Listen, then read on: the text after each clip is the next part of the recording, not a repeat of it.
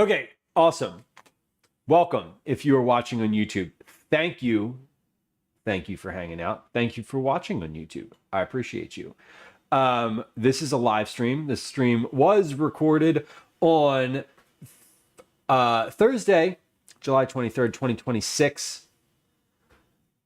If it is Thursday, July 23rd, 2026 for you right now, welcome in to the live stream. If you are watching after that point, at any point, and you're like, who's he talking to? You can see all that. It's on chat down here. Hey, that is also on the vertical stream right about here. Excuse me. I have the hiccups right now. Great time to get the hiccups immediately upon hitting go live. Anyway, we are doing some meal prep today. The meal prep is a little bit for the household and mostly for another parent who I know from our neighborhood, who I see all around, who I've chatted at the playground with a bunch of times, who just had another baby. This is their second child.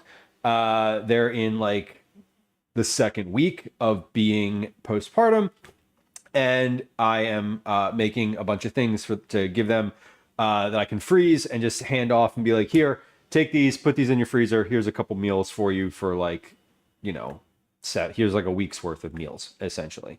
What are we making for that? And I'm also, let me be clear that I'm going to make like one of each of these things for our house too. Because efficiency. Anyway, we're making 4 different things.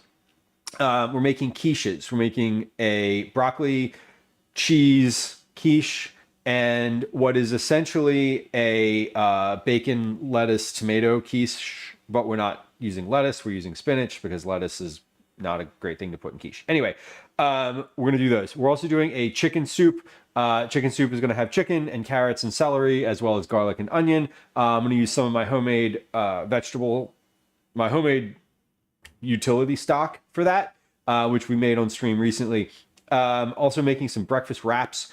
Those are going to have sweet potato, roasted sweet potato, egg, black beans, and bacon in them. So they're like very protein forward wraps. I know that's like a big buzzword right now. Ooh, let's get your protein in. Anyway, whatever, they're breakfast. And we're also going to make banana bread muffins. I'm going to use my banana bread recipe, or most of my banana bread recipe that I've been working on, and we're going to try it as muffins today because the past 2 times I made it as a loaf, and it turned out really well. So I'm going to see how it turns out as a muffin. Anyway, thanks for hanging out today. I appreciate it. Twinderella, welcome in. Nice to see you.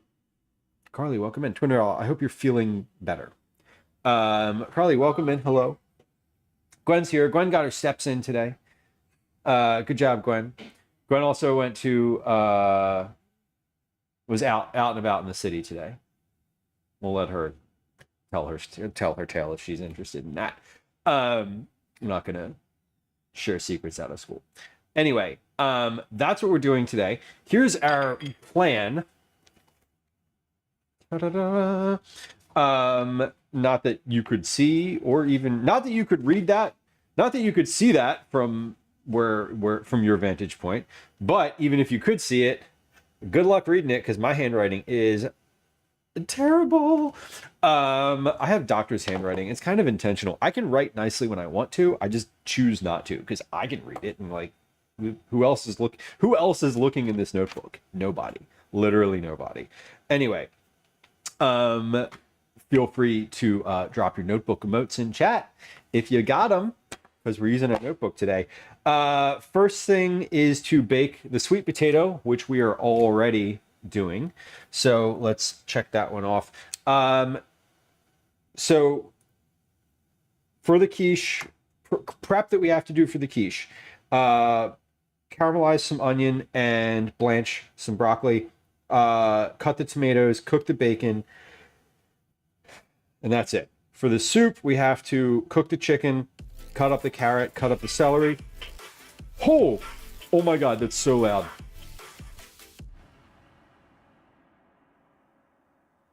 That was so loud. One Big Nut, welcome in. Hello.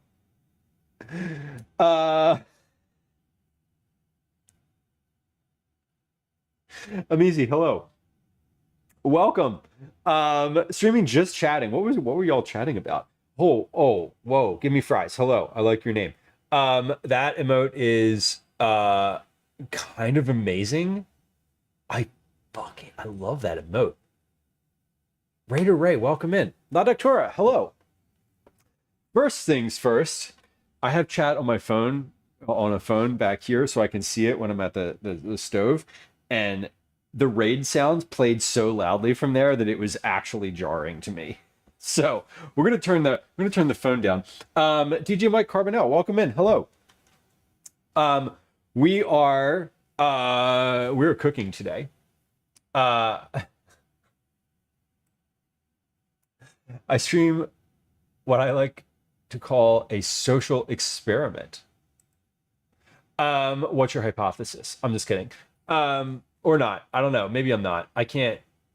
Sometimes I can't tell if I'm joking or not.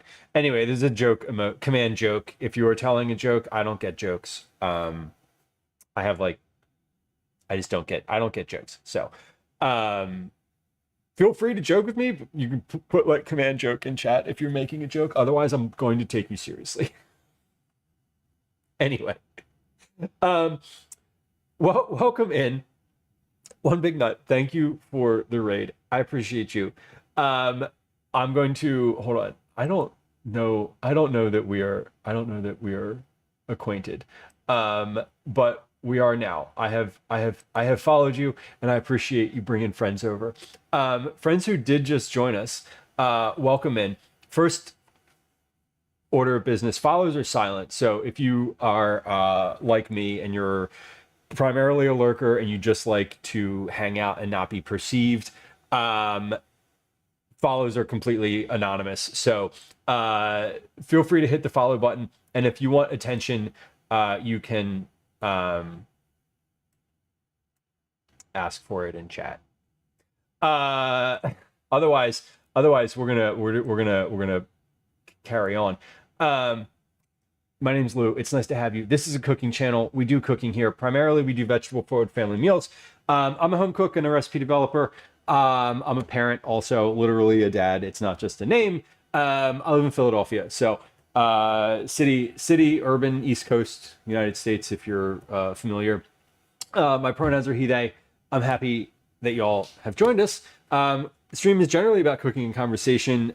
We do recipe development, we do baking, we do meal prep, which we're doing today, and we are doing a bunch of prep today. We're making quiche and soup and breakfast wraps and banana bread muffins. We also do IRL streams out in the world. So if you like walking around very fast and hearing what I have to say when I'm not standing in the kitchen, that is also what we do here. Community is very enthusiastic about cooking, but the vibe is generally just like you're hanging out at your friend's house while they're cooking and like chatting about whatever. You can get me off track really easily. You can also distract me really easily, but yeah, it is all about cooking. You're making all of that. Yes, I am making all of that, and we're going to get all of that done in a tight like 5-hour, 6-hour window, something of that nature. We're making broccoli, cheese quiche with onion and garlic, tomato, bacon, spinach quiche, chicken soup with carrots, celery, onion, and garlic, breakfast wraps with sweet potato, egg, black beans, cheese, and bacon, and banana bread muffins. So the order of business today, we already have sweet potatoes in the oven. We're going to chop our onion for the quiche and the soup. We're going to caramelize the onion. We're going to cook the bacon. We're going to cook the chicken thighs. We're going to blanch the broccoli. Then we're going to prep all of our vegetables. We're going to chop the tomato, chop the carrots, chop the celery, grate the garlic, chop the herbs, and salt the black beans. Once we're finished that, we're going to saute the onion and garlic for the soup. We're going to add in the celery and carrot as well as the vegetable stock, and we're going to assemble the soup. Then we're going to assemble the quiche, meaning we're going to put all that quiche stuff in pre-made pie shells and bake those in the oven. Then we're going to assemble the banana bread muffins while the quiche is baking and the soup is simmering. We're going to pop the banana bread muffins in the oven once the quiche is done, or before it's done, depending on when we finish making the banana bread muffins. While all of that is cooking, we're going to take the eggs and cook those for the breakfast wraps. By the time I'm finished cooking the eggs, the muffins, the quiche, and the soup should all be finished. We're going to let those cool down. While we are assembling the breakfast wraps, then we're going to assemble the breakfast wraps and then We're going to package all of that up. We're going to put it in the freezer, and then we're going to raid. Easy, right? Anyway, all of that is written down. It's in this little notebook here. This is my cooking notebook, and it has all of my plans in it for all my cooking stuff. I'm very, I like to be organized. Anyway, that's what we're doing today. DJ Mike Carbonell says, I followed you because you said my name right. You know, and I appreciate that because I try to take care to pronounce people's names right when they come into chat, because I like to have my name pronounced correctly. There's several streamers who I've been following for a long time, and when I chat on their channel, they say my name incorrectly, and it's like it's 3 syllables. It's not difficult. So I try. Jordy says I'm overwhelmed. Me too. Welcome in. Anyway, coffee. Cyber says, how do they mispronounce Louis Dad? There is one specific streamer who I love dearly, who we have raided before, who I will raid again, whose content I love, and who I will not name. Who, when I chat in their channel, calls me Eats. And it's not Zach. No, like Eats, like EATS. And I'm like, but that's not in the, like, that's not in the name. Like like Dad's is fine. There's plenty of people who, when I rate it or rate in our chat, will say like, hey, Dad's, what's up? Dad is fine. Lou is fine. Eat would be fine, but Eats, the plural of it is like, or the verb form is it's like it's very disorienting to me. Anyway, they're great. I do love them. I'm not gonna say who it is, because we will definitely 100% raid them again. And when we do, you'll know, because they'll say it, and I'll be like, eat at. Any of those would be fine. Eat it da. Yeah, eat it da is the what the emote says. Like when you, the emote prefix on Twitch, it's that. I think it's that. I don't actually know. It might be. But yeah, it's just funny. It is funny. I will tell you, if I'm ever mispronouncing your name, you, we're making eye contact right now. If I'm mispronouncing your name, I want you to tell me, because I don't want to feel like that. I don't want to be the streamer that you're like, hey, they always mispronounce my name. I really don't. I like to be called Jordi. Okay, and not. See, there's the command joke. There's a great usage of that. See, but Jordy, I think there's some jokes that I get. I'm like, but there's no way. There's no way. I've asked before. What do you mean? It's been years. Okay, first thing on the list is chopping the onion and caramelizing it. So we're going to take our... Okay. Sorry. We're going to take this pan. We're going to rinse this pan out first because it's got a little bit of... I don't even know. Like, not dust. And it's not... It's like... I don't know. Air debris, for lack of a better term. I'm going to preheat that. That's a cast iron pan. I'm just going to take, I'm going to preheat that. So we're going to chop all of our onion at once. Just swinging the pan around. I know, right? It is. Give him the old razzle dazzle. Give him the old razzle dazzle. Razzle dazzle. That's from the musical Chicago, where I just was, not the musical, the city. Anyway, fun fact, I was just in Chicago. I literally was just in Chicago. I was there last week. It was really fun. What do I know about pan swinging? I plead the fifth. Um, Jordy, I was really trying to come up with like a joke from that, and I just couldn't. I couldn't do it on the fly. I'm gonna shoot someone's eye out. It's that's not even the biggest pan. We got bigger pans than that. Don't judge me by the size of my pan, please. Uh, I was in the musical and it was magical. I think I did tech for the musical Chicago when I was in college. Actually, um, I'm pretty sure I did. Was it Chicago? No, did I do tech for Chicago? No, I yes, I did. I was trying to remember. Gwen was in Chicago, in college. She was the lead, the Sally Bowles character. I was just trying to remember if I did tech for that show or not, and I might have. I don't know. I don't sing though. I don't like to be on stage.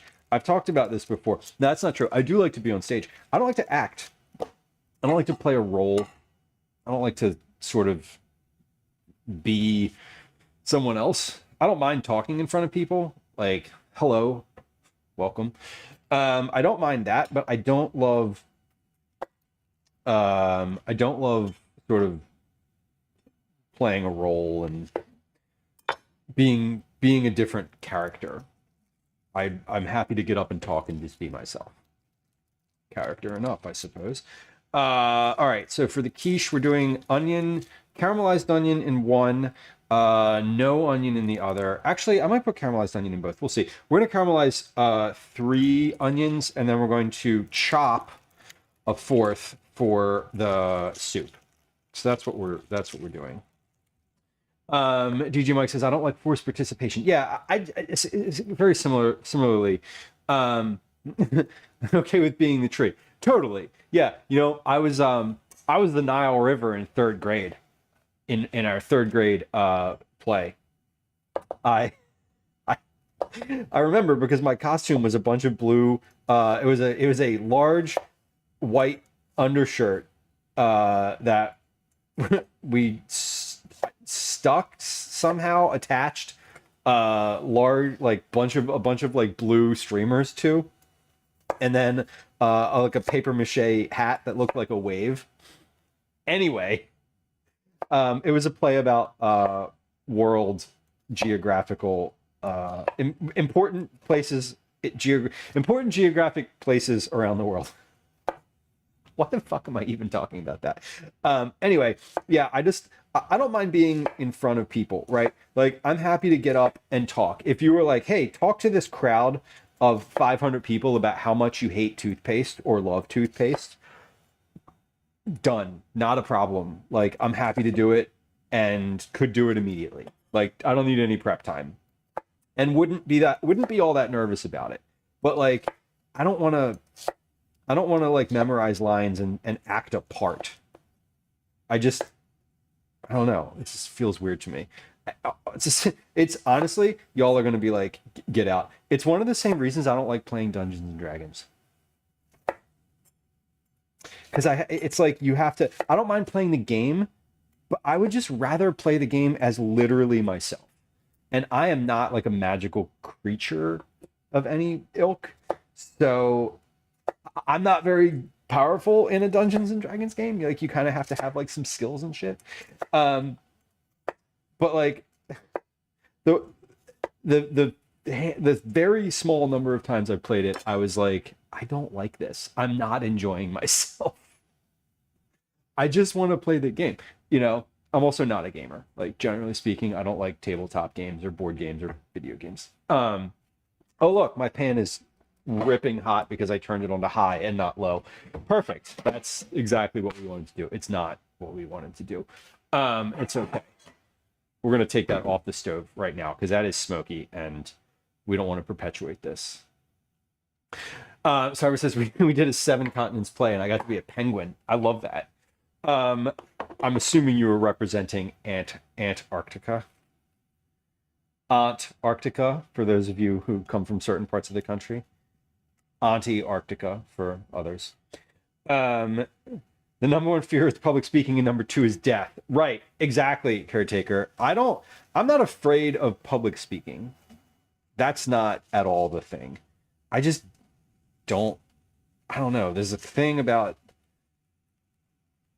I don't want to be someone else. It feels weird. I feel like disembodied and I don't like it. Cyber, thank you. I I guess when I say I'm a magical creature, I don't have like if I was designing a D&D character, it would just be like my own self. It would be like, this person just likes to talk. Is that a thing? I guess I would be a bard, right? Is that a bard? I don't really want to sing either. I remember my friend Drew, who I've talked about on stream a bunch. He's a good friend of mine. Is a dungeon master. He runs campaigns. He has like a regular D&D campaign that he runs for a bunch of people, and he's tried to get me to play before, and I have played before, and I was like, I'm not having fun, Drew. I'm sorry. And he was like, well, what would be more fun? And I was like, anything but this. What would be more fun to me is literally watching Dungeons and Dragons. It's the same thing with like, when it's the same thing with like Fortnite or any video game. I would just rather watch it and like enjoy watching other people play. Like I would love to go hang out with like the D&D group that he has, like the little campaign that he runs, and just like watch them. I don't even need to provide color commentary. I would just like to exist there, but I don't want to participate. I don't want to. I don't. A wacky penguin and was instructed to spin around and mess up the whole dance. Perfect. Perfect. That sounds fun, honestly. I don't want to do it, but it does sound fun. Okay, so we've got a big batch of onions on the stove to caramelize. Those are just going. They're ready. They're not ready, but they're moving. They're moving forward confidently. We're going to chop this onion. Now this is going to be for the soup, so I'm probably going to chop. I got 5 total onions. I think I'm going to chop both of them. We're not going to do anything with these just yet, but we're going to chop currently. Once I'm finished with this, we're going to toss the meat into the oven, the bacon and the chicken. I'm going to finish my vegetable prep very shortly here, but I want to get those two things in the oven so that they can cook and cool down before I end up needing to use them. Woof, words. The bacon is going in the quiche and the breakfast wraps. The chicken is going in the chicken soup. I actually don't know. I feel like I don't have enough bacon for the breakfast wraps, that I might just leave that for the quiche. But that's okay if I don't get the bacon in the breakfast wraps because they already have a lot of protein in them. They're going to have eggs and black beans, and sweet potato. So they're already pretty well off, in terms of like heartiness. So I don't think that it's necessary, but we'll see. Tornella says, I watched a Star Trek themed D&D game once. It was great fun. I had zero desire to join. Exactly. Like no real desire to play necessarily, but like I enjoy watching, there's the channel on Twitch, well, the main one, Critical Role, but there's several folks, what's the guy's name? Captain Robert, Captain something Bear, runs a campaign. And then there's several other like D&D channels that do campaigns that are fun to watch. Like they really are. But I don't have the desire to play. You know what I like to play? I will play chess. I enjoy chess. I enjoy Scrabble also to a point. Um, but that point is usually like one game. Um, but I also like enjoy doing crosswords. So uh, I like I like chess a lot. I play that on that's like the thing that I play on my phone. That's like that like I don't have social media apps on my phone. I like play chess. Like if I'm that's kind of what I'm doing when I'm staring at my phone usually. I don't like read the news on my phone. I don't have Instagram. I don't have YouTube. I don't like have any of that on there. I do have Twitch, but I don't watch Twitch on my phone. I do sometimes actually. If I'm listening to music, I'll listen to music on my phone on Twitch, but that's I don't usually watch stuff. Ooh, Tetris, yeah, I like Tetris too. Tetris is like just the right type of like brain tickle for me. Did any of y'all play or used to play or currently play Snood? The game Snood. Do we have any like recovering Snood addicts in chat? I oh my god. There was a not insignificant number of years of my life that I did play Snood. Um quite a bit and got rather good at it, but it's also one of those games that like you can be good at but also um is incredibly frustrating sometimes. Like any of those games. I mean, Tetris is the same way. We're like, I'm doing great, and then it's like four blocks and you mess up like 4 blocks in a row, and then you're like, oh, I am so bad at all of this.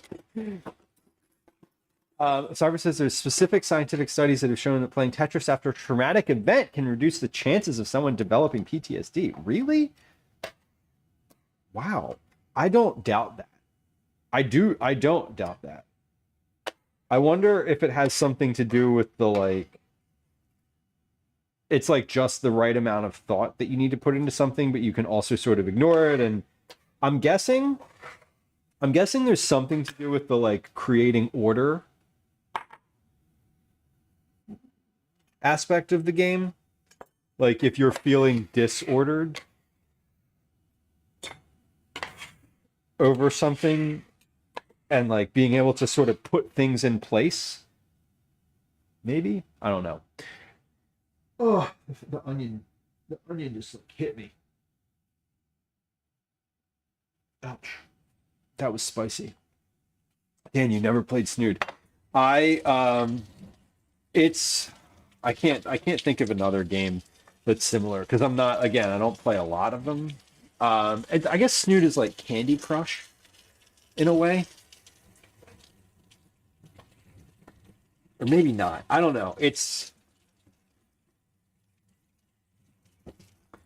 I can't even think of something. I can't think of something analogous to it. Caretaker, I've never played Tetris 99. What is Tetris 99? Is that just a version of the game that's like like the levels are differently? It has to do with the visual organizational demands of the game. Prevents traumatic memory formation. So this is like you have to sort of get into it within I'm assuming there's like a window of time where this is where this would be like applicable.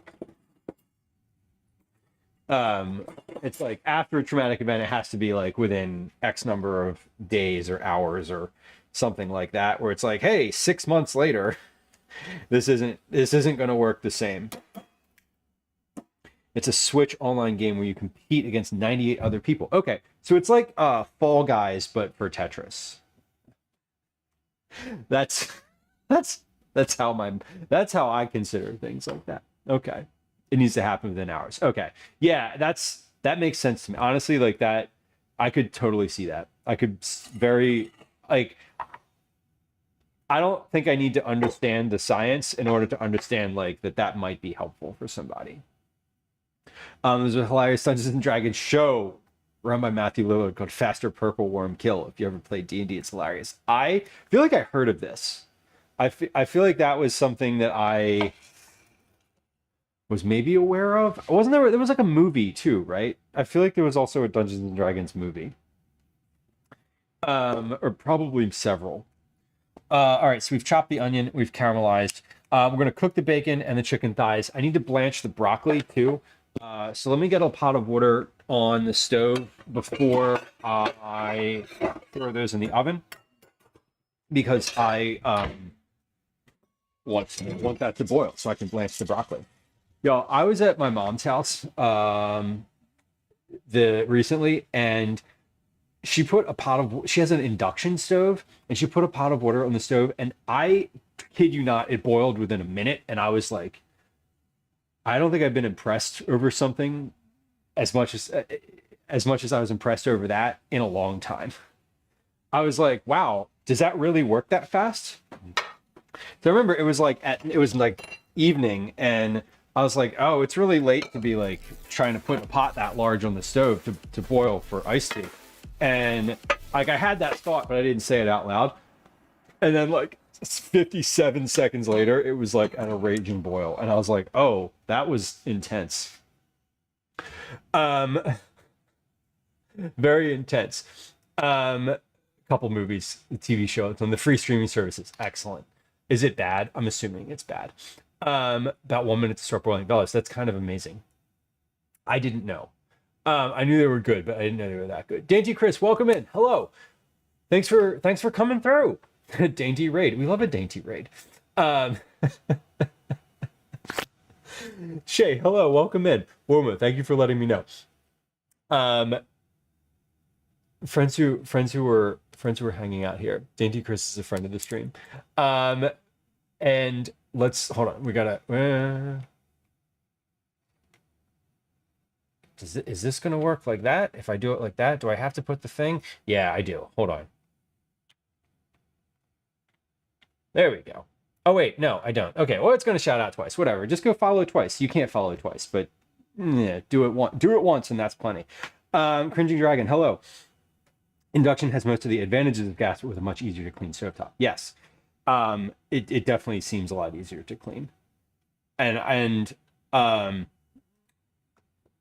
my stove needed to get fixed recently, and I was almost like, I had a little, like just a tiny piece of me was like, I hope we need to get a new stove. It was the piece of me that wants a new stove and likes cooking. The vast majority of me was like, I hope it's not too expensive to replace the part that needs to get replaced. So there's also that. But we replaced the part and it was fine. Friends who joined us, welcome in. My name's Lou. It's nice to have you. I'm a home cook and recipe developer. We do recipe development on stream, mostly vegetable forward family meals. We do, what else do we do? We do meal prep, we do baking, we get out in the world for IRL streams. It's a food stream. Mostly what we do here is cooking. The energy is like you're sitting at your friend's counter. We're just chatting. I'm also cooking at the same time. I like to keep organized. Follows are silent, so if you don't want to be perceived, please feel free to hit the follow button. There's no alerts, there's no sounds, there's no chat messages. I'm not going to say hi to you if you follow. They're completely anonymous. And if you want attention, say hi and chat. Welcome in. It's nice to have you. Short says my gas stove igniter isn't working. That is exactly what we had replaced. It went up and just like wasn't working. And they replaced it, and now it like works really well. Not all your pots and pans will work on an induction. Really hard if you want to cook something slow and low. Yeah, that is one thing about the gas stove that I do like, is I have this burner in the back that's just like the simmer burner, and you can put like a room temperature stick of butter on that burner, and it'll still be a little solid looking like 5 minutes later. I would love I would kind of like, I would love to have a portable induction stove. I think it would be nice, like for camping and things like that, because like I'm always using propane. And I'm getting more into like electric sites. Chris, thank you for bringing friends. I appreciate you. I hope you have a lovely rest of your Friday, Junior. Thursday. Dan says, I love your shirt, by the way. Thank you. It is a Bortco shirt. I think it says Bortco on the back. It does. I always forget if it says anything on the back. I don't ever know if my shirts say anything on the back. Like I always forget because like I don't really see the back. Okay, we're going to cook some bacon and chicken in the oven, not on the same pan. Oh, could I put them on the same pan? That might be fun. No, we're not going to do that. We're going to put them in the oven at the same time, though. So the bacon is for a quiche. The chicken is for soup. My oven is on. I have potatoes in here. They are coming along. The potatoes have been in there for an hour and 15 minutes now. Actually a little bit longer than that. Just a little longer than that because I put them in before stream. But they're going to stay in there for a little while longer because they are big. The potatoes are for breakfast wraps, which are going to be assembled later in stream. So we're doing some meal prep today. The prep is twofold. It's for my house, because, you know, we like to eat. And a friend of mine who recently had a baby, and I'm just going to making some stuff for their freezer. So hopefully make life a little bit easier for a week or so, or longer. I don't know, however long you want to stretch out a couple quiches and some wraps and some chicken soup. But I'm also going to I'm some of the things that I'm making today I'm keeping for the house because, like, you know, I don't want to prep all this food and then give it all away. So we're going to make 4 quiches and then keep one of them, you know, that kind of energy. So oven bacon, Moon Dice, is great. Anytime you need to cook like a whole thing of bacon, like I can't imagine. Dude, I can imagine because I've done it many times. But like putting it in a pan and kind of cooking it batch cooking it in like in a skillet or something is just like so tedious. It's so tedious. Twinderella says, I can't imagine cooking on the stove. Yeah, exactly. Yeah. Like you can cook a whole thing of bacon in the oven without watching it, without really thinking about what's happening. You don't have to monitor it all that much. Like you just put it in and it cooks and then it's done. And the nice thing is you don't get that grease splatter. You don't get that like the burns all over your arm. Like I only ever cook a whole package of bacon at a time. Like we don't eat, like I'm not feeding a whole family, right? Like I'm not feeding I mean I am, but my family is small. You know, we're not well, I'm speaking for myself. Calvin would be like, no, I'll eat all of that. He loves bacon, but I am usually, when I make bacon, pretty much it's for like meal prep for something like this, and I'm just making a whole thing of it. So that's the energy today. We're going to pop that in the oven with the potatoes. It still, you know, it does still splatter in the oven, Avo.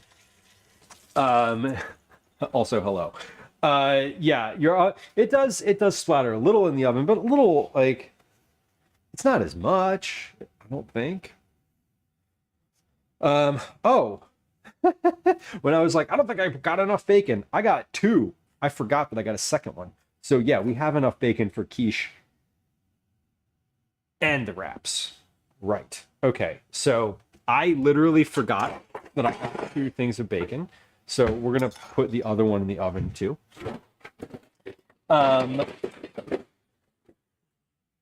Because why not? Exactly. When it's in the oven, it doesn't get on my arms. It doesn't cause little tiny burns all over my forearms, which is nice when that doesn't happen. I feel like I can get it crispier with the water at the start trick. I am not familiar with that trick, Avo. Would you care to explain? I'd be curious to hear. I know that a lot of recipes say to put the bacon on the pan, like directly on the pan. I don't do that. I use a rack. Like I use a wire rack for it, kind of for two reasons. One, the grease does not splatter as much because it is not cooking. The fat is not cooking in the grease. The grease is dripping off of it. And the other reason is that I like to save the grease afterward, and it's easy to just pour out. The bacon sort of keeps a little bit drier on the rack, and I think it does get crispy. It does not get as crispy on the rack, to me, for my taste anyway, as it does in the pan. So I'm with you. I'm with you that the pan can be the pan is like classic bacon. So obviously, as you add a little water to help the fat render before it starts cooking, and then once it evaporates, there's less fat still attached. Okay, that is interesting. I've never heard this before, but like I'm just saying I haven't heard it. That's really cool. I'm still not going to try that today, but I that's a thing that's going to stick in my head. And the next time I cook bacon on the stove, I will probably try that. That sounds fascinating. Fellas says I almost always bake my bacon like that now in the oven. It's easier. It is easier. Like, I could cook this on my griddle on the stove, right? It would cook pretty quick. I will say it cooks quicker. I feel like it cooks quicker on the stove, for sure. But I also am going to put like all of this in the oven right now and just like forget that it's there for a little while. I'm going to set a timer. I'm not going to forget. That's not a thing. But I am going to put it in there and cook it all at once. And we're going to put that on the bottom rack. Actually, hold on. I'm going to do one on the top rack. I'm going to move these. Ah, fuck, those are hot. I just moved that potato pan by hand. That was probably not ideal. We're going to put that bacon in there. And let me start a timer. Start a timer for 20 minutes. The oven is at 350. I forget the timing of cooking bacon in the oven.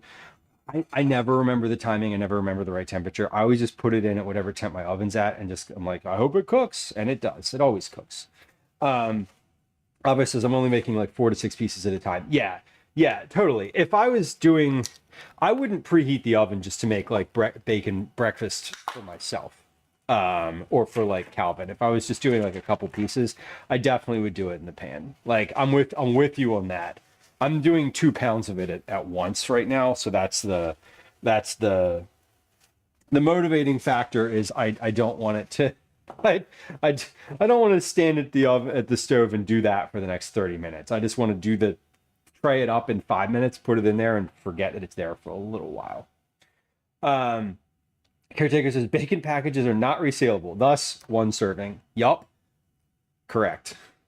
2, 3, 4, 5, 6, 7, 8 chicken thighs. We're going to throw some salt on top of those. I'm going to go ahead and pop the other chicken from this package into the freezer. I'm just going to put them on this pan. Ah, shit, I should have put down parchment paper. Oh, well, it's fine. I didn't, and you know what? They'll fall off the pan anyway. Fox Mulder, welcome in. Happy Thursday, or Friday, Junior, as it were.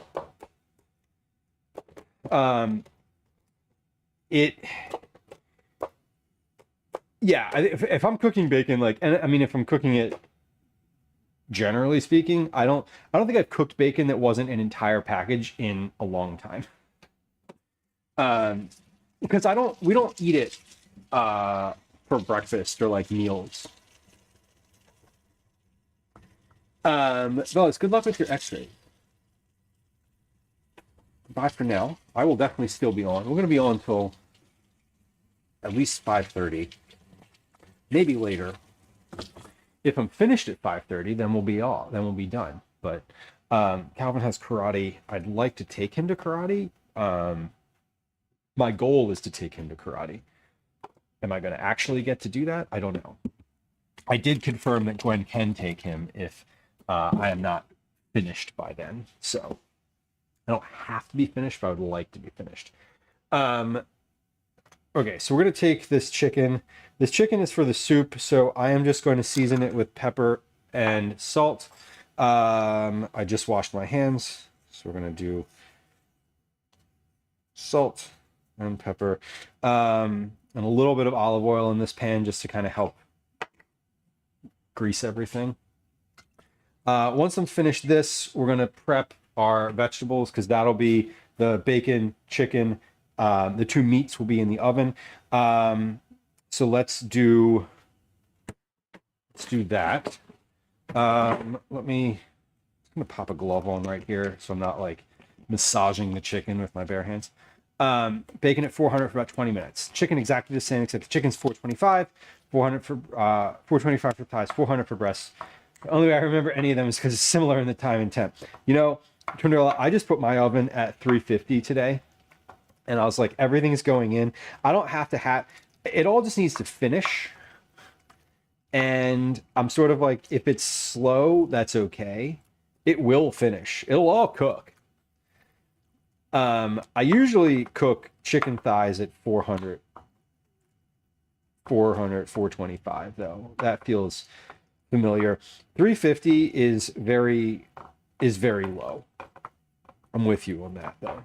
350 is like sort of the lowest that I go.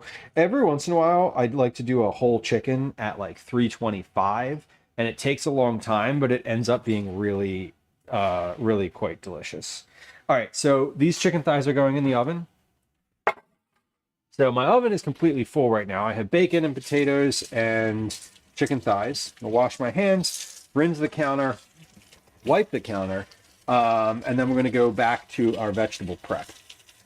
So vegetable prep, I'm going to prep all of my veggies for all of my different things so that I'm just getting, using the cutting board one time, basically. And then once that's done, we're going to start like assembling stuff. And while I'm prepping the vegetables, we're going to manage our timing for everything that's currently in the oven.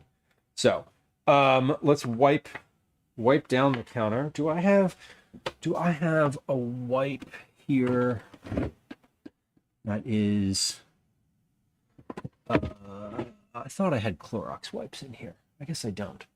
Okay, that's fine. That's okay. I don't. And we'll be all right with that. All right, so we're gonna wipe this down. My slow roast tomatoes. Ooh. I enjoy the slow roasted anything. That's always, if you have time to cook it lower and like let it render whatever juice it's rendering in a slower fashion, that's always preferred. Okay, I should check those potatoes because they have been in there now for about an hour and a half. At 350, they're big, so you know they might not be finished yet. I'm just going to open the oven though and check those. I'm not like, there's nothing, I'm not doing anything specifically scientific with those. I'm just kind of giving them a squeeze. I'm going to let them go for a little while longer because they are they're soft, but they're not they don't have liquid coming out the top. I poked a few holes in them, right? And if you are baking a potato, when they start putting liquid out the top of them, for me is sort of like, okay, they're probably about finished then. Soft is just means that they're starting to get there. Okay. We're gonna change our camera, put a little overhead view on here. First thing first, we're gonna do the broccoli because the my pot is boiling. So let's get this broccoli blanched. Someone's cooking this. Do I have broccoli? Yeah, I do. Okay, good. I have broccoli. I have carrots. Whoa. I have celery. I have herbs. Spinach does not need to be prepped. That is already in like a bag, ready to go. We're gonna get the broccoli in. This is the for the quiche. So all I'm doing is blanching this for like a moment or two, and then we're gonna toss it into the sink. So let's do this first. Now the broccoli stem here is the only thing that I'm doing today that's not going into my compost bin, or not compost, that's not going into my my stock bowl, because the broccoli stems are bitter. They make your stock unsavory. And we don't want that, so we're not going to do that. I'm not making stock for the soup today. I'm saving the leavings from my broccoli. I would make the stock, but I don't. I have stock that I already made, and I don't need to. I don't need to do that again. So we're not. Let's cut this broccoli up though. I'm just cutting this into like little florets. So this is for the quiche. I'm also going to chop up the stems of this because they're going into a quiche. So there's no need, they don't need to look nice. They don't need to look pretty. Like pieces of broccoli stem are totally okay. Pieces of broccoli stem are totally okay in general, but like for cooking purposes, often the stems are sort of cast off because they don't look cute. They don't look like little trees. They look like sad little stumps. But we like the sad little stumps. They're okay.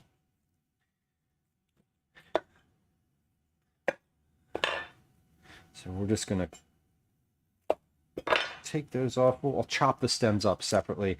I'm breaking all the little pieces apart first, and then we'll chop up the bottoms. But my water on the stove is boiling already. I should salt that while I'm having that thought. Let me do that, because if I don't, then the thought will leave and it won't come back, and then my water will not be salted. It doesn't need to be salted necessarily, but it is nice. It is nice if it is. It doesn't add too much to the value of the thing, but we'll see. A little sad little stump was my name in high school. Hey, that's, I can think of worse nicknames. That's cute. Oh my God. High school. No, thank you. I'm so glad not to be in high school.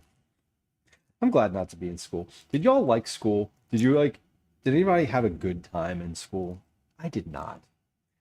I didn't have a bad time necessarily. I just didn't like it.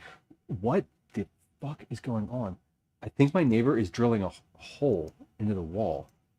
My neighbor has there's like sounds of construction in my kitchen right now. Not that you would hear it on stream, but like I think someone's hanging up something in the house next to me, and it sounds like they're using some pretty heavy machinery to do it. Pretty wild. Hopefully they don't come through the wall. That'd be bad. My neighbor, I say my neighbor next door. We actually don't have neighbors next door anymore. They just moved out. which is sad. They did the whole like we're gonna have a kid thing and move to the suburbs, which sucks. Because that's a thing that people do when they live in the city. They're like, the city's great. We love the city, and then they have kids, and they're like, oh shit, let's move, and then you never see them again. And then there's some people who just stay, and hello, that's me. Oh, caretaker says I was the oldest student when I graduated, and I couldn't wait to leave. Dan hated it. Yeah, that tracks. Worst time of my life, TBH. I love academia, but peers made school insufferable. Yeah, I was having this conversation with someone else just like earlier this week about school, and just like I didn't really want to. I just didn't want to be there. I didn't want to I didn't enjoy. I didn't feel like I was going to need this stuff later on. I was definitely one of those people that was like, why do I need to take algebra? And very I recognize now that like the point of school is not necessarily to like learn and retain all the knowledge that is imparted there. It's to train you to work in a 9-to-5 job and sit at a desk all day. That's what school is doing, generally speaking. But it's really to like sort of slowly wean you into society. Generally, I think that's the primary purpose of it, is not to like create smart kids. Amizi says I enjoyed it, but I was very involved. ASB, played volleyball, and got to do it with my good friends, which is great. I was involved. I was like involved with the student newspaper, like very involved with the student newspaper, and I liked that. But that's also what I wanted to do, was like write things, and like I kind of do that now. Fringy Dragon says I was and still am that weirdo who liked classes but hated the social interaction. Totally valid. Yeah, the social interaction can be the most challenging part. I think some kids like don't test well, and that's also challenging. But like, yeah, if you don't find your people, it's like it can feel very isolating, like for sure.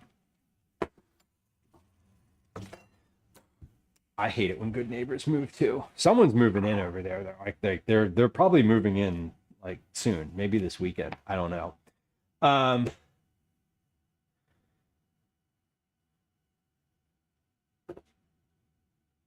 If you put off the original water before it was totally gone, it might. It might. We'll see. We'll see. Oh, there we go. I'm interested in this. I'm interested in this process. So this broccoli is ready to blanch. So we're going to do that. I'm just going to set a timer for like 2 minutes and let that cook, and then we'll pour it off into the colander.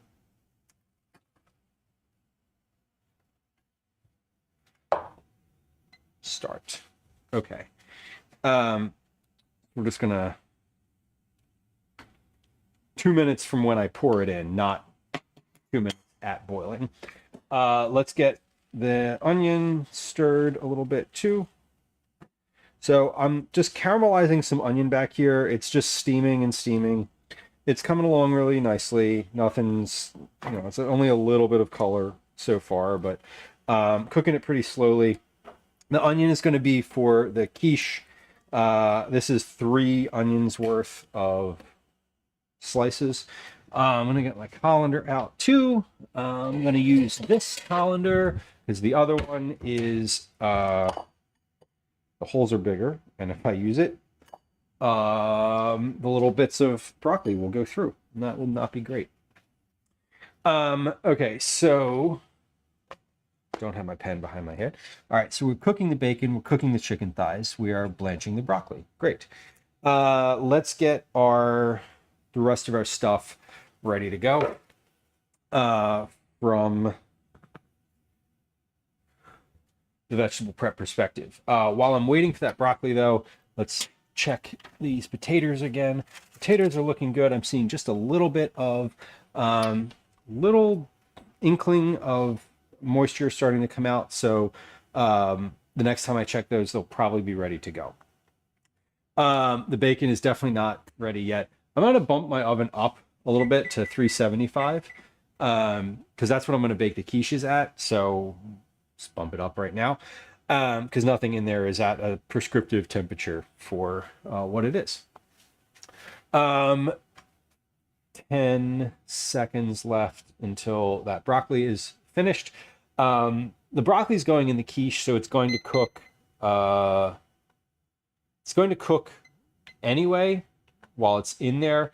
I'm just blanching it to soften it like a little bit, and it should be good right about now.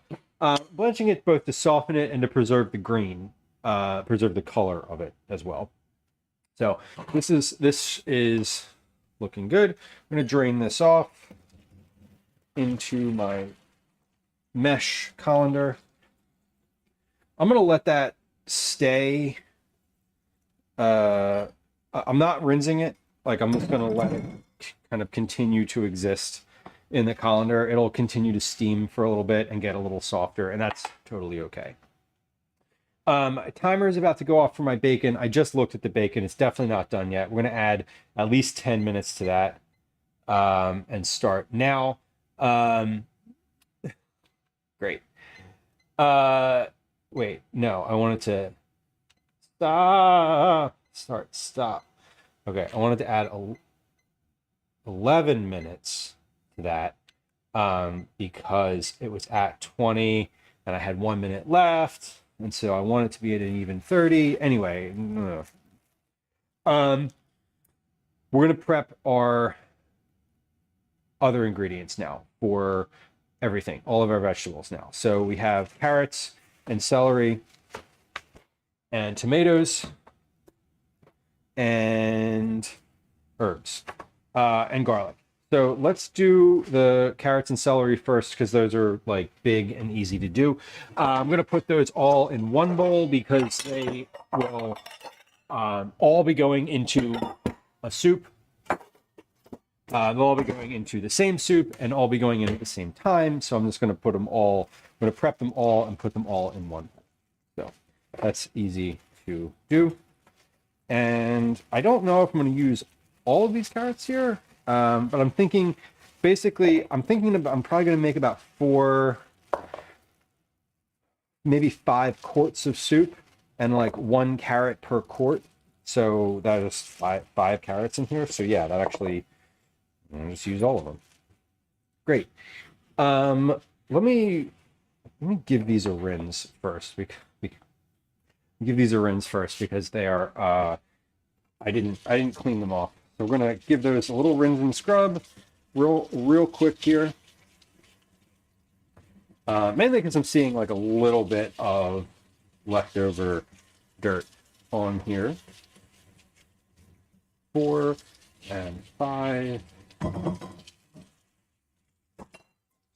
Okay, and we're not peeling these because we don't peel carrots around here. That's not it's never necessary to peel the carrot.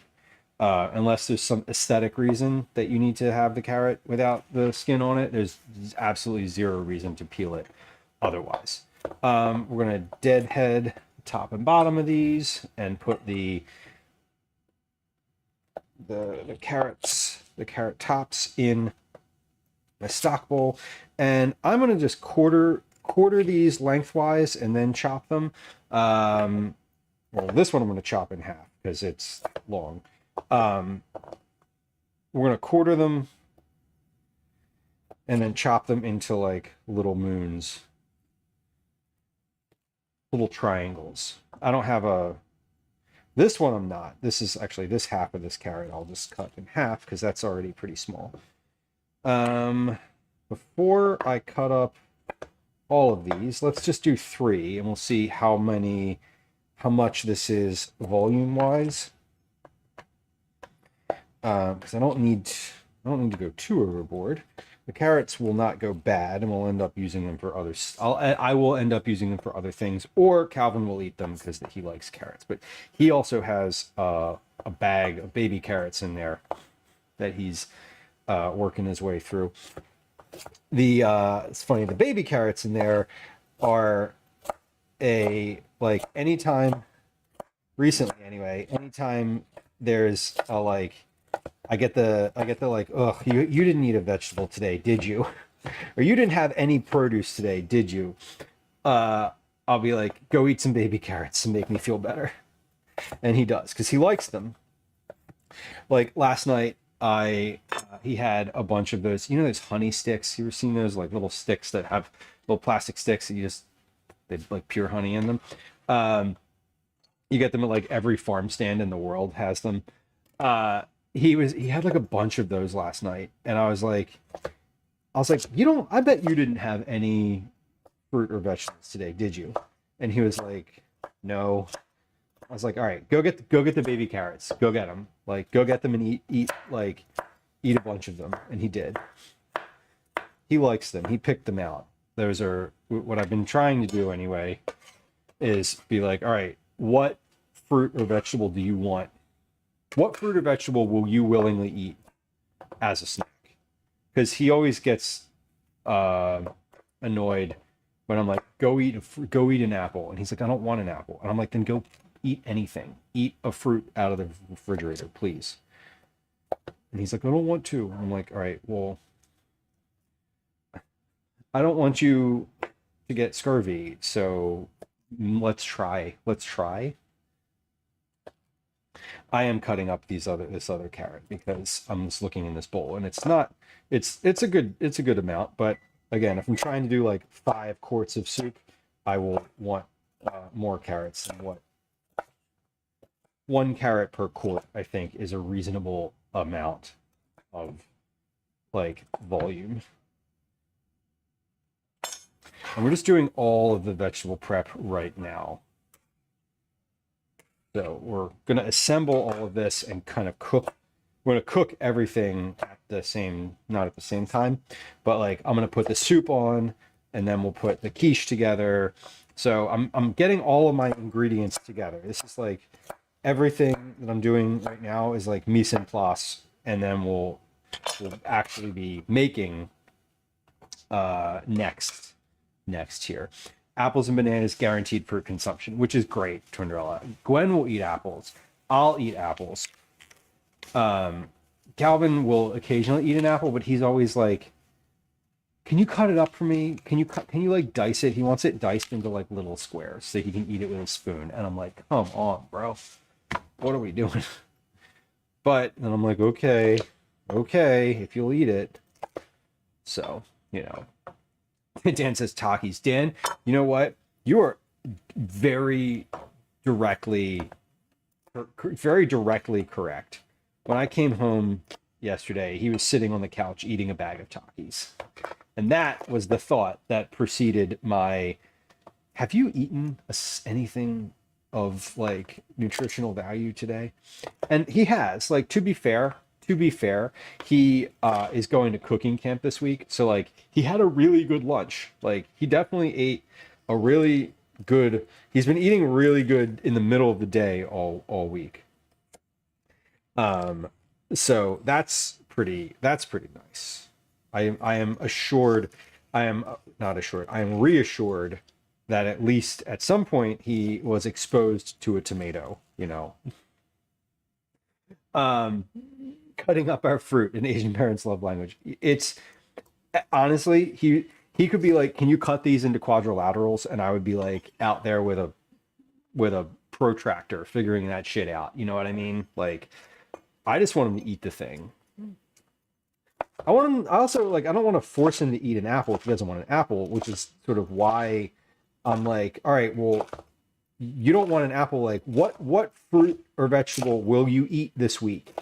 I'm going to buy it, and like, I'm gonna buy it, and when I ask you to eat it, I'm gonna be annoyed if you don't want it after you said that you want it.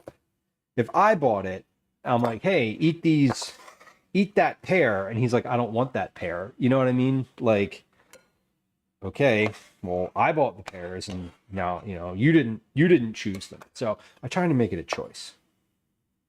Into puzzle apples, what? That's super cool. How do you do that? That does seem very him coded though, Twinderella. I could totally see that. I could also totally see him making like a game out of it and like making it.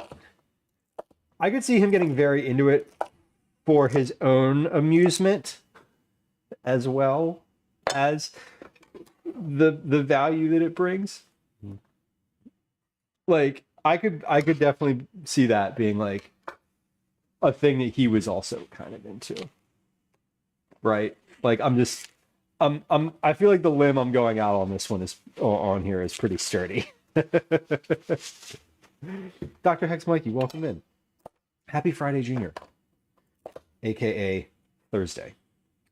Okay, I'm gonna cut the rest of these two pieces of celery up, and then I think we'll have a good balance of carrot and celery. When I'm done that, we're going to check on the things in the oven again. My timer, the bacon, I got 2 minutes left on that, and then that'll be 30 minutes. I did turn the oven up a little bit, so we'll see. That might be finished at this point. It might still need some more time. The chicken will probably need some more time still, because that, but we'll see. The potatoes, who knows? AKA my day off before working the 3-day weekend. Well, enjoy. I hope you enjoy the day off. Is it like Thursday? Some people get the Sunday scaries, they call them. You get the Thursday scaries, I'm guessing. That is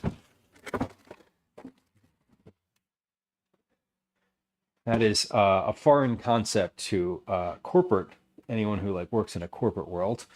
Thursday's the like we're almost there day. Okay, we're taking a moment. We're stirring the onion. We are gonna take a peek inside the oven. I'm gonna squeeze those potatoes and see. Those should be. Oh yeah, those are leaking and good. So the potatoes are finished. I'm gonna take those out of the oven. The bacon is not quite there, but is getting there. We're gonna let these potatoes rest over on the counter. I'm going to, let me see. Do I want to do anything with this bacon? I'm just going to I'm going to switch the bacon position here. I'm going to take these chicken and temp those. I don't think, like, if the chicken is going to be cooked in a soup. So that's at 140, 160. Okay, the chicken's gonna need another, just like a few more minutes, not a lot. But I do want the chicken to be at 160 when I pull it out. The bacon, the one on the top shelf is done. The one on the bottom shelf is most definitely not finished. But I'm gonna crank that oven one more time. I'm gonna put that up at 400 to kind of keep that moving. Let's give that another 10 minutes. And we'll finish our vegetable prep in that time. So when my timer goes off, things should be finished in the oven. Yeah, the bacon, one of the trays of bacon might not be finished yet, but that's okay, because only one of them is for the quiche. I need one tray before I need the other one. So if they're not finished at the same time, oh well. All right, let's check off some boxes here. We've chopped the carrots, we've chopped the celery. We're gonna cut the tomato. I'm gonna do the garlic with the microplane, and then the herbs we'll just chop up. The tomato is going to be for the quiche as well. But we're not going to do two. I don't think we're going to make all these tomatoes because I'm just doing basically 2 quiches worth of tomato. So let's get those. Let me wash my hands again. I'm just going to chop the tomatoes in half or maybe quarters. We'll see how I feel. And we'll get those into a bowl. I'm going to put some salt on those as well. That way, 2 things will happen. 1, they'll be a little more flavorful, and 2, they'll give up some of their liquid. Because when I cook them in a quiche, I don't want them to be as liquidy as they would be if I just like put them directly in there, because all that liquid will end up in the quiche and will sort of have to evaporate out, and then it'll mess with the eggs. And so we're gonna kind of keep everything, hopefully get some of the liquid out of there. But I'm just gonna quartering these tomatoes. I was thinking of cutting them in half, but these are pretty large tomatoes, so we'll just quarter them here. I'm gonna do maybe like half of this container.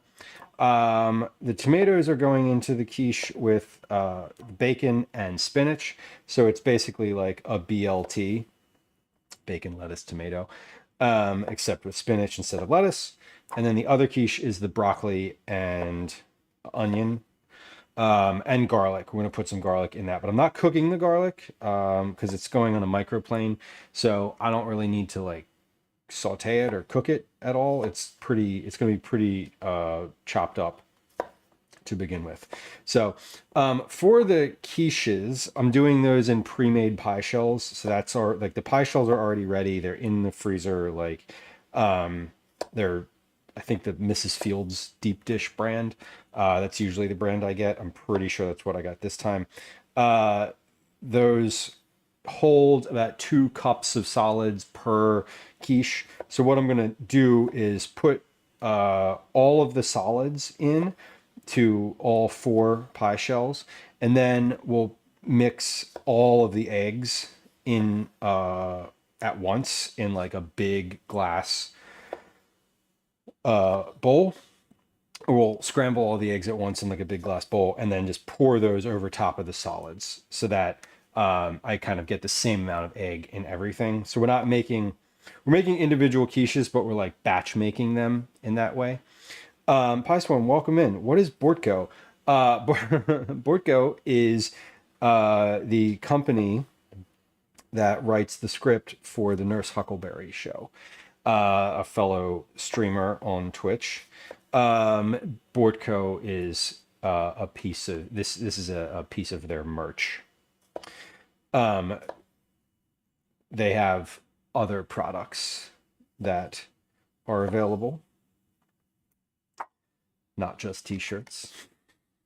This is I've had this t-shirt for a while now, actually. It's like old. This is like actually like a faded old t-shirt at this point, which is kind of funny.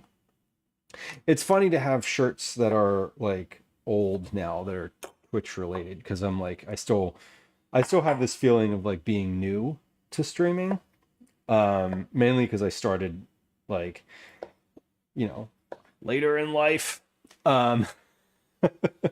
Hey, thank you for the shout out to Nurse Huckleberry, Twinderella. I appreciate that.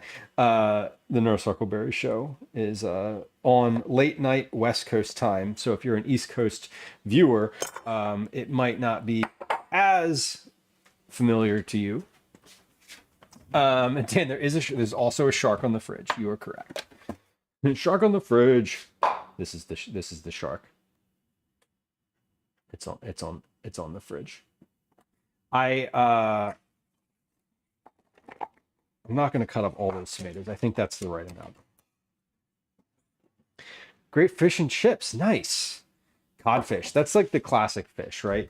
Isn't cod the main fish that is for fish and chips?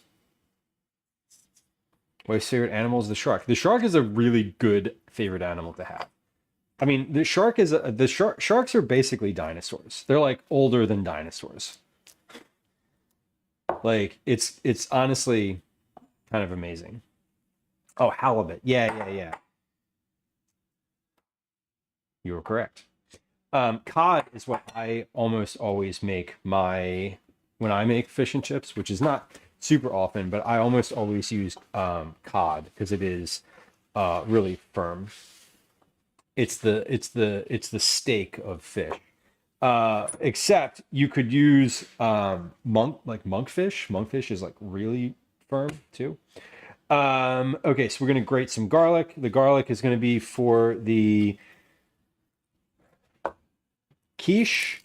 So we have 1 thing of garlic for quiche and 1 thing of garlic for the soup. So let's get that processed here. The grizzly is still my favorite animal. Nice. Grizzlies are terrifying. Brown bears, not so much. Black bears, nah. Grizzly bears, absolutely terrifying. Lobster, whitefish. I love a whitefish. I have a whole bag of flounder fillets in my freezer right now. Stingers and Ridley. Okay. A marina. Nice. I'm familiar with Ridley. I'm not a frequent visitor to Ridley, but I am familiar with both the location and its relational location to where I am in the world.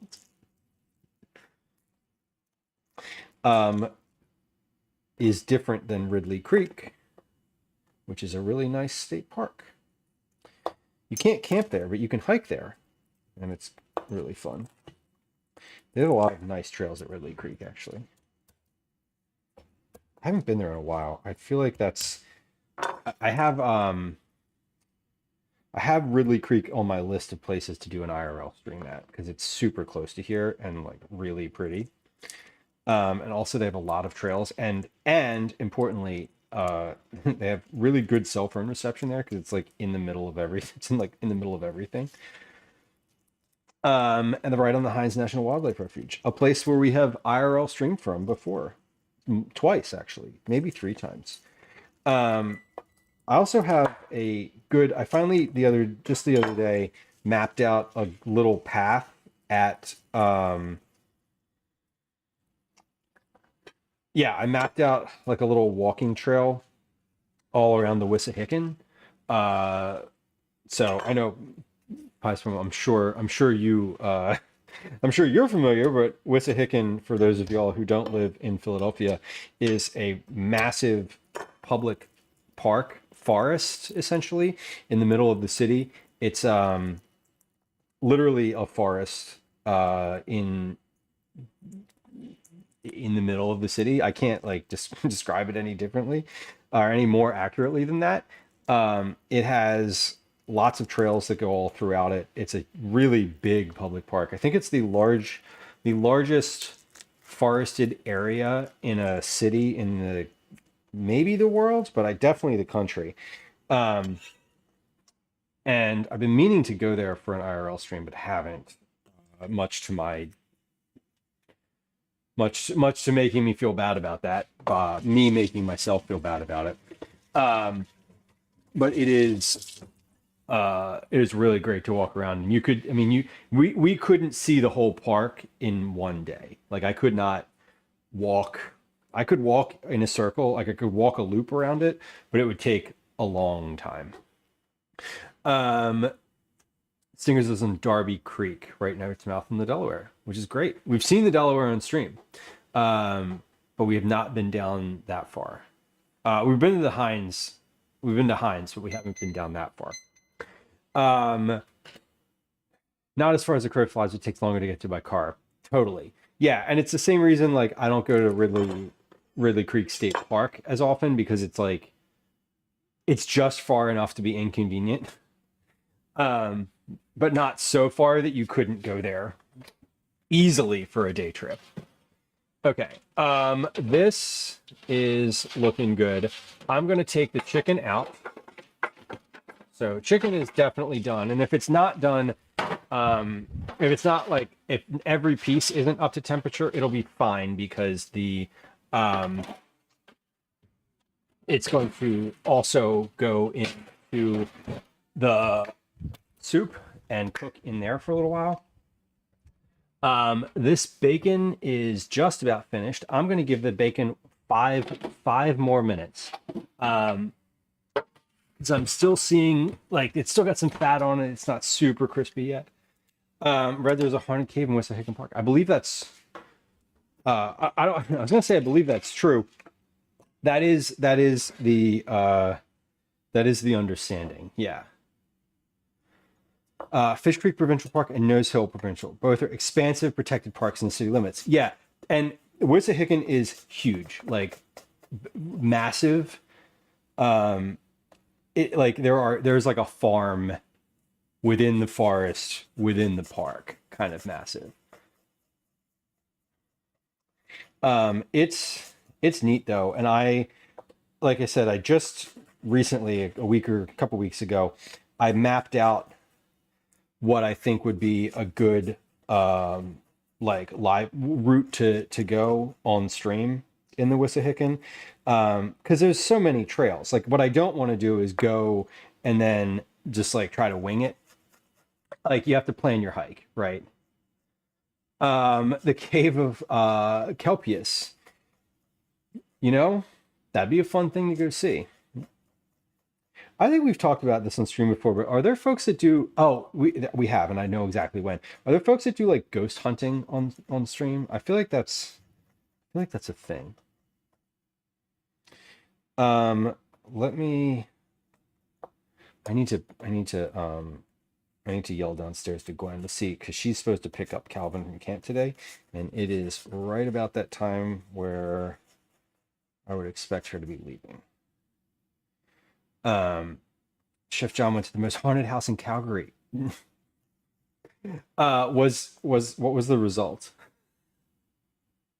I'm fascinated by paranormal history. Pies Form says, yeah, I don't do ghost hunting either. I'm like, I'm good. We're good. It is fascinating to me. I've never experienced anything that I would consider like paranormal. But I've also like never sought out those experiences before. I remember when we were talking about this. We were talking about this when I was IRL doing the camping stream more recently, because we came to that like weird, that big stone opening in the forest, and I was like, there's got to be ghosts sitting here. It was always him getting a history lesson on the Dean House next to the original fort, and that was about it. Fair, which is also nice. A history lesson is probably preferred to like experiencing something paranormal. Honestly, at least for me, it would be. But you know, could make for an interesting experience. I just had the thought, like, remember when your cell phone used to ring and it would make your speakers buzz? Like one what's the analogous scenario for like a live stream, like visual artifacts on stream? Joystick Nick, welcome in. Hello. DJ Hex Mikey says, I'm a ghost hopeful. I think the paranormal is interesting because it's unknown. I've never experienced anything so hard not to be skeptical. Yeah, basically same. It's fascinating. I love the lore around it. Speaking of lore, Nick, that I've actually, yeah, I've heard that podcast before. That one, I feel like I listened to that like a few years ago. It like came into my rotation for a little while. Joe, welcome in. Nice to see you. Joe, do you play chess by any chance? I don't know that I've ever seen you play chess, but it doesn't mean that you don't. I'm just curious if that's a thing that you get into. I've been playing. I've played for a while, but I've been playing more regularly recently. I don't watch a lot of chess streamers, but I've been playing. All right, we're almost finished with this garlic. Paranormal and Folklore and Historical Origins podcast. Okay. It's I feel like I listened to it maybe like 3 years ago. It's old. It's a little older, right? I don't. I've been in and out of Go. Ooh, Go. Go is supposed to be super challenging. I've never played Go. But apparently it's like just as strategic as chess in some capacities. I watched a documentary about a machine learning how to play Go. But that's my only association. Okay. Garlic is chopped. This is for the soup. This is for the quiche. We'll keep that separately. I'm going to take these garlics and put them in the cabinet as we sort of start to clear the counter off a little bit. The last piece of produce I need to process is my herbs. Okay, so pen is gone. Pen is here. Okay. We're chopping the tomato. We grated the garlic. We did the celery. So herbs, and then I need to salt my black beans. Just like the tomato, I want to salt the black beans ahead of time. Let me get those out. By the time I'm finished with this, we should be just about finished. I didn't set another timer for things in the oven. Damn. Okay, that's okay. The bacon's like, help, I'm burning. It's all good. The herbs are just for the quiche. Maybe I'll put some herbs in the wraps as well. That would probably be pretty nice. But we're almost finished here. I'm just kind of tapping these off. Let's get a few more out. That's good. That'll be the right amount. Yeah, it definitely is an older podcast. I remember who recommended it to me. I haven't talked to them in like 4 or 5 years at this point. So I'm like, it's definitely old. Stuff like that is really cool when you get into it because it's like there's such a good backlog of things.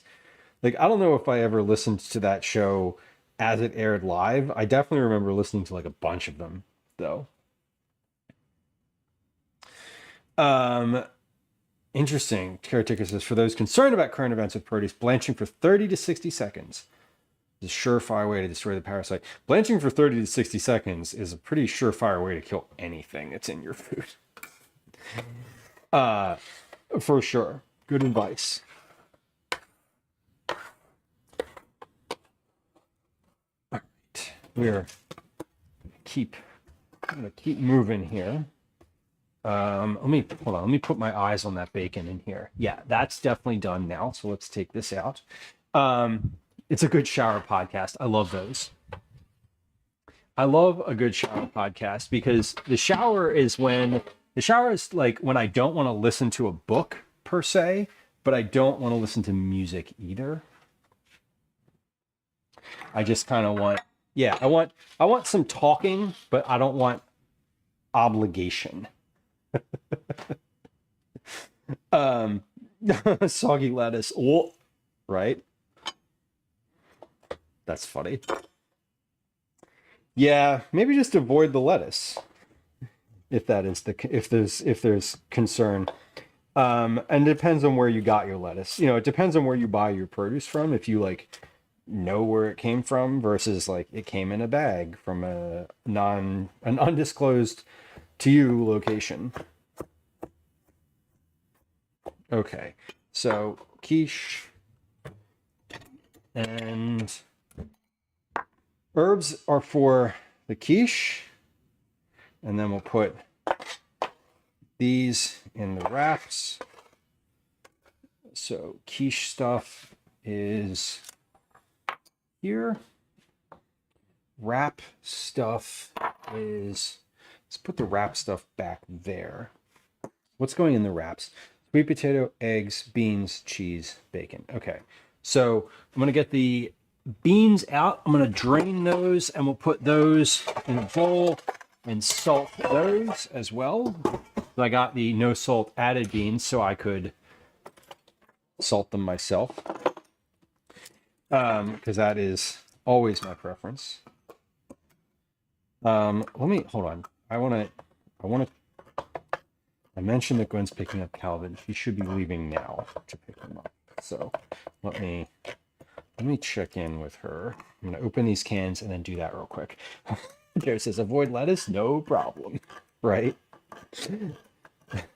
Yeah. So for dinner tonight, we're having 3 pounds of bacon. Any questions? All right, 1 second. Let me check in. You getting Calvin? Okay. I was just getting anxious. Okay. Yeah. Okay. All right. I will say no more.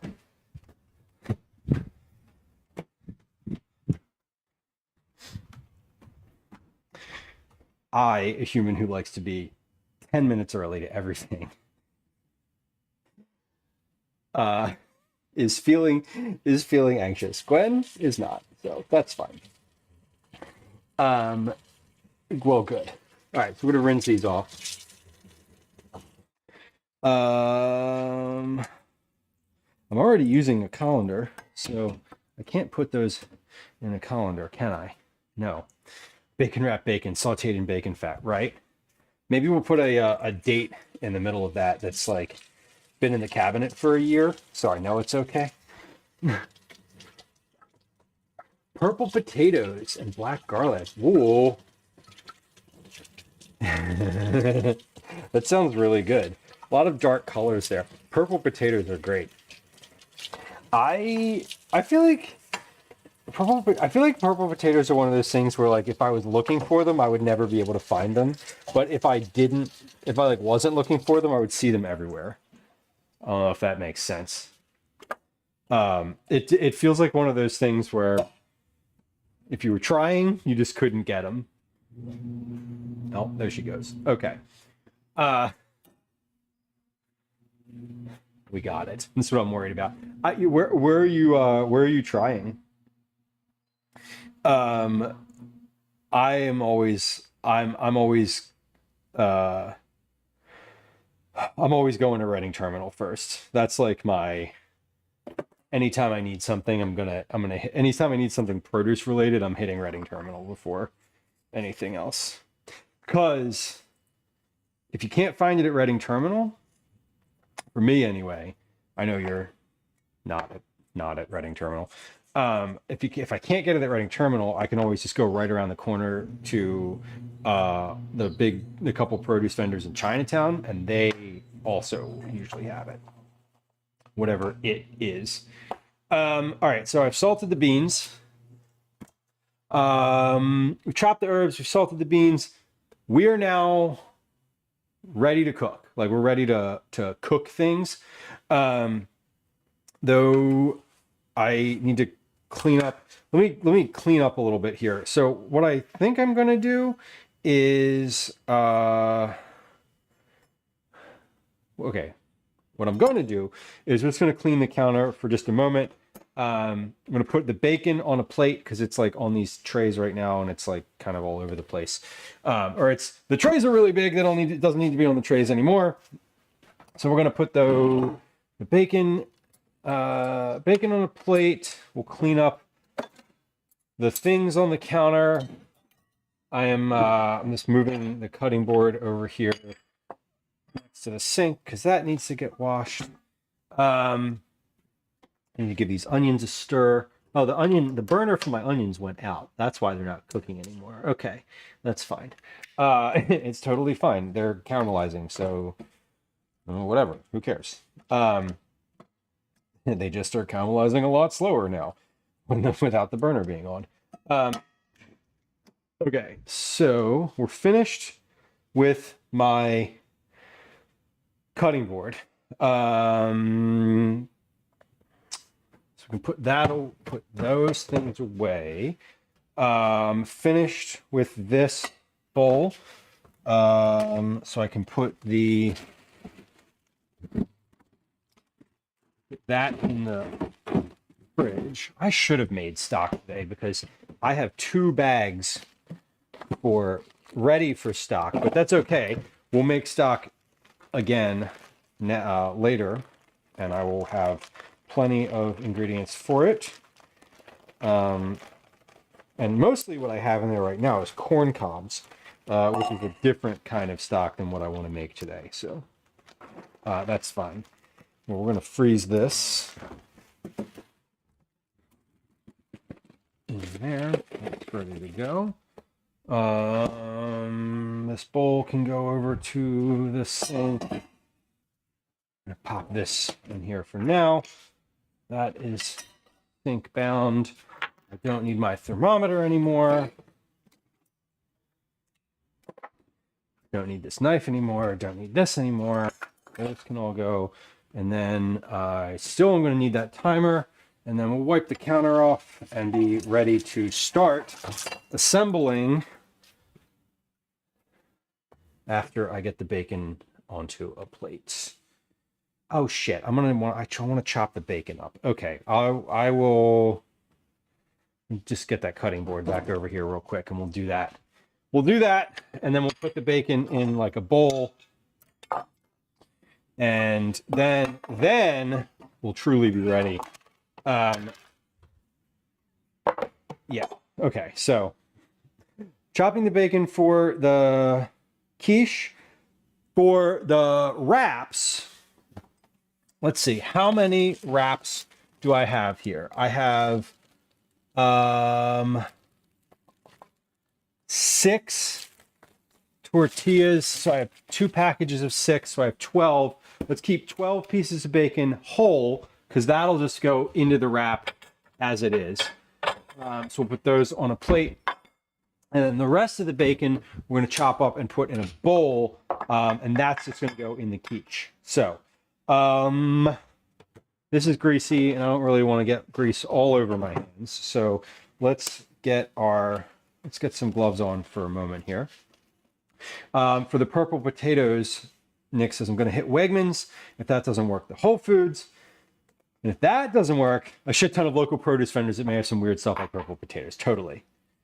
3, 4, 5, 6, 7, 8, 9, 10, 11, 12. Now, here's a question for you. Are you a phone caller? That 100% for me is a scenario where I would call. I would be like, let me speak to somebody. Especially to avoid the driving around. I'm a phone caller, like through and through. Like I'm definitely, if I need an ingredient like that, I'm just gonna call around. And if someone's like, oh, I don't know if we have that, I'll be like, well, can you ask? I'll hold. Go ask. Go ahead. I'll wait.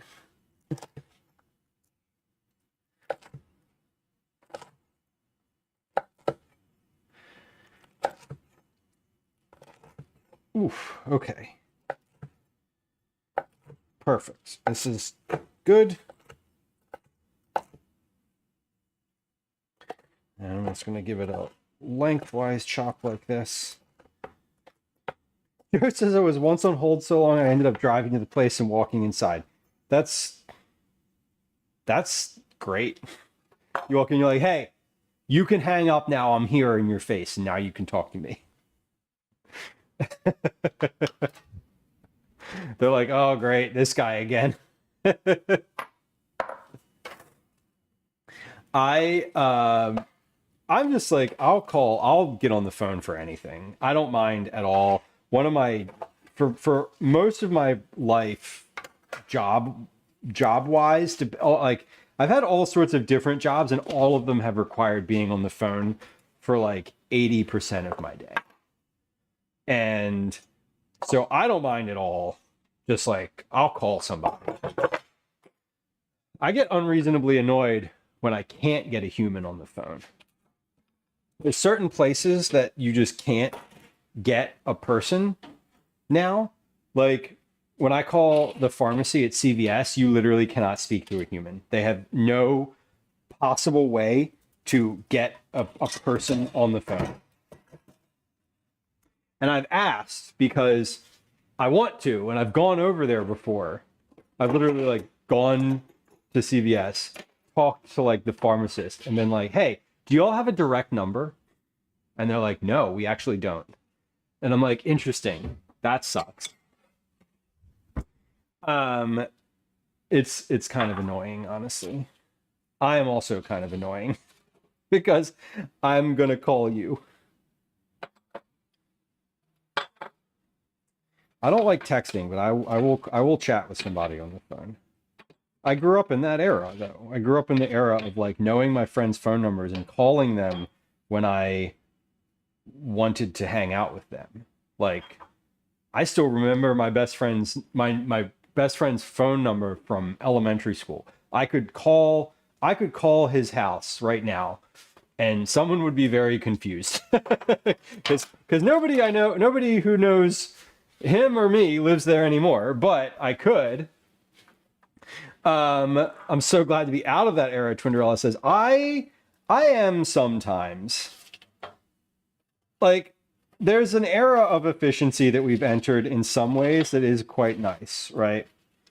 But I don't love that, like, I just, like, when I can't get a human on the phone to ask a question, and like their voice thing, they're like the AI voice that like now talks to you at CVS. Like they don't know anything. They're not answering my questions.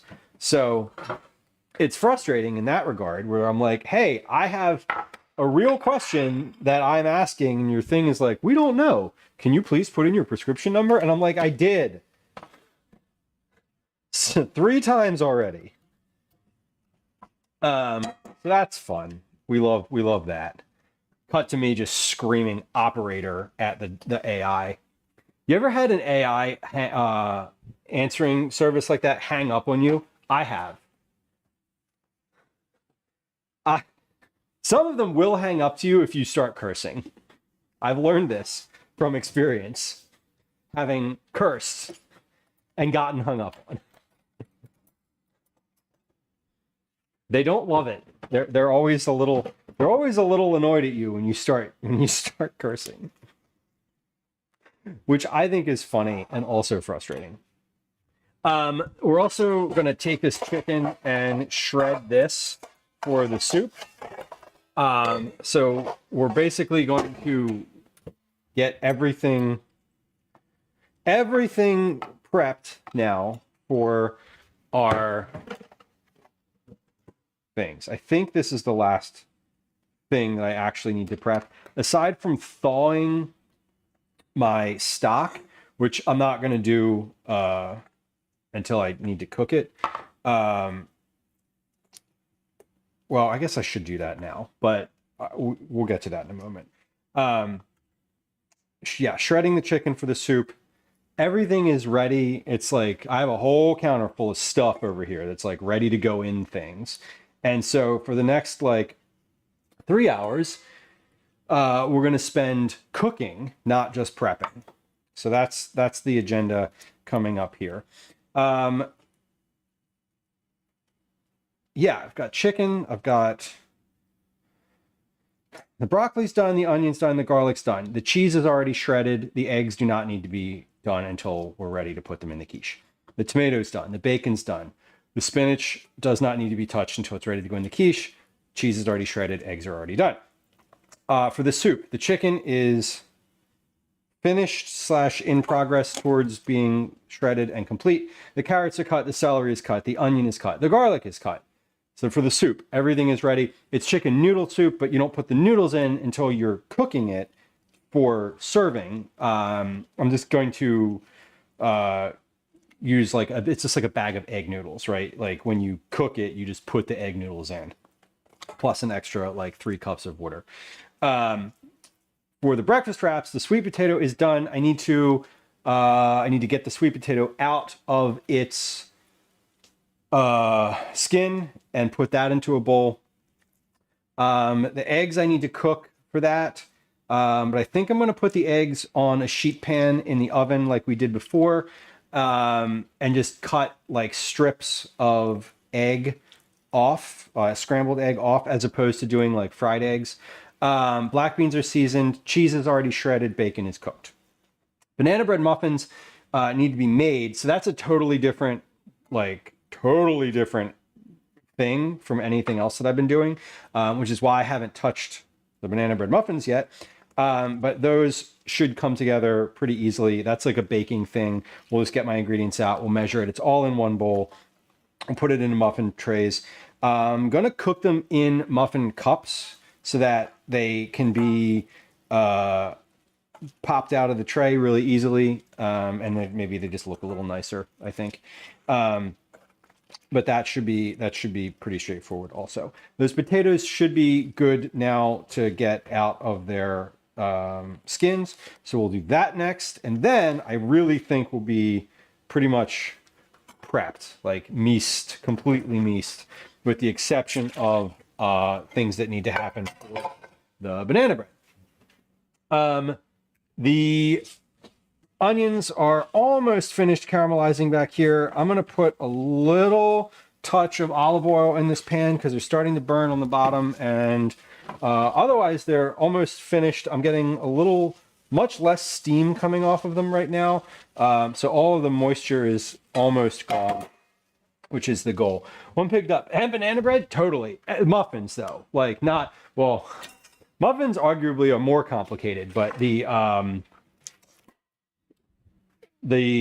bread itself is very simple. It's a recipe I've been working on this will be the third time I've made this version of the recipe, and this will be the first time that I'm doing it I'll be doing it in muffin form. So I'm using this as an experiment, essentially, for what that entails. So chicken is finished, ready to go. Here are my sweet potatoes. These are good. We're just peeling the skin off of here. This is pretty good, but it's got a little bit of pulp or meat pulp. What do you call the inside of a potato? Pulp left on here. So we'll take that and scrape that off with a spoon. That potato is done. This one is just about finished, or not just about finished. Why do they even say that? That was a weird thing to say. They're all finished. They're definitely cooked. But the roasted sweet potatoes, I'm getting out of their skin, and then I'm just gonna mash these for a moment with a fork, and we'll sort of eyeball all of this. I'm not. Y'all know that generally speaking, I'm much more of a let's do this by the numbers. We'll measure everything. We'll get an exact amount. I'm not going to do that today. I don't think that's really necessary. I'm only making 12 of these. Usually when I do stuff like this, I'm making like 50 of them. I'm not going to mash these with a fork. I'm going to crush these with my hand because I'm right here and my hand is right here and it has a glove on it. Holy shit, those potatoes are hot on the inside. My hand is like, whoa, buddy. Those were in the oven, you know? What are we doing? It's fine. We're good. That felt awful. But it's fine. We got it. Those are done. This whole tray is done. That can go over on the counter. We'll wipe our counter again. I'm going to turn my onions down just a little touch because those are pretty hot. And we are ready, truly and proper ready to assemble things. Let's get our things in order here, okay? So, first things first, we're going to make the let's do the quiche first. So we're going to bake the quiche. One quiche has tomatoes and bacon And we got to get out the cheese and the egg. We got extra sharp cheddar and regular sharp cheddar. So cheese for quiche 1, cheese for quiche 2. Eggs for all the quiches. So quiche number 1 is lettuce. If not lettuce, then spinach. We got spinach, lettuce, tomato, bacon, lettuce, tomato, plus cheese, eggs. That's good. Quiche number 2 is broccoli, caramelized onion, which is on the stove, which let's get that off the stove now. I'm going to put that in a glass bowl. So this is good to go. Let's get this into a bowl. Have big bowl of caramelized onion. There it is. We got broccoli, onion, garlic. Where's my garlic? This garlic is for the quiche. Let's put that garlic in with the onion because it's just going to get mixed in. We'll mix that up with a spoon in just a moment. Okay, so we have broccoli, onion, garlic, cheese, and egg. So this is quiche 1, quiche 2, eggs in the middle. Darlene on YouTube, welcome in.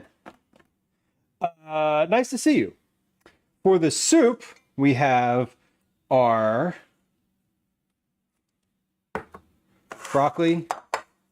celery, carrot, chicken, onion, garlic. So all of this is for the soup.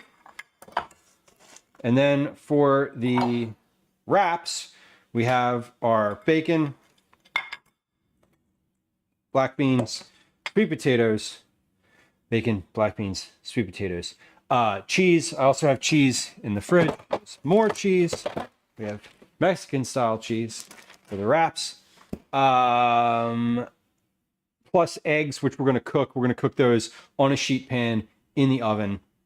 So that'll be easy and ready to go. Because the oven's already going to be on. Banana bread muffins are a totally different animal. We also have for the quiche, I have for the tomato. Wait, no, this is for the breakfast wraps. So we have this for the wraps. And then what does this go to? This is for the soup. So here's this. Okay. So in order, we're going to do the quiches first, then the soup. Then we're going to assemble the banana bread muffins, which like here they are. Here's the bananas for those, but that's totally separate. Then we're going to do the wraps. So while all of that is happening, this is the process. So all of this is ready to go. We just did all of this prep.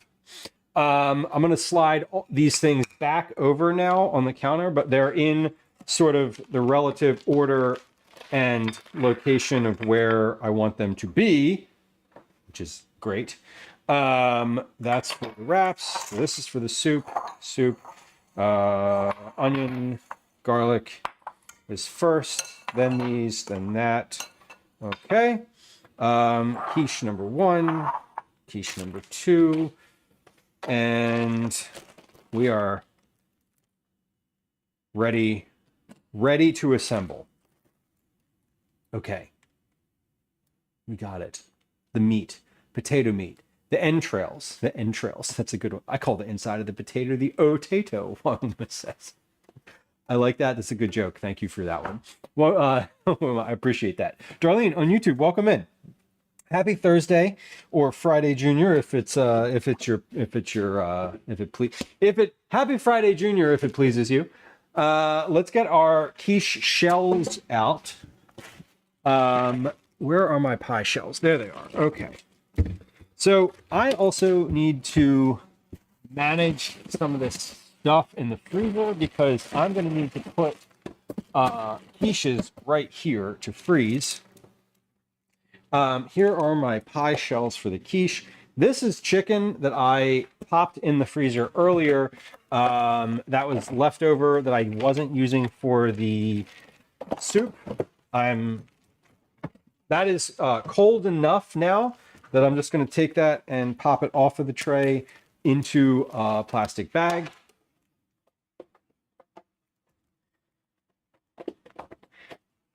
And put that back in the freezer because it's currently taking up the space in the freezer that I'm going to need later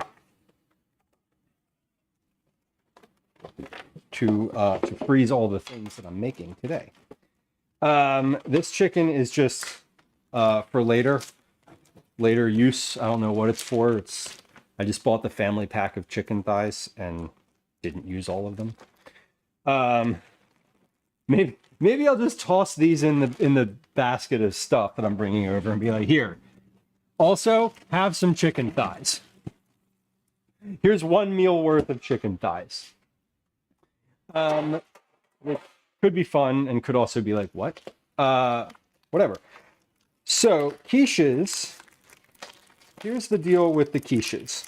We're going to separate these 2 and 2. So 2 are going to be the tomato bacon, spinach, tomato, bacon. 2 are going to be the broccoli, onion, cheese. All of them are going to have cheese in them. All of them are going to have egg in them. Obviously, they're quiches. It wouldn't be a quiche without an egg. It would just be like a weird vegetable pie. I'm realizing also that my sheet pans are... both of my sheet pans that I usually put quiche on had bacon on them, so those are not available. We're going to take my cookie sheet pans that I usually use and put our quiche on those. I'm going to line them with some parchment paper first so that they catch any egg overflow. Usually the quiches don't overflow, but they can, and that's why you put parchment underneath of them. Okay, this is, hold on. I need space on my counter for 2 full-size sheet pans. That is not a normal need. It is a normal need. It happens pretty regularly, actually, but it's with all this other stuff I have on here, it is kind of a tall order to ask that. Okay, good. We did it though. And that's cool because these can actually fit like nicely on here. What we're going to do with these are take the tomatoes and let's do the spinach first, because the spinach is going to be larger, and we're going to put that in, and then we're going to put the rest of my solid ingredients on top of it, which will kind of push it down. When we put all the egg in here, it's going to kind of moisten everything anyway, and that'll end up getting pressed on the bottom anyway.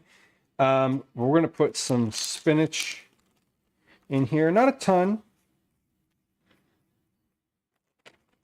but enough where it's like a little layer of spinach.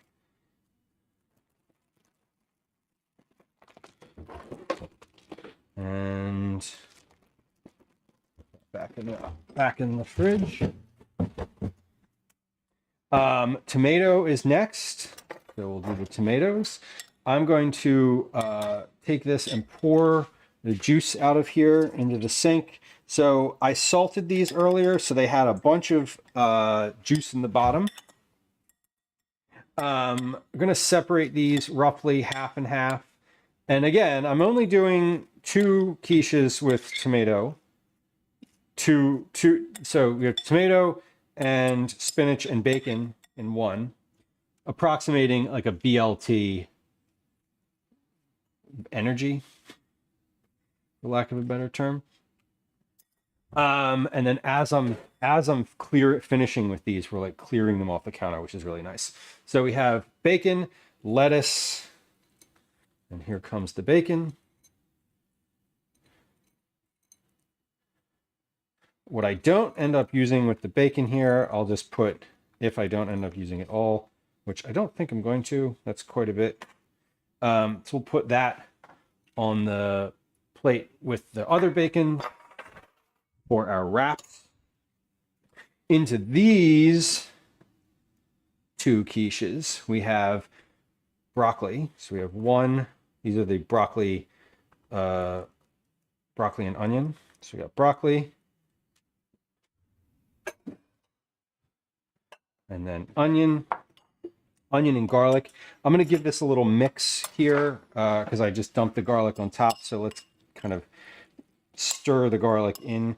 The garlic is minced, or not minced. I did it with the microplane. So the garlic is really pretty heavily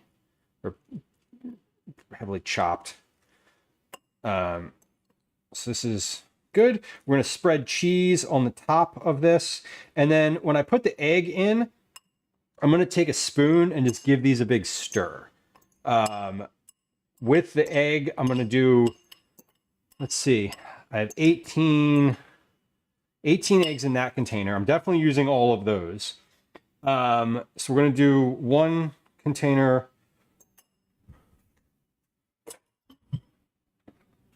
One 18 egg container, and then we might end up doing a few more. I'm going to do, for the wraps, we're going to also do 1 egg per wrap, so that's a dozen eggs. So I have, let's see, 18 plus 1. I thought I had a second egg in here. That actually kind of scares me because where did it go? Uh-oh. That's fine. So we'll do 19 eggs in these two quiches. If I need more, we'll do more. But what we're going to start with here is we're going to start with this bag of sharp cheddar. I'm going to use all of this bag because I have, sorry, this is extra sharp cheddar. I have extra sharp cheddar and regular sharp cheddar. So we're just going to use all of this. And then if I feel like I need a little more, we will open the other bag. And if not, I'm not going to open it because I don't need to, because I'd rather not if I don't have to. I think this is probably going to be enough because I don't need a lot of cheese in these. They're mostly egg, but the broccoli I definitely want more than the other ones. So these are good. We'll use the rest of the bag in here. Great. That looks to be about right. I'm going to add a little bit of salt on the top. Again, I'm going to mix all of this in with a spoon once I pour the eggs in here. So what we're doing is we're filling the shells with all of the dry ingredients first, and then we're going to add all of our egg into one bowl. We're going to crack all the eggs into one bowl and then just pour it evenly so that each of these quiches has sort of roughly the same height of egg, if not the same amount. We're going to make them look the same visually. So we're going to split 19 eggs between all of these quiches. That's the goal. Okay, so let's get our egg in the middle. We can do that. Let me wash my hands because we're going to crack like a whole bunch of eggs. Next time I make a quiche, I want to try cheese on the bottom because I feel like it always gets soggy, even par-baked. I definitely feel that, Avo. I have a tendency to overcook my quiches too. For that reason. Like, I always feel like they're just a little liquidy when I'm done with them, sort of no matter what I do. So almost always when I make quiche, what I look for when I'm cooking it is that the quiche filling has pulled away from the pie shell. Like that it's completely sort of, it's starting to dry up and like constrict inward. That's when I'm like, okay, I'm pretty sure this is not dry on the bottom.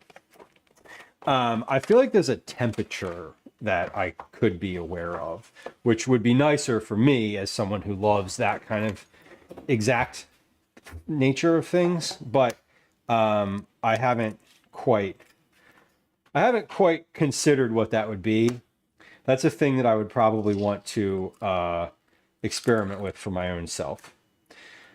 Calvin was telling me this morning that his instructor at cooking camp told them that to perfectly crack an egg, they drop it on the counter from like this height, which like that worked pretty well. And I was like, I do that too, but I just don't drop it. Like, oh, that was cool. Sometimes we pull the egg apart and it like doesn't, the little sack on the inside doesn't come apart, and you just like peel the shell off of it. Oh no. There we go. Okay. Whew. Speaking of shell, I got a piece of shell in that one. No good. So I just pulled my compost bin back out. It's now at my feet again because I need a place to put all these eggshells. So, like I said, we're doing 19 eggs across 4 quiches. So that's almost 5 eggs per quiche. I might just do an even 20 eggs just to say that it was 5 eggs per quiche. But we're gonna mix this up. I might actually end up doing more because I feel like when I do two quiches, which is the typical amount that I've done on stream before, I end up using like 18 eggs for 2 somehow. But I feel like also maybe I do less filling in those, so I'm not sure. Again, this is a situation where typically the ratio for quiche is basically like 2 cups of filling per quiche plus like a half a dozen eggs. So 24 eggs is what I would expect to use in here. So I want to mix up these 18. We're going to start distributing that, and then we'll see how far that takes me. Because I do have more. I just don't want to overdo it. You know what I mean? Marma says, with my luck, I dropped the egg from that height. It would roll off as I'm attempting to go and grab it midair and hit the floor, and I'd step in it. Yup. I was like, why? My response to that was like, why would you drop the egg? Like, why wouldn't you just like tap it? Like, just tap it from that height. Like, I don't understand. Explain it to me. Like, I'm gonna whisk this with the eggs in it before I add the milk to it. So that way I can see the egg yolks.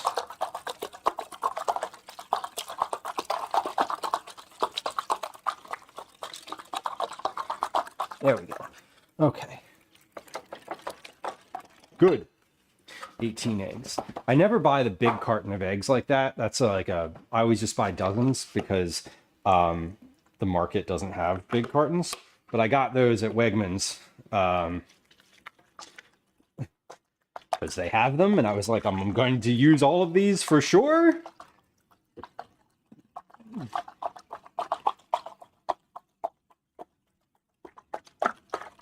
All right. Sounds squishy. It does. It does. It has a very interesting sound when you're going that fast. Let's distribute this. This is 5 cups of egg here. So we're just gonna pour this in. I'm gonna let it settle for a moment. I'm definitely gonna need more egg than this. Like I know that right now because that was the right amount. That was the right amount of eggs for 3 quiches. So let's do like 6 more eggs.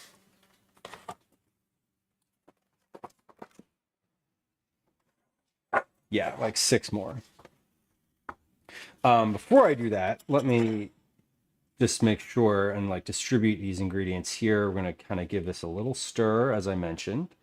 Yeah, this is right. So you don't want it to come all the way up because it is an egg and it will get fluffy. So it will puff. It will puff as scrambled eggs do.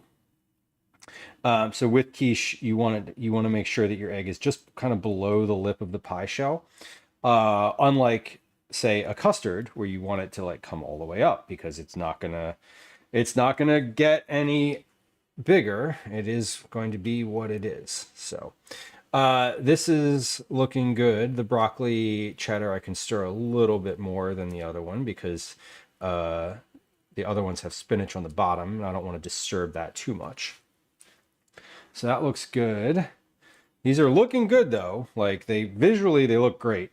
I'm gonna add, let me see, 19 divided by 3, 6 eggs. Yeah, another 6 eggs. 6 eggs ought to do it. Let's do 7, and if we end up not needing that much, it's okay because I am going to use those for our wraps as well. 2, 3, 4,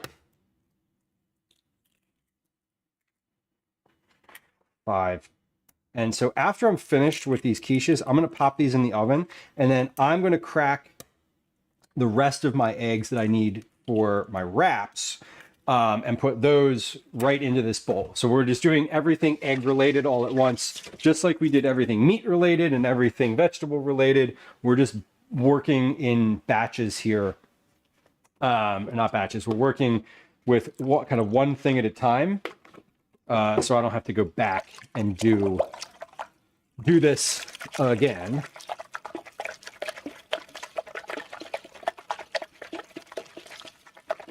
Okay, so that's good. I'm gonna pour this in here.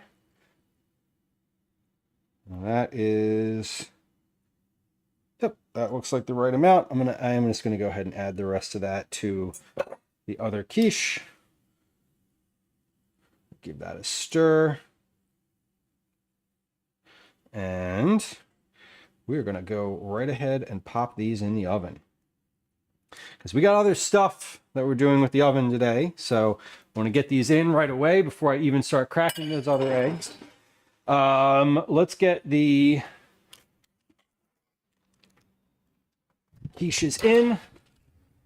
So these are going in at 400 degrees.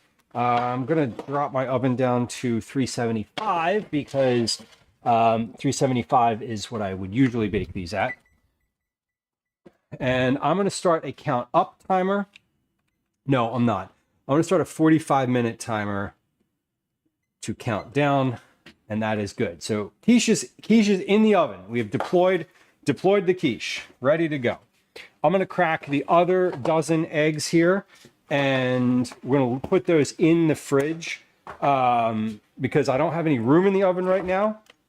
Once the quiche is finished in the oven, I'm going to end up putting the banana bread muffins in there, but the banana bread muffins are not going to take up as much room. So the muffins and the eggs for the wraps will go in at the same time.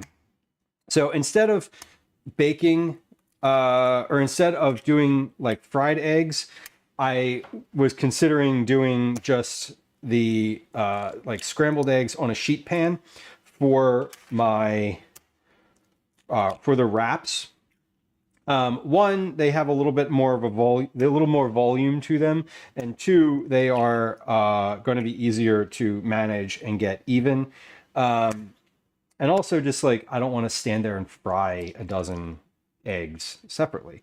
I've done that before for stream, and it turned out fine. They were, you know, it didn't take all that long, but I'm trying to be more efficient here with the actual process because as I'm doing the wraps, I've got other stuff to deal with. Or as I'm like, I don't want to stand and spend any more time than I need to on any single ingredient, right? X-ray only took about 5 minutes. It was in and out really fast. Good. That's good. Checking up on a neighbor. Yeah, and then this is the time, like midsummer and midwinter, when you need to check up on older folks like that. Good for you. Catastrophe. Yeah, I'm glad to inspire. The quiche is really straightforward from a ratio perspective. Basically, if you get one of those pie shells, the pre-made pie shells, the ratio is really simple. It's 4 cups of if you buy two pie shells, You just make 4 cups of filling and like a dozen eggs, and that's it. It's super easy. I'm no saint, but I try to be nice. Yeah, and that's, listen, you can be both. You can, you know, you can be a good person no matter what else, you know, you can be a good person no matter how else you show up in your life. We contain multitudes, right? All right, so these eggs are good. They're ready to bake. We're gonna pop those into the refrigerator because I don't have any space for them in the oven currently. I have 2 shelves worth of quiche. Let me turn my oven light on so I can kind of keep an eye on the quiche. Okay, so let's recalibrate.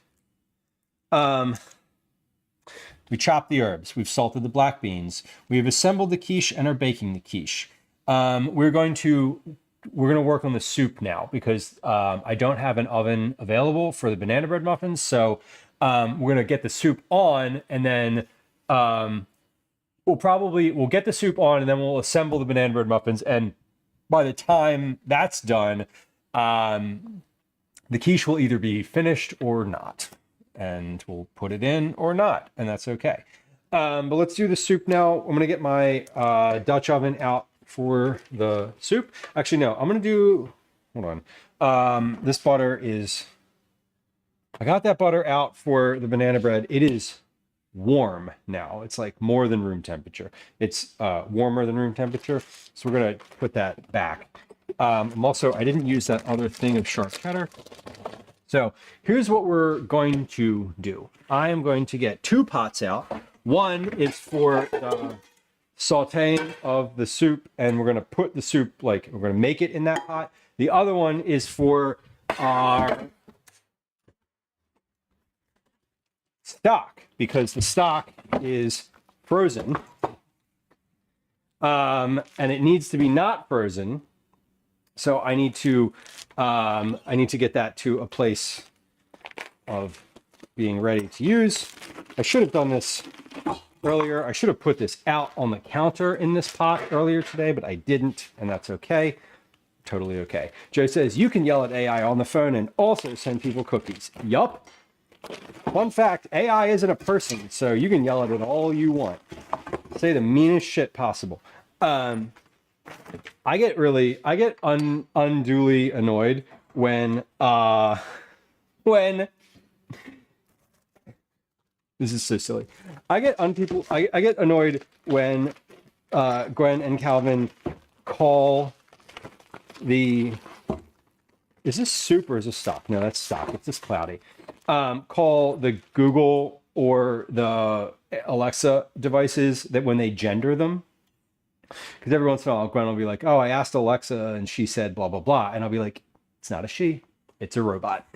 And that also makes me kind of like a kind of a weirdo myself for just like caring about things like that.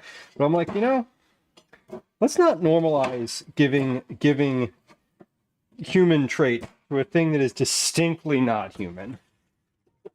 Yeah, kitchen temperature, exactly. Exactly. Velas, I hope you do have a good weekend for being outdoors. I like that trifecta. That is also a favorite trifecta in my household, for me anyway. Okay, soup.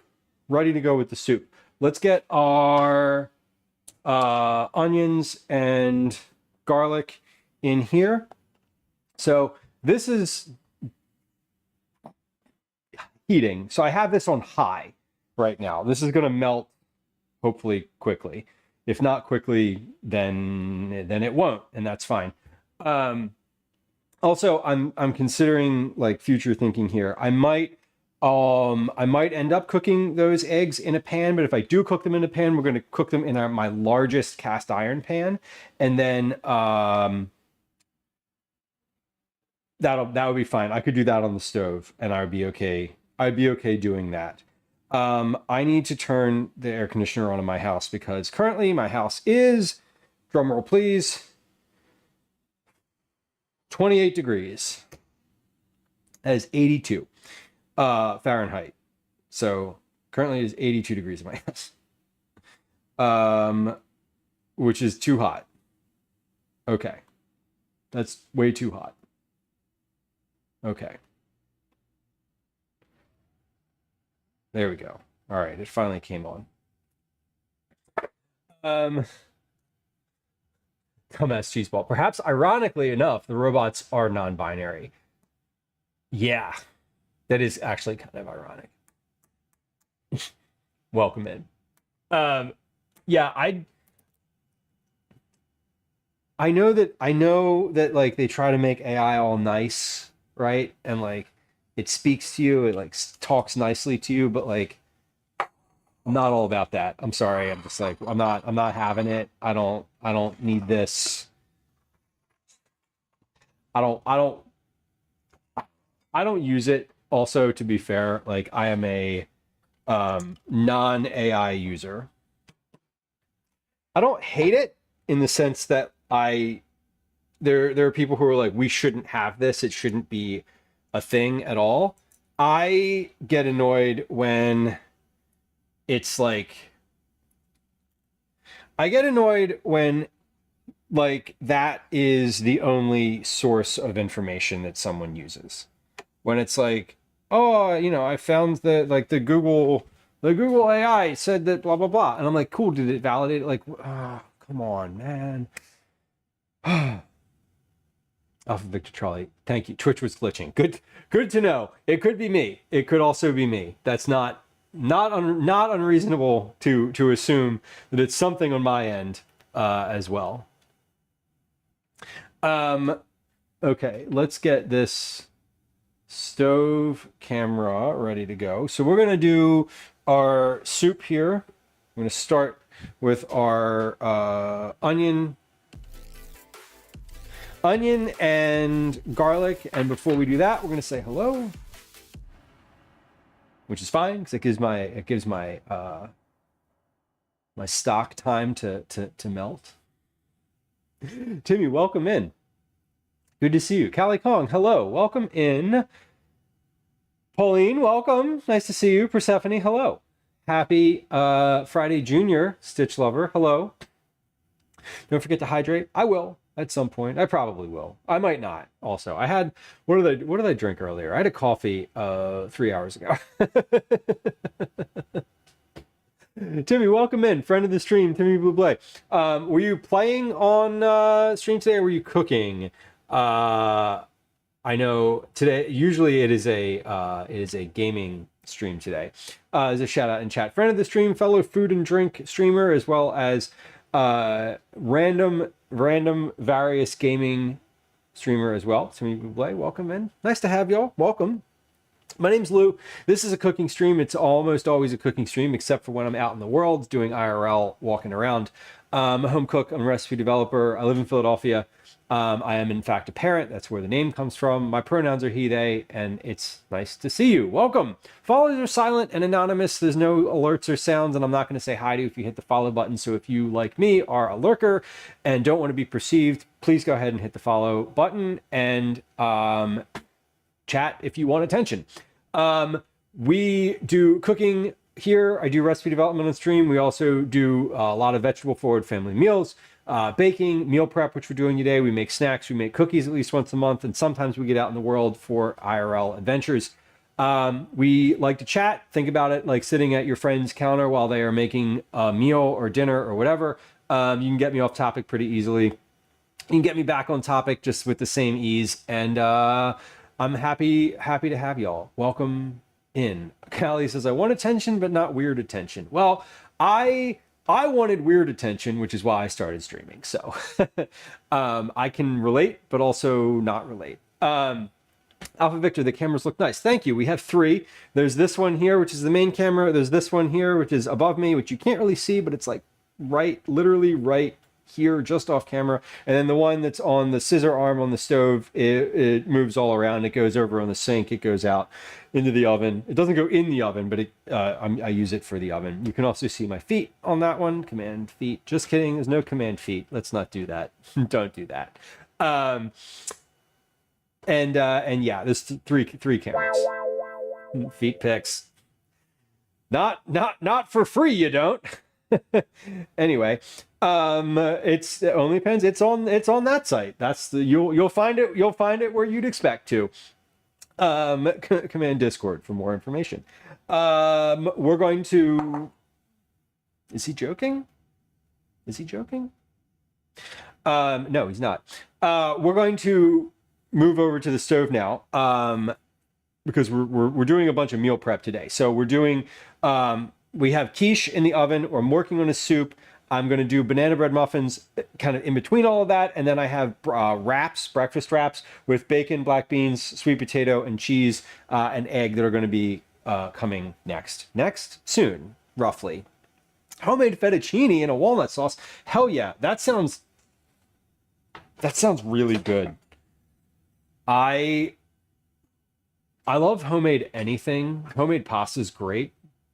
Gabrielle, welcome in. Quiche. I love quiche. It is delicious. I love homemade pasta in general. Alpha Victor says, does the camera on the stove melt? Yes, it does. In fact, it has melted before.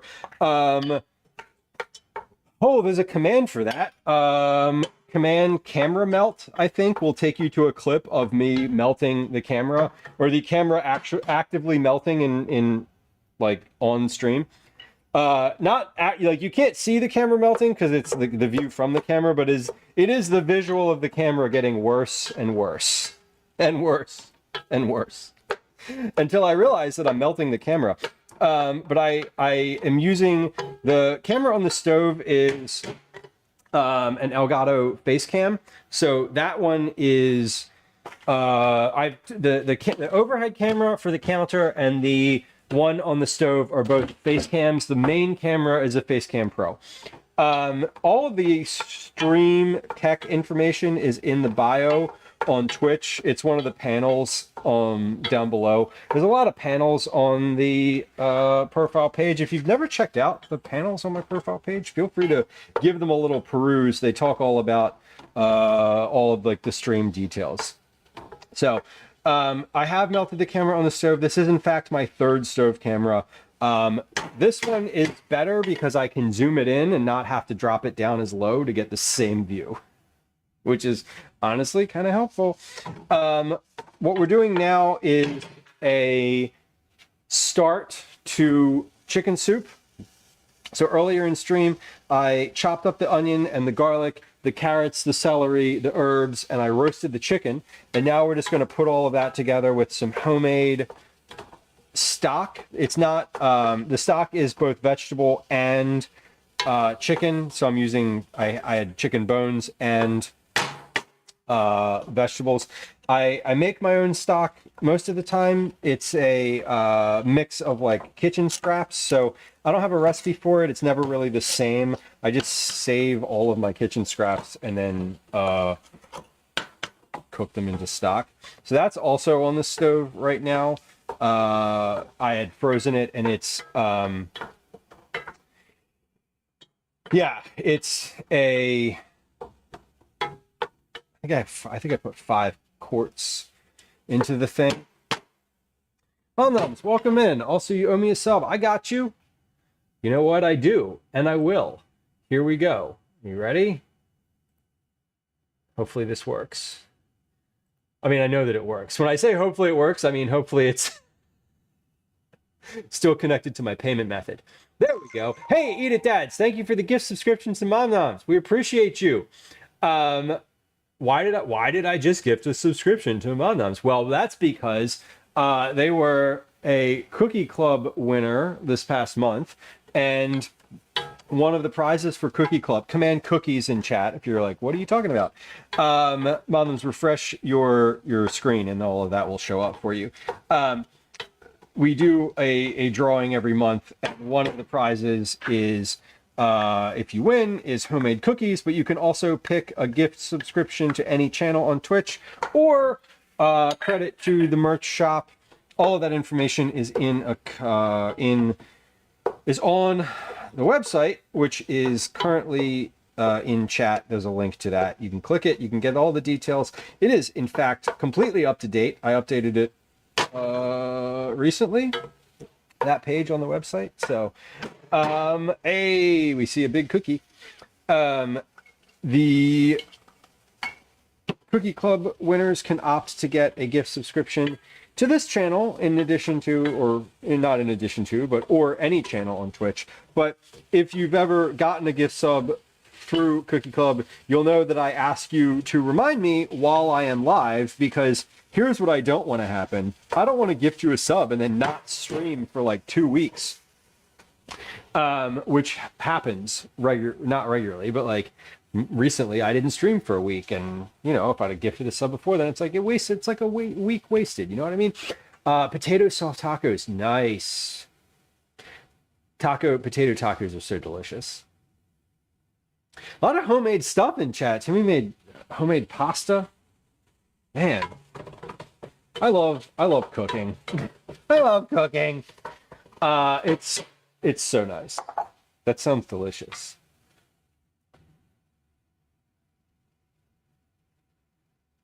Wait, which one was a joke? Callie, I missed it. Command joke if you're joking. I don't get it. I never get the jokes. I'm sorry. Love me. I just added a little bit of pepper to this.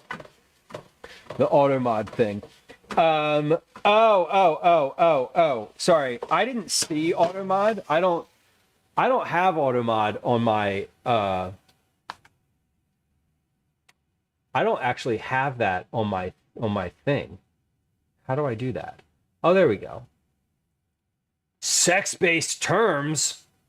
We don't like those. What kind of dirty, vile things are you putting in chat, Callie Kong? I'm just kidding.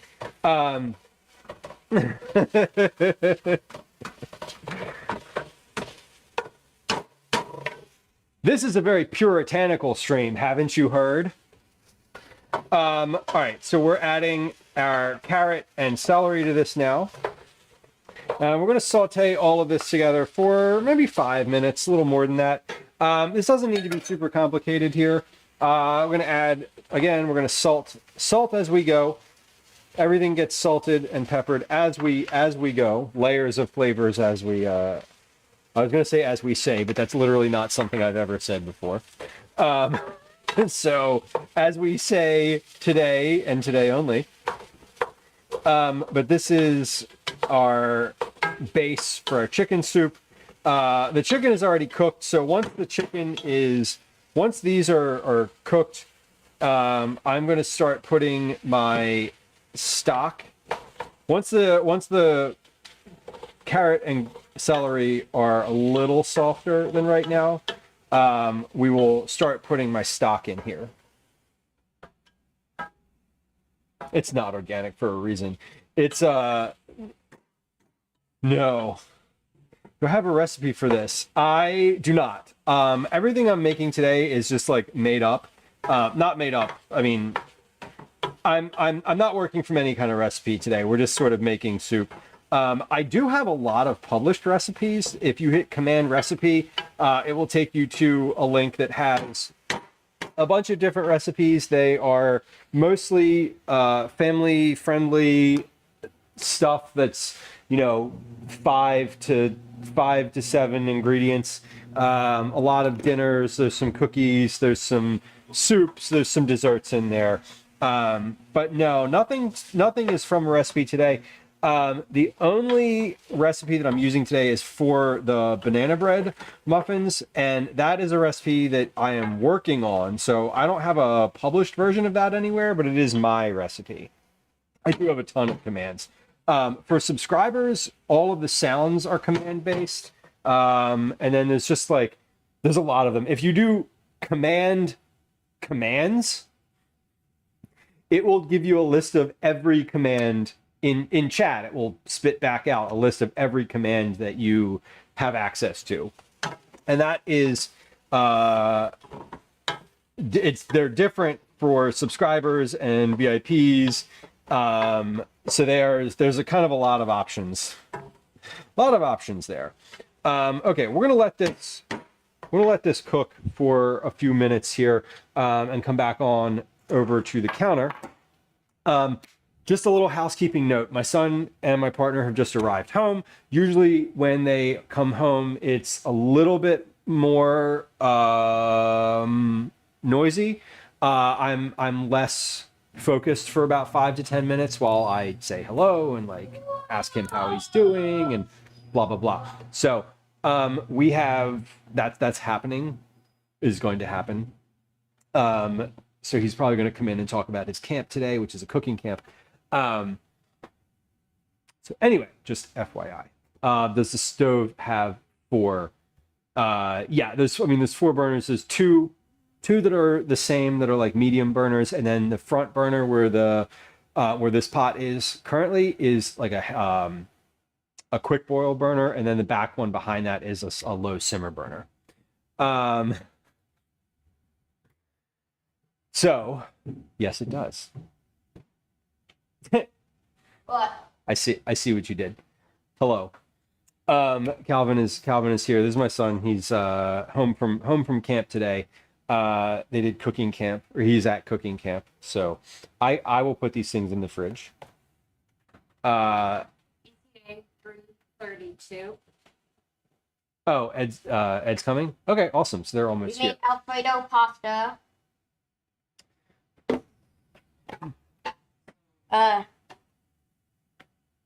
Living room or basement? Basement. Do we care? Italian dressing salad. Okay. Well, I mean, I'm still alive, so like I don't care what you. Is it fine if I have them in the living room? Yeah, it's fine if you have them in the living room. You're gonna hear they're gonna hear it on stream, but it's the house. That's how it is. It's all good. Strawberry shortcake with no whipped cream with strawberries. Ooh. Look at that. Not my face. And I strawberry shortcake have a Victor. with whipped cream Thank you. and dressing. Damn. Strawberry shortcake with whipped Butter. cream? It might- I see. I'm not going to tilt it any more than you are. I'm just holding it up. So Calvin's in cooking camp this week. This is week number 2 at cooking camp. He's been really enjoying it. Would you say you're enjoying it? Okay. Can I say the name of our restaurant for tomorrow? Do you, I mean, yes. You just made it up, right? Yeah. Yeah. Do you want it to be a secret, or do you? No. Okay. If you don't. I told Mom. Oh, well then tell me. So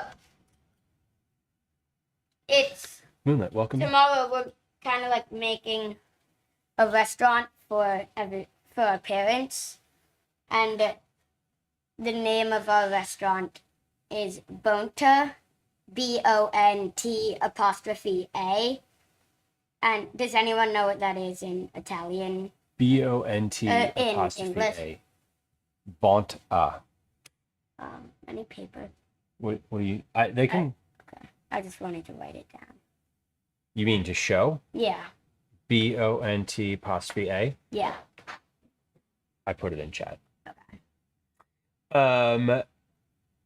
Is anyone able to translate that to English? I'm not.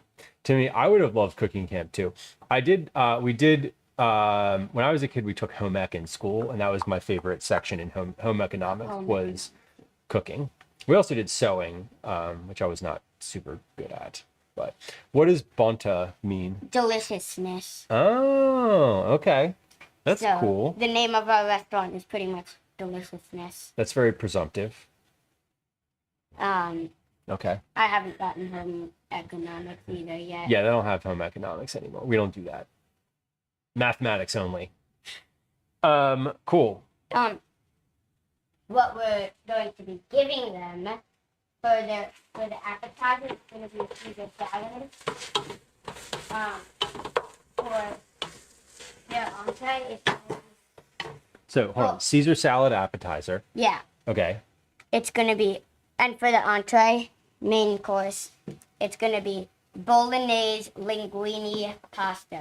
And they're making this. This is like a homemade pasta. And we have a thing on the mixer, Okay. like an attachment that will cut everything perfectly. Oh yeah, you have like the mixer, like so you're using like a KitchenAid mixer. Yeah. With the pasta sheeter and We do that to pasta cutter. make it flat, That's and then cool. we cut it if we're doing linguine. That's cool. If we are not doing linguine, we'll just use like one of these things, a small one of these things. Yeah. With like the curvy side, so it'll make like curvy pasta. Yeah. So Timmy in And- chat just made pasta on stream today. Oh, nice. What kind? They said pasta. fettuccine with a walnut sauce. Walnut sauce. Yeah, walnut sauce sounds very savory. I like that. Um, And the dessert is strawberry shortcake. love So- strawberry shortcake. What we did today. Excellent. That sounds wonderful. Yeah, there's 4 groups. Like the restaurant, the camp is separated into 4 groups. Like they all kind of work together, in some things, but there's 4 tables and we all go to a different table. And I am in table 2, and each table has its own restaurant. So each table is making their own kind of pasta, their own kind of sauce, their own kind of salad or bread.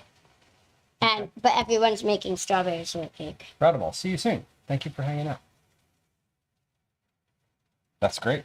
I'm looking forward to it. So the parents are coming tomorrow to the camp to like dine at this restaurant.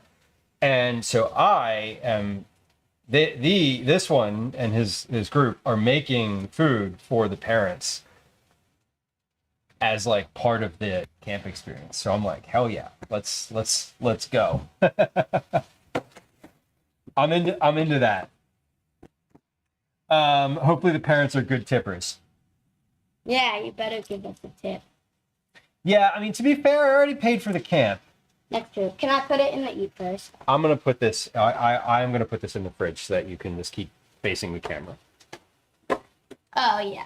Well, I would have just said. I got it. I'm on it. Okay. Okay. Cool. That sounds great. I am very much looking forward to it. I said that I was going to have a list of things for you when we got home today. I did not. So Oh yeah. if you could get out, Cal, Yeah. if you could just get out like 2, 3 outfits, like shorts and short shirt, socks and underwear, that would be great. Yeah. Okay? Uh-huh. Can you do that? That's it. Yeah. We'll do like friend blankets and everything tomorrow. Yes. That you can do that in the morning. Do you have chores on that? Do you have not chores, responsibilities? Empty dehumidifier. Empty the dehumidifier? Okay. No, dehumidifier. Okay. Can you get that? Thank you. Get the LC. Right on. Of course I will get the LC and I will bring it onto the camera. Okay. Well, let's not. Well, I don't want her on the counter. Not on the counter, but We have a cat. There's a cat. If you like cats, LC. there's a cat on stream. This is our cat, Elsie. Let me We put have it into the. we have 3 cats. Alpha Victor, I will share in just a moment here. I'm happy to talk about the stuff on the fridge. Yeah, but this is Elsie. Hey, we got a command, Elsie. Good job. Thank you, Not and Getty. Almost at 100 appearances, little girl. We see Did you. 100 appearances. Elsie is How much did Obi and Ash have? Elsie is 15 months old. So she is they're all still quite young. Yo, not quite. Yeah, not quite. I don't know how many Obi and Ash have. Hold on, let's see. Command cat counter. Yeah, I got it. I want to see.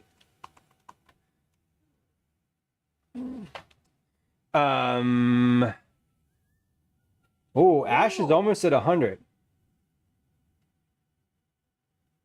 Almost. Almost there. All right. Hold on. Let's pause. I need to calibrate here. Quiche has 12 minutes left until 45 minutes. The quiche is not done. Soup is on the stove. This is ready to go. We need to add the chicken to that. I'm going to add the chicken to this pan, and then we're going to add the stock. And we're going to let that simmer. We're going to let that cook for a little bit. And then once the carrots are soft, basically, then we're good to go. Okay, so Cal, can you make sure that you have all of your stuff ready to go for karate tonight, please? Yeah. Okay, thank you. All right, so I'm adding the chicken to this. I'm gonna mix all of that in. Yeah, we have three cats. They're triplets, so they're all exactly the same age. Ash and Obi are boys, and then Elsie is a girl. Okay, so that is good. I'm going to go ahead now and take this camera up a little bit. Let's put it sideways like that so that it is, we can see both of the pots on the stove. Maybe. There we go. Okay, and we're going to start putting some of this stock from this pot into the other. Callie says, when you say Callie, I think it's for me. Yeah, that's reasonable. Yeah, he goes by Cal, Calvin, Callie. I have lots of little nicknames for that one. Actually, I need to move. I'm going to move this a little closer here because I'm kind of dripping in between. I don't want to do that. But we're gonna turn this pot here with all of the solids in it back all the way up, because I want this to simmer. And almost all of my stock is melted. So what I'm also gonna do here is I'm just gonna let this. I'm gonna kind of put this in. So we're going to make this soup a little liquidy. When I say a little liquidy, I mean like I'm probably going to put all of this stock in here, even though it's going to end up being more stock than solids.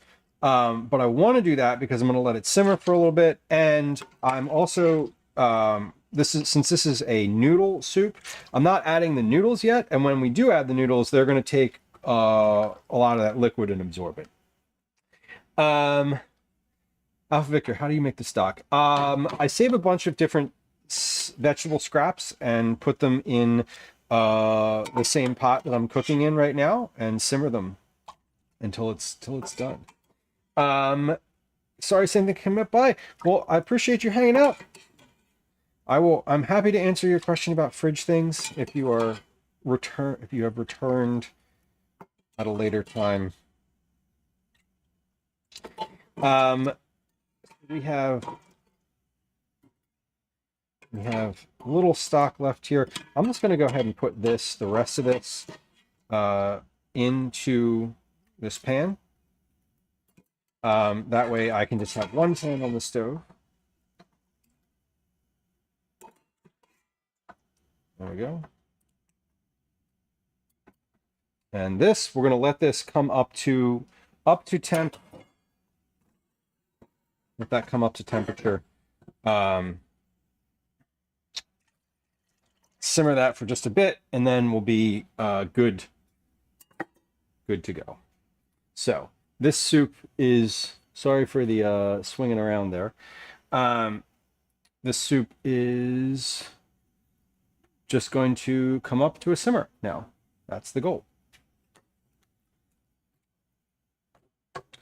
All right. We also have, just so y'all know, we have some folks coming over to the house. A friend of mine who has gone on our regular camping trip is coming over to meet two of our current foster cats. So he's going to be here with his son, So if you hear like chit chat in the background, that's them hanging out in the living room, meeting the kittens. So, all right, we are going to take. Let's see. What are we going to do right now? Let's check the quiche. I'm going to check the quiche, and then we're going to check some boxes here. So, what's up, Ed? How you doing? Ben, nice to meet you. Welcome. Okay, I'm going to check on the quiche. Then we're going to get the banana bread muffins together. That's what's next, because those are going to go in the oven after the quiche. The quiche is at 40, we're a little less than 45 minutes, or yeah, about 38 minutes. So they're definitely not done yet, but they are puffy. So the quiche is going to need, I would say, about another 10 minutes or so. So we got 7 minutes, no, not 10, 15. Let's set a timer for 15 minutes from right now. And we're going to leave both of those timers going.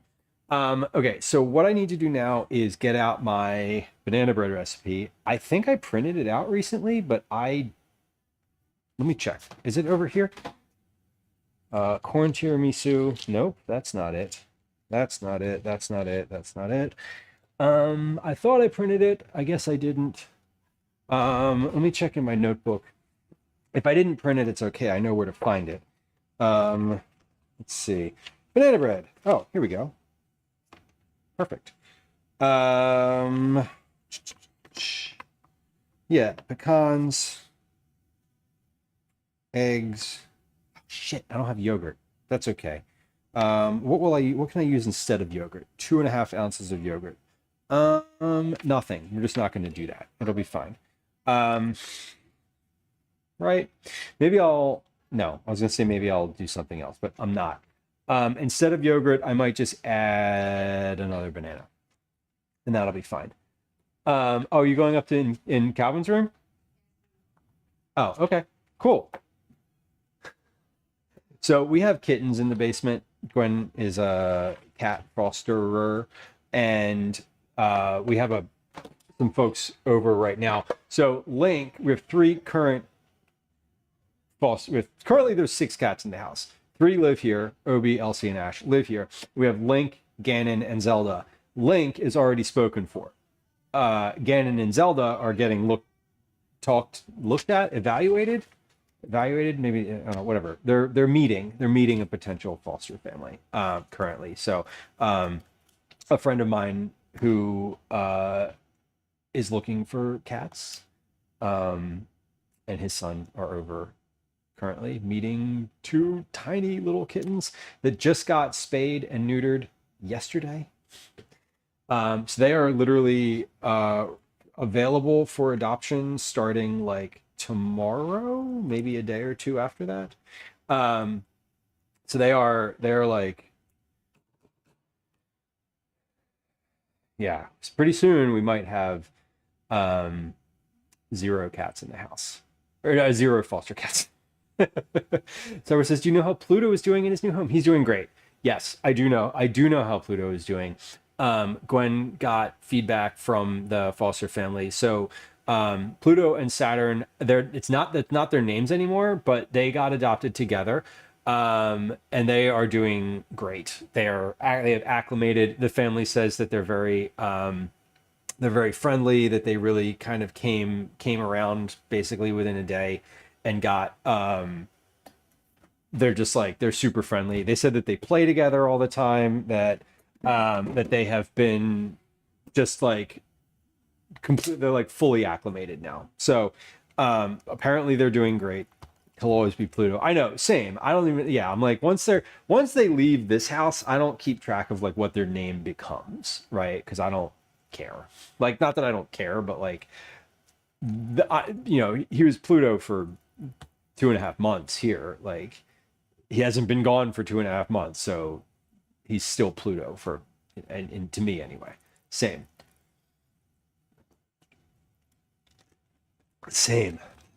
Um, but he's doing great. I think they went to a house with another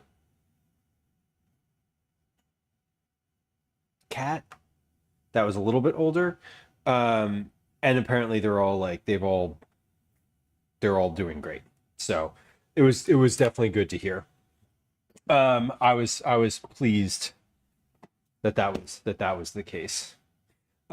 Before I get the butter out, not out, before I start on the banana bread, I want to prep my tray for cooking these eggs. Because once I pull the quiche out of the oven, I want to put eggs. I want to put at least the eggs into the oven, because the eggs are the muffins. The muffins are the final thing. Like, so the muffins are what they are. The eggs are then coming out and getting used in something else. So I want to make sure that I get the eggs in, so that I have them available when I'm ready. So they're sort of the priority, as it were. I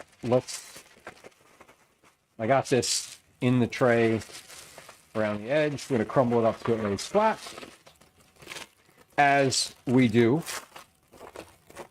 Honestly, one of my favorite kitchen. It's not even a hack. Like, it's just a technique. It's more around process than anything else.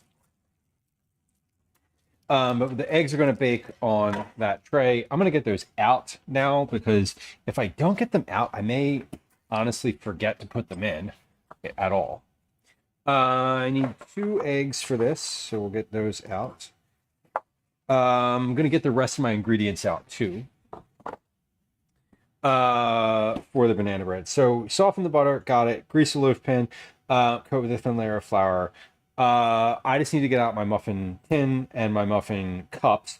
I don't know if I'm going to need. I'm going to start with 12, and we'll see how many I can get out of that. Preheat oven to 350. Already done. In the medium bowl, whisk together the flour, sugar, baking soda, and salt. So we'll get a bowl out for that. And then we're going to mix all of it in this bowl. I'm going to use the hand mixer this time instead of getting out my stand mixer. Flour, sugar, baking soda, and salt. Stir in the blueberries, chocolate, coconut, and pecans. I'm supposed to toast the pecans. I'm not going to do that this time. Let's get out my ingredients, though. I need flour. Oh, hold on. Timer's going off. What's the timer for? Timer's for the quiche, but the quiche isn't done yet. I set a separate timer for when I think the quiche will actually be done. That has 8 minutes left on it, so I still have time to get out my ingredients. All right, great. Flour. So I have regular flour and rye flour, brown sugar, baking soda. That's baking soda. Salt is over at the counter.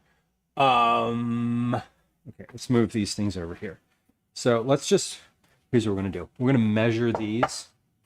No nut toasting. I know.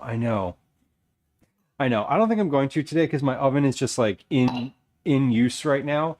And I don't want to have to think about nuts as well as all of this, as well as what's in the oven also. And honestly, I think it'll be fine.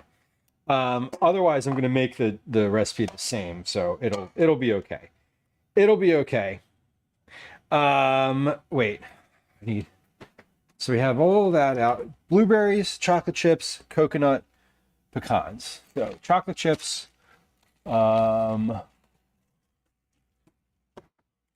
Blueberries. Oh wait, I didn't get the rye flour. The rye flour is here. Pecans are in the other cabinet. I think I need vanilla for this, so I'm going to grab that anyway. Okay, blueberries, chocolate chips, rye flour. Pecans are in the other cabinet.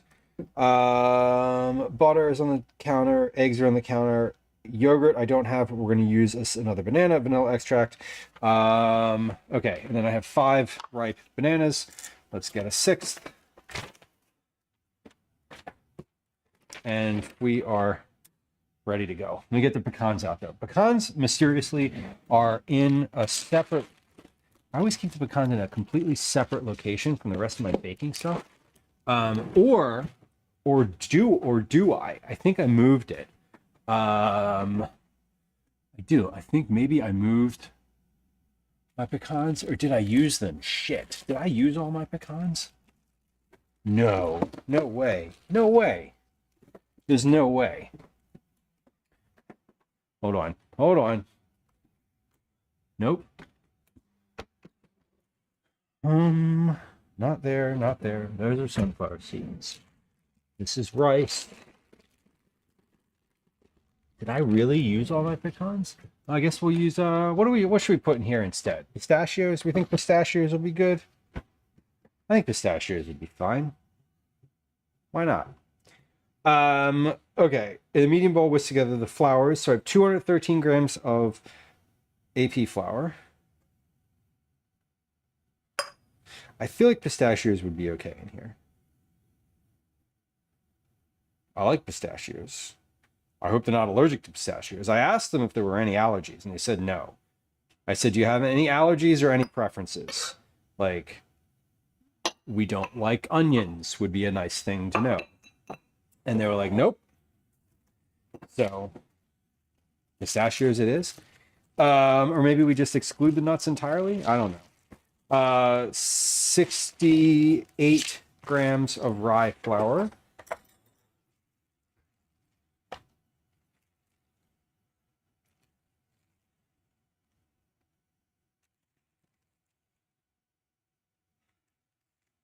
$36, $50, $59,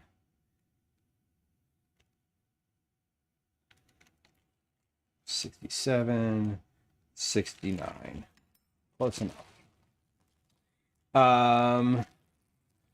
So flour. Now the sugar.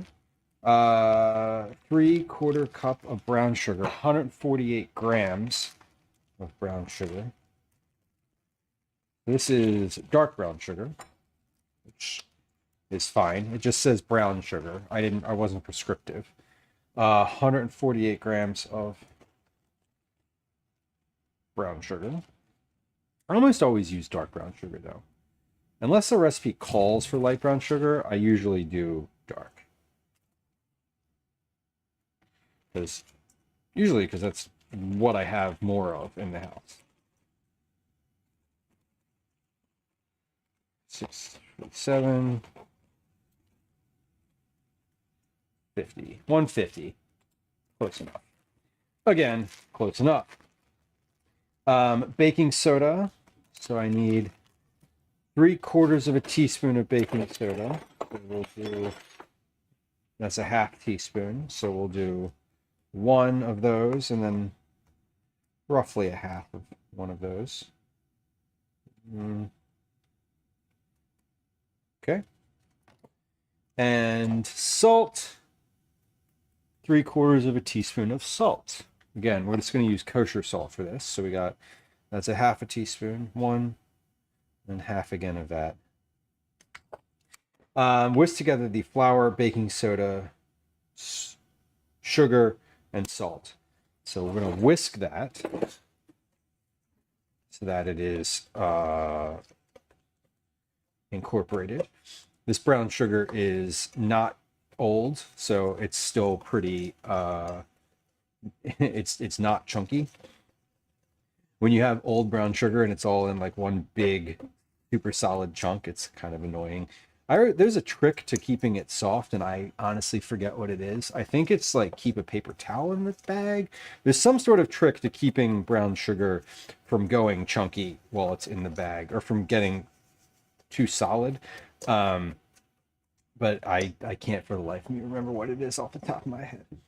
Okay, then we stir in the blueberries, chocolate, coconut, and pecans. So blueberries, 85 grams of dry blueberries. These are real dry blueberries. 85 grams of those. 40, 50, 60, 70. That's 97. That's fine. It's 5 grams over. 72 grams of chocolate chips. 50, 60. Okay, well, again, 82. 10 grams more, but we're using it up. And then 28 grams of sweetened shredded coconut, which is what this is. So we have 28 grams. That's about a quarter cup. And now, again, this is a recipe that I made up. That I'm following it pretty closely here. I'm sort of taking some liberties with the amount that I'm putting in, like a little extra here and there, just because I'm trying to use up the things that I'm putting in. Like, I'm not going to save 10 chocolate chips, right? Like, I'm just going to toss them in and we'll have 10 extra chocolate chips. It's like a rough estimate. It doesn't need to be super exact. I'm going to put these dry ingredients back in the cabinet now, though, because I want to keep them. Whoop, timer's going off. That means the quiche is likely to be finished. So we're going to take those and put these back, and then we'll check on the quiche before we move to the next thing. But I've measured all of my dry ingredients. That's good. Let's take a look over at the stove here. So come on down. Don't mind the little like flipperoo here. But we're going to take a look at this quiche. So this is looking pretty good in here. We've got this is the broccoli cheddar. The center is solid. This is good to go. So we can pull these out of the oven. They're just starting to separate. The ones on the bottom here also look really nice. They're puffy. The centers are solid. So let me get my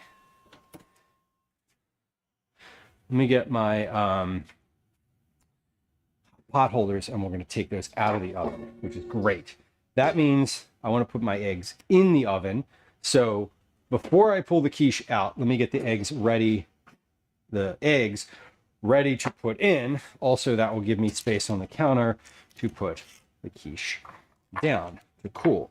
I don't want the quiche to stay on that tray forever, but I do want it to be in there for the moment. Where's my other pot holder? There it is. Okay. You know what? No, I do need to put the quiche onto something to cool. We're going to take it out and just put it right onto these racks. 2 pies per rack. Once that's out of the oven, I'll put my eggs in, and then we'll finish with the banana bread. We'll get that in. So quiches are finished. And got 2. 1, 2. Let's get these out of here. 3, 4.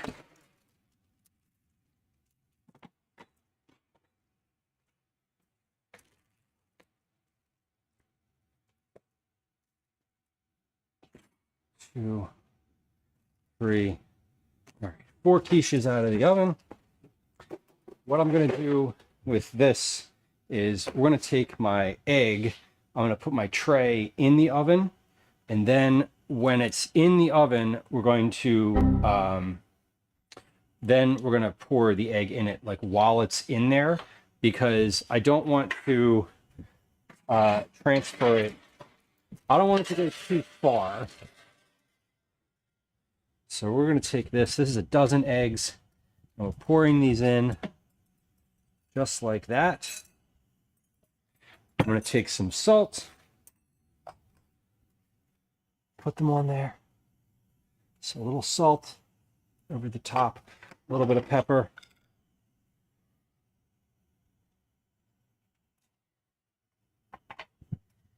And we're going to pop that into the oven now, just like that. And that is going to bake in there for a few minutes. I'm not sure how long that's going to bake for, but I'm going to set a timer for 15 minutes to start, and we'll see where 15 minutes gets us. By the time that's up, I should be able to put my muffins in the oven at that point. So that's good. Caretaker, I know the quiches look great. They came out really well. They're going to settle a little bit, so they'll flatten out on their tops.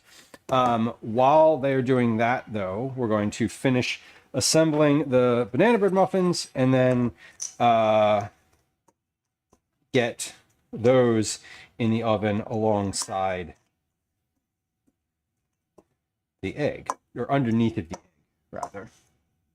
Aslan, welcome in on YouTube. Key lime pie. We love key lime pie. I love key lime pie. Do you make your own meringue? Are you making the key lime pie or just trying? So we have our dry ingredients whipped together. That is the flour, sugar, baking soda, salt, blueberries, chocolate, coconut, and pecans. I forgot the pecans. We don't have pecans. I forgot to put the pistachios in there. Let's see. What does the recipe say for pistachios? A cup of pistachios. That seems like a lot. Is there a weight on those? No, of course there's not. Yeah, I'm gonna get the other one. So I've got some salted ones and some unsalted ones. I'm going to mix them up. And we'll just do that. That'll be fun. That'll be fun. Oh, you're going to find the other cat? Okay, that's good. Ginger, welcome in. Hello. Rob, welcome. Joe, hello. Campy Dave, welcome in. Bama, hello. Love and Fly trying. Hello, welcome in. T-Bone, hello. Double S Luca, welcome in. Nice to see you all. I hope you had a good Friday Junior over on Ginger's stream. Nice to have you. Ernie, hello. I want Eat It Moms. There are several. There's several mom named food and drink streamers. A few, at least two that I can think of off the top of my head. Sean, welcome in. Hello. Nice to have y'all. Friends who are joining us. We are mid cook, and this is good. I love today. Y'all have joined at the right time. Got the Gingerbread Beauty magnet on the fridge, as it were. If you're not following Ginger, you can scan the QR code on the screen right there. But welcome in, friends.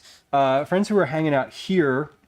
Gingerbread Beauty is a lovely human who I've met IRL. Is just as kind and considerate. I have to get linked. In real life as she is on stream. She streams regularly. When I say regularly, I mean like a consistent schedule throughout the week, doing a variety of things. Mostly just chatting, but she also plays marbles. And one of the things that I love about Ginger Stream is the level of like interactivity. There's buttons to push, like literal buttons, and also metaphorical ones. Anyway. But Ginger really does a great job keeping a community, like keeping people coming back and interested in all the little things that you can do and like contribute to be part of the community, not just on stream, but like in Discord. So definitely worth checking out and following if you are not already. And if you're not, there is a shout out in chat for that. For Ginger Stream. So welcome in, friends. It's really lovely to have you. For the folks who are just joining us, my name's Lou. This is a food and drink stream. There are a few buttons to push here. Some of them are mine. Some of them are channel points. You can take your pick. First order of business, follows are silent. So if you're a lurker and you just like to hear the chatter and kind of be involved in the background, I want you to know that if you hit the follow button, there's no alerts, there's no sounds. I'm not going to say hi to you. There's no chat messages, just like hang out and enjoy. And if you want attention, you can say so in chat. and I will give you attention. And if nobody's chatting, I will fill the sound of silence with my voice and describing what I'm doing, which is cooking. This is a cooking stream. We do a lot of cooking here. I'm a home cook and recipe developer for work. Or I'm a home cook, but a recipe developer for work. I'm a parent. I live in Philadelphia, East Coast, United States. My pronouns are he, they, and I'm happy to have y'all here. Mostly what we do on stream is cooking. We do IRLs occasionally, but we're usually doing vegetable forward family meals, meal prep, which is what we're doing today. I do recipe development on stream. You can hit command recipes if you want a list of like things that you can make that I've written before and we've tested and made live on stream and developed live on stream. But mostly we're talking. So that's usually what you can find me doing. We're really enthusiastic about food, the community is, but also just like it's kind of a kitchen counter vibe. So like the conversation is not always about food. Infrequently it's about food. I'm always talking about food because I'm cooking, but like anyway, welcome in. What we're doing today is doing some meal prep. So another parent friend of mine recently had her second kid and is going to be the recipient of like a bunch of the things that I'm prepping today. We're doing so like I'm stocking her freezer essentially is the goal. We're meal prepping today. We're doing some basic stuff. Quiches. I have a soup on the stove. This is a chicken soup. It's simmering over here. This is going to be finished kind of any moment now. We're also doing banana bread muffins, and then I'm doing some breakfast wraps, which are going to be egg, sweet potato, black bean, bacon, and cheese. Oh, and cheese, obviously cheese. Right now, I am working on putting some banana bread muffins in the oven. So that's what we're up to today. Sab, welcome in. Nice to see you, Sab. I hope you're doing well. I was looking on your stream maybe last night, maybe the night before, and you were playing some music that like got into my head. I was listening to it at the gym today. I forget the name of the band, or I forget the song. It was like right towards the end of your stream. I think the name of the artist was like Aphrodite, or maybe that was the name of the song. Anyway, it got into my head, and I was like, "Ooh, that's a good song." So I looked it up. Anyway, nice music selection. Surfluff, welcome, and it's nice to see you. Chaotic work day. I'm glad that you're having a chaotic work day because chaotic means that you're working, and working is good. And as we said on the last stream, sometimes it feels good to do that. So I hope it's chaotic and manageable. Book talk music. Okay. Yes. Yes. Correct. It was indeed that. Okay, prepare the wet mix. In a large bowl, mix the butter, then we add the eggs, yogurt, and vanilla. So we're gonna mix all of this in here. So we have butter. Let me wash my hands. It's been a minute. I also wanna check that soup because once that carrot is soft in there, I am going to take the soup and we're gonna take it off the heat. The carrot doesn't need to, Lou, use your words. The carrot is the last thing to cook in there. The chicken was cooked. The onion was cooked, the garlic was cooked. The celery and the carrot were like kind of going to simmer until they were soft. Let me check those now because if they're soft, we're going to take that off the heat because this doesn't need to be, it doesn't need to continue to simmer if the carrot is finished. So let's give this, come on, let me get a little piece of that carrot. Where are we here? Damn. There it is. Okay. Yep, that carrot is soft. Great. We're going to take this off the heat and just let that. I want to say let that cool, but I'm not cooling it per se because it's going to remain hot for a while. It's in a big container. So what I do want to do is taste the broth. I can't season the carrots any more than they are because that's they are what they are. But if the broth is nice and well seasoned, everything else will be good. So I mean, hopefully. Ran out of water in the car and it's 30 degrees. Oh my God, that is hot. 30 degrees for those of y'all who are more Fahrenheit inclined is like 85 Fahrenheit. 28 is 82. Nice little intersection of temperatures right there.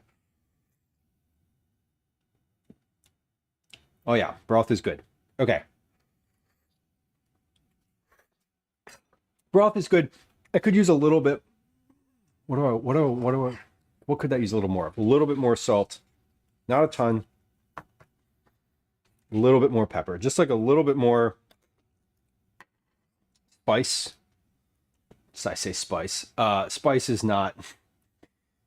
It could use a little more salt. Just like a touch more.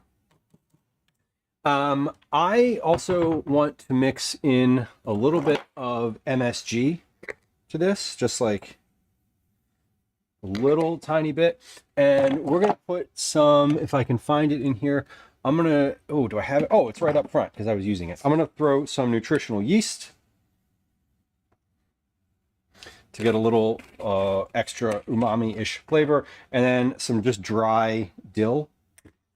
So all of that is just going to mix in, and like the dill will hydrate, the nutritional yeast will just melt in. It doesn't need to cook with that in there. So that's just going to be a little bit of additional stuff in here. Yes, seasoning. Exactly.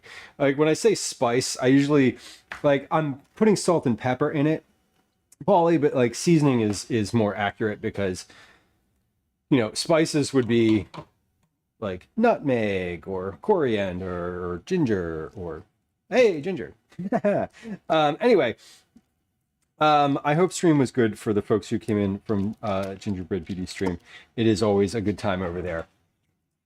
It's one of those, stream is one of those channels that, like, when I'm sort of lurking midday on Twitch, I just love being able to pop in and just like hang out a little bit. I'm not a chatter on really any channel, but I do enjoy the energy. It's one of those places where it's like good vibes. I hate that the kids say that, but like, I do like that. I do like that term. Mix the butter, add the eggs, yogurt, and vanilla. Okay, so we don't have any yogurt, but we do have an extra banana, which I'm going to use. It says using a hand mixer or a fork. I wrote the recipe, so I'm going to go ahead and just use a fork because I don't want to get out a hand mixer. It's just another thing to do. It says mix the butter until creamy, but like honestly, this butter was at room temperature and is like, this butter is basically heavy cream right now. So we're going to mix. Let's get these eggs. We're going to crack the eggs in. We can put the eggshells in this cup. Whoa. And put the eggshells in this cup right here. Eggs. And then vanilla. 2 eggs. 1 1/4 teaspoons of vanilla. I really need to do dishes at some point in this stream because there's a lot of them. I'm not going to do the dishes. I need to like file the dishes in the sink. Let me rinse my hands. Egg on my hands. I need to file the dishes, meaning get them from the sink into the dishwasher, at least some of them, because they are because the sink is very full. So this is a teaspoon. I need 1 1/4 teaspoons. So we're going to eyeball the second quarter here. That's about right. And welcome in. Enjoy your lurk.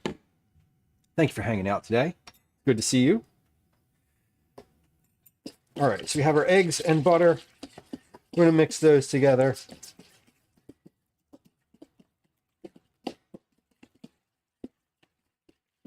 You know what? I could actually use my whisk for this. This would be a better use. Better than the fork. Because the butter is soft enough that the whisk will be effective.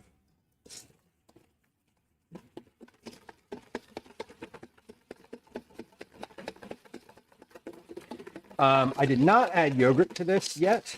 I don't have yogurt, so I'm going to use an additional banana. I was thinking I could put like heavy cream in here. I was thinking maybe a little bit more butter, but it's banana bread, and so we're just going to go ahead and add an extra banana instead, and that'll be just fine. Why not, right? Let's get that in, and we will. Hold on, I need my compost bucket because I'm going to be opening 4 more bananas here. So I might as well get the compost bucket out. We can dump the eggshell. We can dump the banana peel in it. Perfect.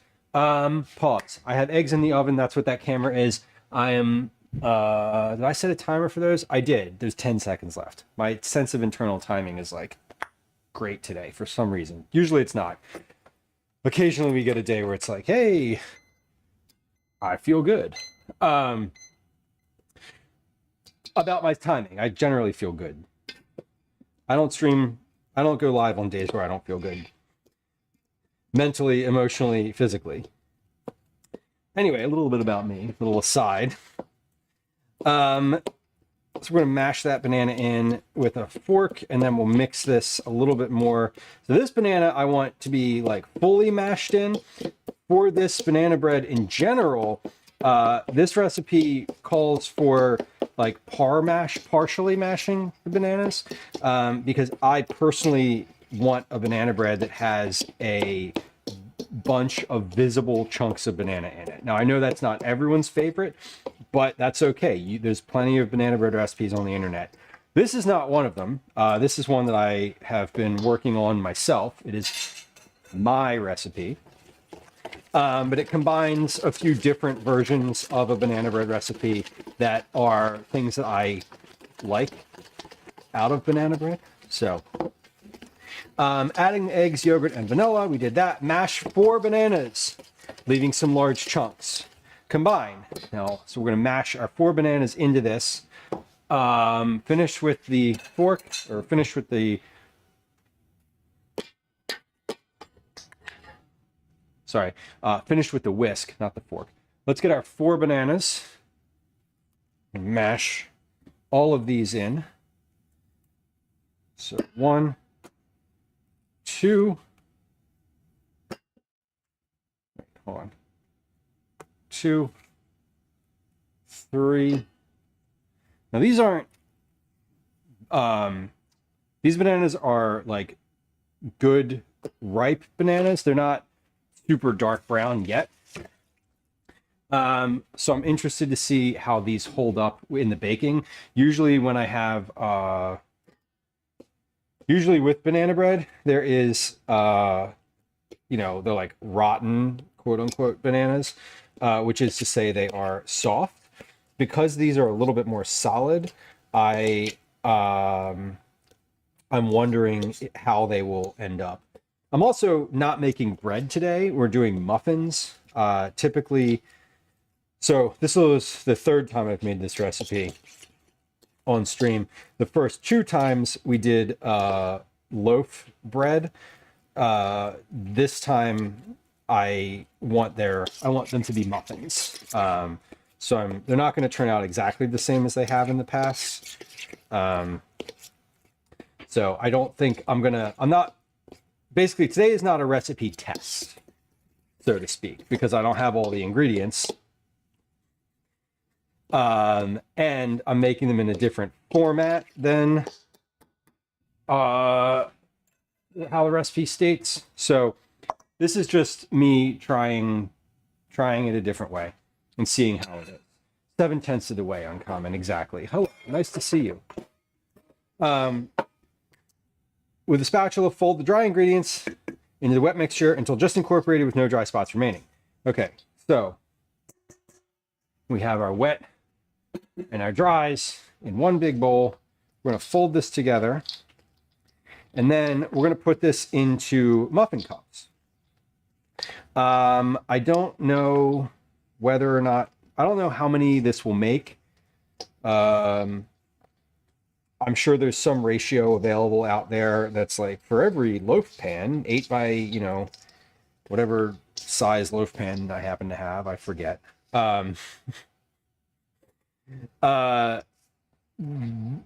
know, that makes X number of muffins typically, but I don't have that information. So we're gonna start putting this into muffin cups. I know that it rises a little bit, so we're not gonna fill them all the way. If I end up having more than 1 muffin tin worth, that's totally fine. So this is what I'm looking for. No dry spots. I have big chunks of banana in here, and all of my all of my ingredients are incorporated without over mixing. So this is looking good. All right, I have to check the eggs in the oven because what I did was I have a sheet pan in here with our eggs for the breakfast wraps. I'm basically making a pan of scrambled eggs. So these are set in the center. These are finished. They look good. Take these out. Let's close that. I'm going to take these out. I'm going to close the oven up again. I'll come on back over here for a moment. I'm going to leave these right here on the counter to cool off because these are going to get cut up and put into assembled into wraps, which we're going to do while the muffins bake. So we're going to do those next. It's okay if the eggs cool off just a little bit, because that way I can actually like handle them, which will be great. Let's get our muffin cups, or our where do I have cupcake wrappers? There they are, baking cups. That's what they're called. So I'm using baking cups today instead of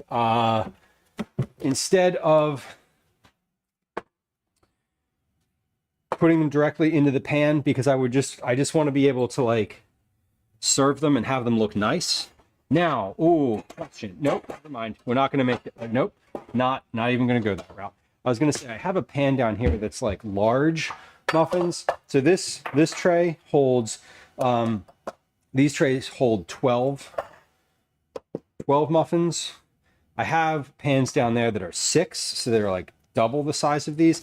I actually don't want to use those because I want these to be, so as I said before, we're making some stuff to stock a friend of mine's freezer. She just had her second kid, and so we're kind of making some food for them. I want her she has one child already, and I sort of want these to be accessible in size for like a child, and I don't know how much her kid eats, so we're just going to make these in the size that they are, the regular like cupcake size. So I'm going to take a 3 tablespoon scoop and just fill each of these muffin cups with roughly 3 tablespoons worth of batter. We'll even these out when we're finished. Some of these I know don't have quite as much in them, but as I'm looking at this right now, I'm definitely going to need my second tray. So I already have that out here, and that's good. These typically bake, so in the bread form, these bake for an hour, almost an hour. They're definitely not going to need that long to bake because they are not that big. So I'm going to keep an eye on these. We'll probably start these out at 25 minutes and check them at that point. So we're looking good here. Everything is kind of coming along today. It's been a good productive so far, and I feel like I'm almost on track for the schedule I had in my head at the beginning of stream. So I think these aren't going to rise all that much, so I'm going to put like a little bit more in here. They are going to rise, but like it's not going to, they're not like a cake, right? They're not rising in that same level. And I don't want these to be like teeny and diminutive muffins. So let's do this. Let's take the back of the spatula, and I'm just going to kind of press these down and get these to be roughly the same amount of filling in each of these. So the ones here are finished. These need just a little bit more to them. Oh, the younger generation neighbors, Velos. Yeah, those are fine. They're as long as they don't play their music too loudly. Right. Yeah, well, I need to help my neighbor. Exactly. Yeah, I feel like whenever I get a new neighbor, right, I'm always like, let's exchange phone numbers. I'm not going to call you. Like, I'm not going to be weird and start texting you like random stuff, but like, and I always say this, I'm like, here's when I'm going to text you. If I see something wrong with your house, if you have a package out front and it's been there for more than like an hour. That's it. That's literally it. I'm not going to text you. Otherwise, for me, we have a neighborhood WhatsApp group, which I feel, I feel something about it. Was talking about this on stream. I don't love WhatsApp and I don't love being part of a group, but like, I'm not going to text you directly. If there's something that needs to be said to like the block or something, maybe I'll say it in that group. Probably not. I'll probably just quietly simmer over it, honestly. But you know, it is, yeah, folks that like don't actually want to talk to you as neighbors, or it's odd to me. To me, it's odd because like when we get a neighbor in the house next door, I'm going to be like, you know, I'm going to introduce myself because like we share a wall. I live in a row home. Like my neighbors are literally unavoidable. Bread Hell, welcome in. We are baking muffins, banana bread muffins. That is the only baking currently. We had some other stuff in the oven earlier, but none of that was what I would call a baked good. I would call it bake-in. That's a free dad joke. You can have that one. We were baking, but not bread. The bacon is long since out of the oven, though. That's on the counter over there. It's cool enough to handle. And we have just enough in here to even out these muffins. Get them all kind of the same level. And then we're going to pop these in the oven. These should probably be, like I said, I'm going to start these at 25 minutes and just see where we get to with 25 minutes. Because the recipe, let me see what the recipe calls for. I forget. I wrote it, but I forget. The recipe calls for baking these for 80 minutes at 350. So my oven's currently at 375. I am going to drop it down to 350, but I'll do that after I open it up. Sarah, hello. Sarah, I know I saw you earlier in chat. I don't know that I actually said hi to you, though. So hi, officially and formally. And if I did say hi earlier, hello again. Sprinkling this with a little bit of spiced orange sugar, just so there's like, I kind of love a muffin with like a little crispy sugar top, you know? So that's what we're doing, because why not? It's funny, I hear this, so we still have some folks at the house who are meeting our current foster cats, and they are, I hear the sounds of like cat play going on upstairs. Okay, so these, it says 80 minutes. Let's do 30 minutes as a bake time. 3-0. Come on, you can do it. My timer like doesn't want to be pressed. Oh, because the 3 was still being pressed. Okay, 30 minutes. 30 minutes on the clock. All right, let's put our ingredients away. I'm going to toss some stuff in the sink, and then we're going to get our wraps assembled. Yeah, we're going to get our wraps assembled.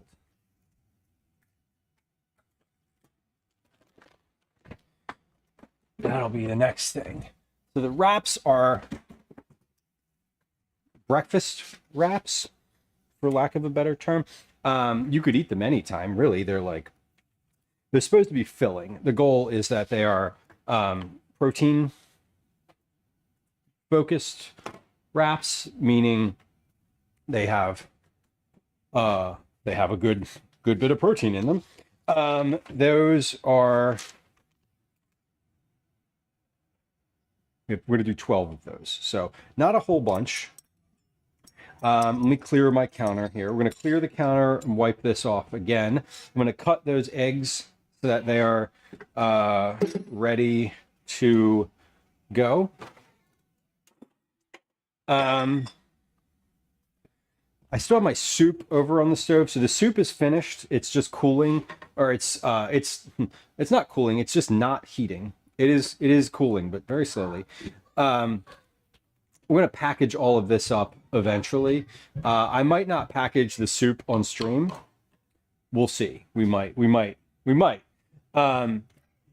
But these breakfast wraps are next. Let me wash my hands before I start this.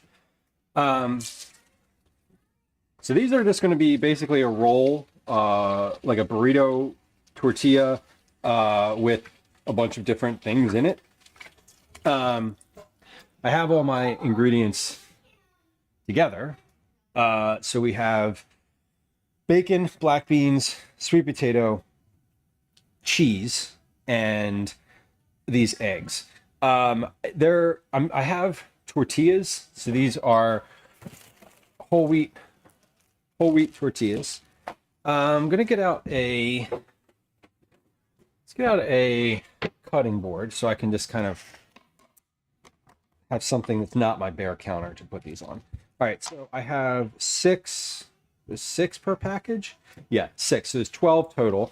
Let's cut these eggs into.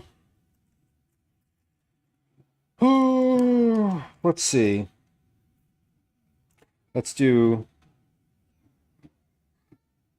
6 by 6, right? So we have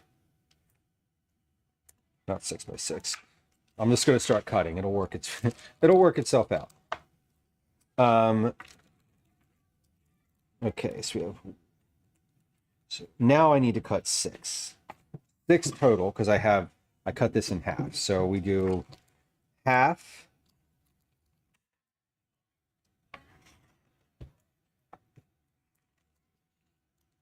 And then 3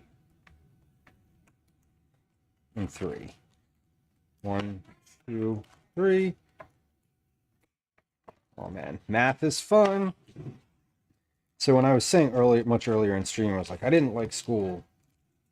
This is really the only math that I needed. It was like geometry. It was like, how do you divide something evenly? How do you cut brownies in a tray? That's the most math I really need. 2, 4, 6, 8, 10, 12. Perfect. Okay. So here's our ingredients for our breakfast wraps. We have 12 eggs, 12 pieces of bacon, some number of black beans. I don't really know what the volume of black beans is there, which is fine. I don't need to know. We have cheese. I'm going to put the cheese into a separate bowl so that I can just grab it easily and not have to get it out of the bag. And then sweet potato is off to the side as well. Zach, welcome in. Hello. Good to see you, Zach. Zach, Chicago was amazing. Thank you for your recommendations, by the way. I don't know if you're still here, if you're hanging out. Your recommendation to take the architecture tour, like the boat architecture tour, was like so good. We did that, and then we went to that pancake place for breakfast one day. That was also very good. I tried to take your advice and not go to Navy Pier, but we ended up at Navy Pier anyway, and I see what you were saying about it, where it was like, it's fine, but like not great. But it was really fun. We were there last week for a few days. We were in the city on Tuesday, Wednesday, Thursday, and then we left to go to Schaumburg. You ever been to Schaumburg? Don't. On Friday. We went there on Friday. Yeah, Schaumburg. It was exactly what it sounded like.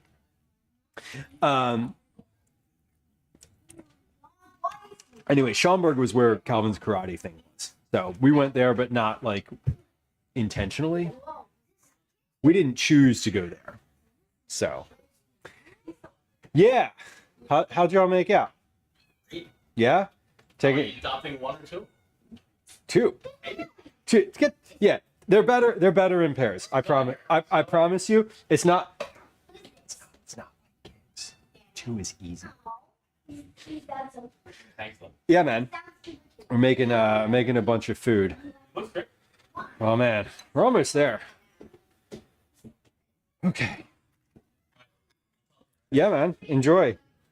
The kid downstairs carrying a cat. Good. They're gonna do it. Not had legitimate pizza in years. Our favorite pizza place is 50% off for grabbing pizza. Nice. First cheat meal in 2 years. I'm technically allowed more. I mean, I hope it's good. It's probably. I'm wondering if it's going to be as good as you remember. I mean, honestly, it'll probably be a weird experience, right? I would imagine it would be like odd to have pizza for the first time after that amount of time. Okay, so here's what we're doing with the sweet potato. Hold on. I need to get some gloves on because I'm gonna like assemble these with my hands. I'm gonna assemble with my hands. Oh, I also need to put these in. I need a wrap to put these in. Exactly. So enjoy the pizza. Yeah, Schaumburg was not. No, Schaumburg was fun. Not bueno. All we did at Schaumburg was be in the conference center. We did not go to the village. The village of Schaumburg could have done without it. But the city was lovely. We stayed right downtown and hung out. We walked basically everywhere. I didn't actually get on we didn't get on transit at all. 4, 5, 6, 7. I wanted to, but like we were out in the city walking around. 8, 9, 10, 11, 12. Okay. I hope that was 12. If it's not 12, then I'll just get some more. Famously walkable. Chicago was very, very walkable. It was, it reminded me of Philly in its walkability, except for like way bigger. The downtown was weird because you're like in this cavernous, everything feels like you're in a cavern. Or in a canyon rather, not a cavern. It was like, oh wow, like there's so many big things around me. Yeah, fellas, I feel like eating pizza for the first time after a long time would be like a surreal experience. I hope you enjoy it. I'm curious what your experience is. Okay, so I'm separating the sweet potato in here into roughly 12 quadrants.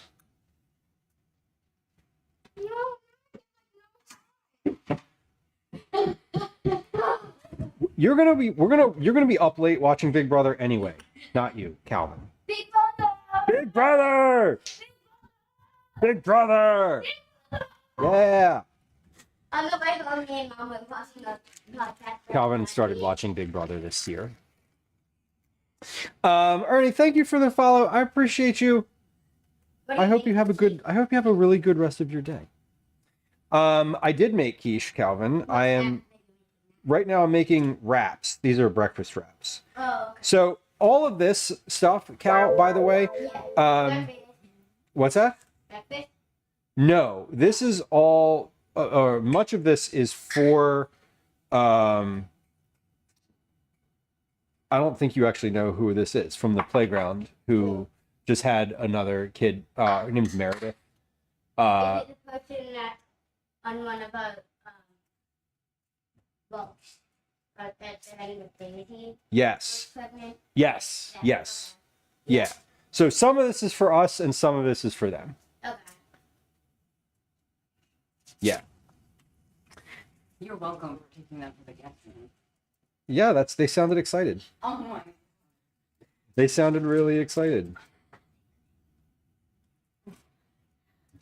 Maybe not. The folks that were here just taking a look at the cats seemed to be very interested. They seem to be very interested. Homemade diabetic pizza. No, totally not the same. I just got a recipe test that I'm going to work on. That is like a quick dough. that's like self-rising flour. It's supposed to be like a weeknight pizza. It's like self-rising flour and yogurt. And I was like, interesting. Like, I don't know. It's like, no rise, no yeast sort of. I was like, I wonder how this is going to Do be. you think I'm taking him or you are? It's 4:30. I'm gonna make it for that. It would be better. It would be nice if you could do it because then I'll like clean up and like be finished in here. I'll clean up and pack up. If you want me to do it, I will. I should be good time wise though. What do you know now? What that might be, Glenn? We're talking about who's taking Calvin to correct. Okay. I mean, kind of, but like, it's also okay. We're not talking about. We're not talking about equity here. We're not talking about equity here. It's fine. I'm gonna do. I'm gonna do them regardless. You're both talking to me. Gotta stop it. Okay. Go in the other room. Go in your room and watch your iPad. Seriously. No, I'll do them regardless. Okay. Okay. I'm so exhausted from my day. Yeah, I believe it. You're going away this weekend. Yes, correct. All right. So these are coming in nicely. Did I forget anything in here? No. Too late now if I did. I should be finished rolling these. I got 16 minutes left on the muffins. Yeah, fellas, pizza is shockingly expensive. I didn't realize. So we were, like I was saying a few minutes ago, we were in Chicago recently, and obviously, like deep dish pizza is a thing that, like, if you eat pizza and you go to Chicago, you got to get one, whether or not like the locals really indulge too often, like you have to get one. Anyway, we went and got a deep dish pizza. I didn't realize it takes that long to cook. Like when we ordered it, the waiter's like, it's going to be about 45 minutes. Is that okay? And I was like, really? Like, okay, yeah, it's going to be okay because that's what we came here for. Like, I'm literally here. Like, we came to this restaurant for that reason, and so like, yeah, I guess that's fine. Like, I'm not gonna say no and order something else now. But like, it was interesting. I didn't know that. I guess I didn't realize that was the that it like because it's baked. It's like a pie. It's like literally like baking a pie. It's fascinating. That's why they push the appetizers. Yeah. And I got like a salad and all. Did I get one that was like a pie, like a crust on top? No. I don't remember the name of the place we went to. It was someplace downtown. It was not. So I looked up a couple places, and one of them was like a chain, like definitely a chain, and we did not go to that one. We went to one that was like, I think they had like 2 or 3 locations. I forget exactly how many locations they had, but it was good though. It was good. It was notable in its thickness. Definitely quite different. I've had like what we would call deep dish pizza before, which is essentially just like a pan baked pizza, but that was a different style of crust. It was pretty good. I did not get one of the beef sandwiches while I was there. I'm thinking about like stereotypical food. I got the hot dog with all the stuff on it, because of course. What is Detroit style? What signifies Detroit style pizza versus other style pizza? I don't think I know the answer to that. So these wraps that I'm putting together, by the way, this is sweet potato base with cheese and black beans, a piece of scrambled egg, a bit of bacon, and some parsley. That's what's going in here. I was considering adding salsa to this, like a mild salsa, but I kind of opted not to because I thought, there's kind of a lot happening in here already. And if you want salsa, you can just eat it with salsa as opposed to like adding it in. So we're putting all that in, and then I'm just rolling them up. These are actually pretty chunky. They're chunkier than other burritos that I have made or breakfast wraps before. The wraps that I've made for us, for like the house, for camping, for other things before, have generally been pretty thin. They're more like, oh, I almost just put this, I'm talking and I almost just put sweet potato onto the aluminum foil with no wrap there. These are actually really thick, which is different. And I suppose you could eat these anytime, really, because they're not like just for breakfast. 1, 2, 3, 4, 5, 6.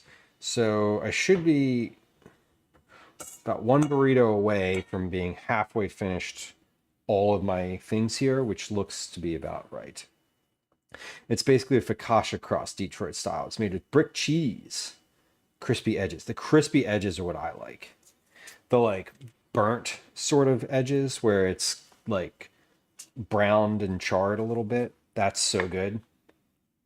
I think Detroit style might be the kind of pizza I prefer then.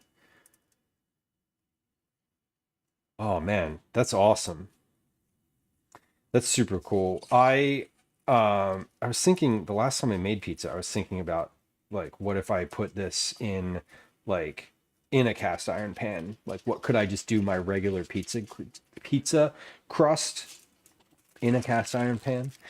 And then I was also I've been thinking about the cast iron situation regarding baked bread for a little bit recently, because the last time I made focaccia, I also had that same thought. I was like, instead of putting this in the deep square pan, I should try this in my big cast iron pan. And I bet it would be really good. Okay, so at this point, right now, I want to be halfway through all of my ingredients. So this burrito, when I'm finished with this one, I should have about half of what I started with, because this will be the sixth one. I'm going to run out of parsley before I'm finished here, which is fine. Oh wait, I have more parsley. Why do I have more parsley over there? What did I not put the parsley in? I didn't put the parsley in the soup. I'm going to put, I'm going to put that parsley in the soup, but I'll put it in the soup when I package it. That way it's not, that way it is it hasn't been heated. So when you heat the parsley or heat the herbs too much, they just get really like soft and wilted and kind of weird texture in your final version. Look up a recipe. I've seen you make focaccia before. I definitely have made focaccia before. I feel like my approach for that would just be to put the recipe that I have into the cast iron pan and be like, see what happens. If it goes, it goes, but it might be too much. It might be like too much dough. I've never heard of brick cheese. I assumed it was like a regional thing. So it's a specifically Wisconsin cheese. Okay. I know that Wisconsinians,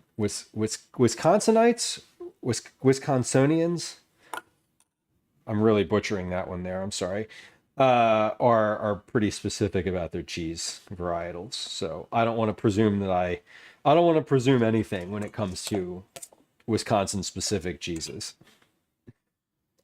We're assembling here. This is all just kind of going for it. I got 8 minutes left on my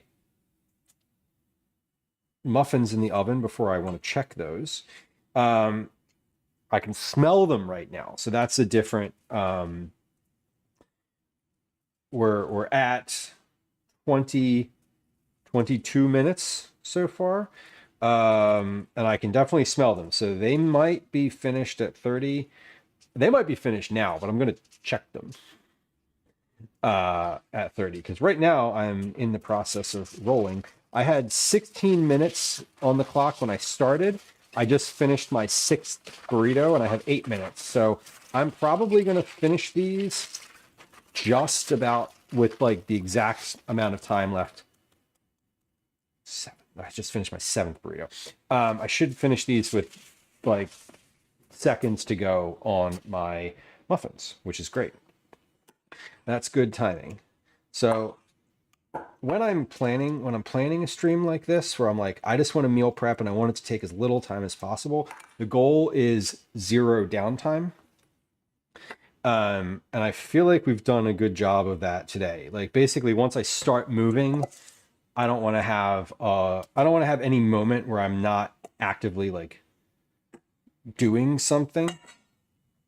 And I feel like today has been very good for that. I indeed thought through this prior to starting stream. I thought through it last night and like did a vision exercise. I was like, okay, what if I'm doing this, right? What am I doing while that's happening? When does this get done? Etc. Gabrielle, so they're breakfast burritos. Yeah, I would say, I mean, I would call these breakfast burritos. Like certainly you could eat them anytime. But these would be as I would see them from like a nutrition perspective, these would be a good start to your day. They're extremely protein heavy, and that type of thing lends itself to breakfast more so than other parts of the day, because that's like long tail energy. And like, y'all, I'm not a nutritionist. Like, let's not kid about that, right? I'm just sort of, this is like the limit of what I know, right?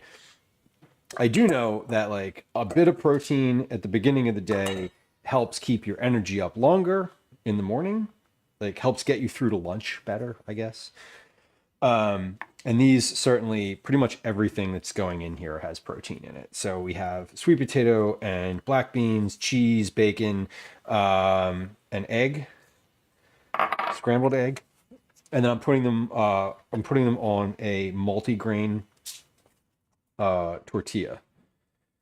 And so the goal of these whenever I make food like this for someone else, I always like give them instructions on it. I'm wrapping these directly in aluminum foil. And so what I would say with like heating these is you could obviously freeze them, right? But I would be like, if you're gonna have these for breakfast, toss it in the fridge overnight so that it starts to thaw, and then put it in at like 375 for 25 minutes. Everything in here is cooked. You just need it to be hot or not frozen, really. Not frozen is the minimum. Hot is nice.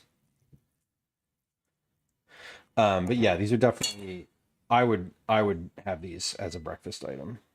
These would be a thing that I've made. I've made similar versions of this for camping trips before. And this is the type of thing where, like, if I was taking this camping, I would toss this into the campfire in the morning and let it heat up. Like in the coals in the fire. What am I over here for? An egg, right? They're right there. Anyway, definitely pretty easy to make. I got, they're this batch. I did everything here in batches. So today I did all of my prep, my mise en place all at once. Everything you know, all the meat. I cooked all the meat at once. Then we prepped all the, prepped all the vegetables, prepped,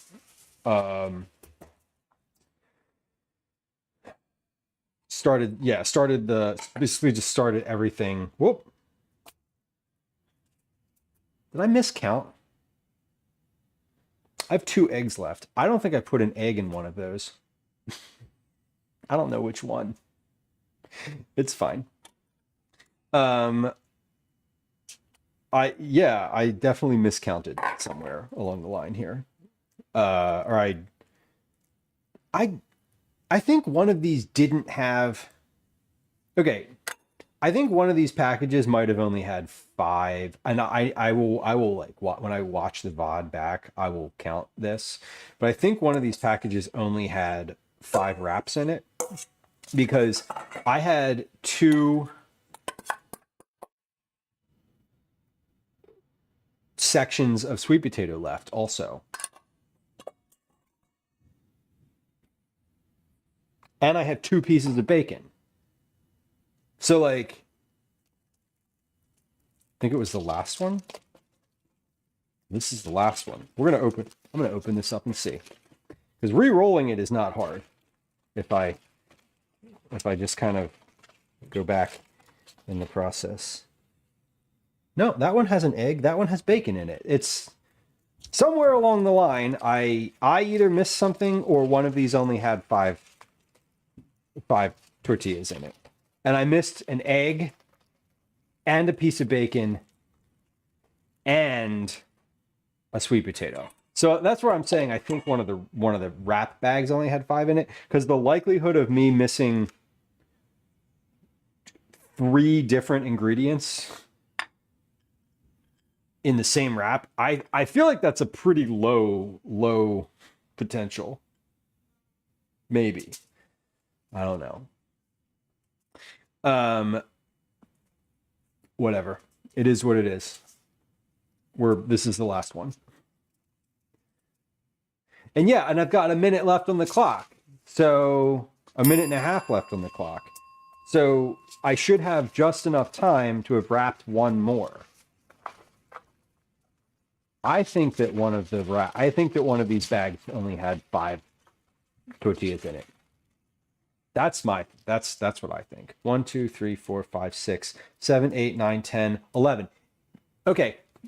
We can verify this because I have 1, 2, 3, 4, 5, 6, 7, 8, 9, 10, 11. I definitely put a wrap in each of these, and I only have 11 burritos here. Mystery solved. Okay. I want my money back. Yeah, because I used a wrap in each of these. That I know. I didn't just roll up a bunch of wet ingredients into an aluminum. That I'm positive of. So it is what it is. Okay, that's fine. I don't really care. Alrighty. We have a massive pile of dishes over here. This might be the largest pile of dishes I've ever had at the end of a stream. It might be. Because I haven't done any dishes today. I haven't touched the sink other than to put things in it. I also have 1 sheet of aluminum foil left over. Okay. We solved the mystery. Truly. Let's package the soup, because that is a thing I can definitely do. My timer is up, so before we package the soup, we're going to check on the muffins. I'm going to put this little pile of bacon and egg over there, because that's just going to get eaten later. I'm literally just going to eat that as it is. Okay. Now this, I'm putting these sheet pans over here like Jenga style. Y'all, I don't even want to show you what that sink looks like. It is truly a bit much.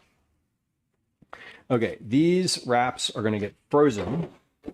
So we're going to put those on a tray that can go in the freezer. Then we're going to check the muffins. That's next. So these don't need to be, the tray does not need to be lined because these are already literally wrapped.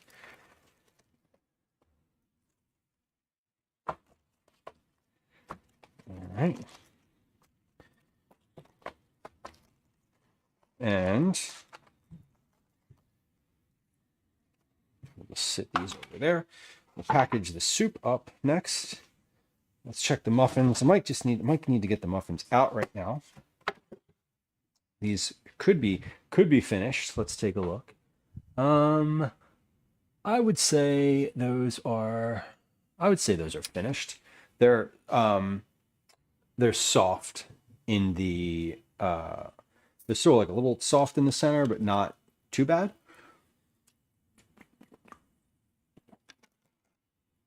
But they're crispy around the edges and on the outside. So they've charred enough that they are they're looking pretty good. Count us at 20. Brother, listen, welcome in. Thank you for counting. Thank you for counting. Okay. I'm going to package this soup. I'm going to turn the oven off and get the muffins out. We'll let those start cooling down. This I'm just going to put into quart containers. Super easy. The muffins, we can turn the oven off now. And the muffins, we take out. These are looking good. So 30 minutes for these. That's a good time. Yeah, these are definitely, they're starting to pull away from the wrapper just a little bit, but here's what the muffins look like. These are banana bread muffins. They are the ones from the recipe that I have been working on. The difference between these muffins today and the ones that and the recipe is that these have no yogurt in them. I used an additional banana as opposed to 2.5 ounces of yogurt. A mashed banana is like similar consistency to yogurt was my reasoning there. Maybe that's unreasonable, but like whatever, it is what it is. But I'm gonna find some space on this counter for those muffins. Let's get that there and that there. And these are too hot to work to touch with my hands. So these I'm going to leave in the tray for right now because there's no reason to take them out of the tray, frankly. So or not. I can turn this. Yeah. Oh, perfect. Good. This is like countertop Jenga. We got a lot of stuff over here. Yes, we have quiche on the counter currently. We have quiche, banana bread muffins, breakfast wraps. This is chicken soup. Oh, that was hot. This is chicken soup. So we're going to package that up. But let me make sure I didn't miss anything here. We've assembled the banana bread muffins and baked. We've cooked eggs. We've assembled the breakfast wraps and packaged those. I thought the muffins were sizzling. I'm like, am I hearing things? Yes, I am. I'm gonna eat one of these muffins though before we finish stream today because I want to know what they're like because they're muffins. Okay. I'm clearing the counter a little bit here and kind of moving and arranging space, making space. Okay, and the oven is off. Good. Okay, let's get my ladle. Ladle and some containers for the soup. I don't know how many quart containers I will need here. 1, 2, 3, 4, 5, 6, 7, 8, probably 8, I'm guessing, maybe more. I wanted to make 4 quarts of soup, but I messed up and I put 5 quarts of liquid in there, plus a bunch of solids. So I don't know how many this is going to be. We'll find out in a moment. But I think what we'll do is we're just going to start scooping and see how it goes. So we're going to do like 1, 2, I'm going to do like 4 to start. I'm making sure I get roughly the same amount of solids in each of these. Like that's kind of the goal, is like same amount of solids and then fill the rest with liquid.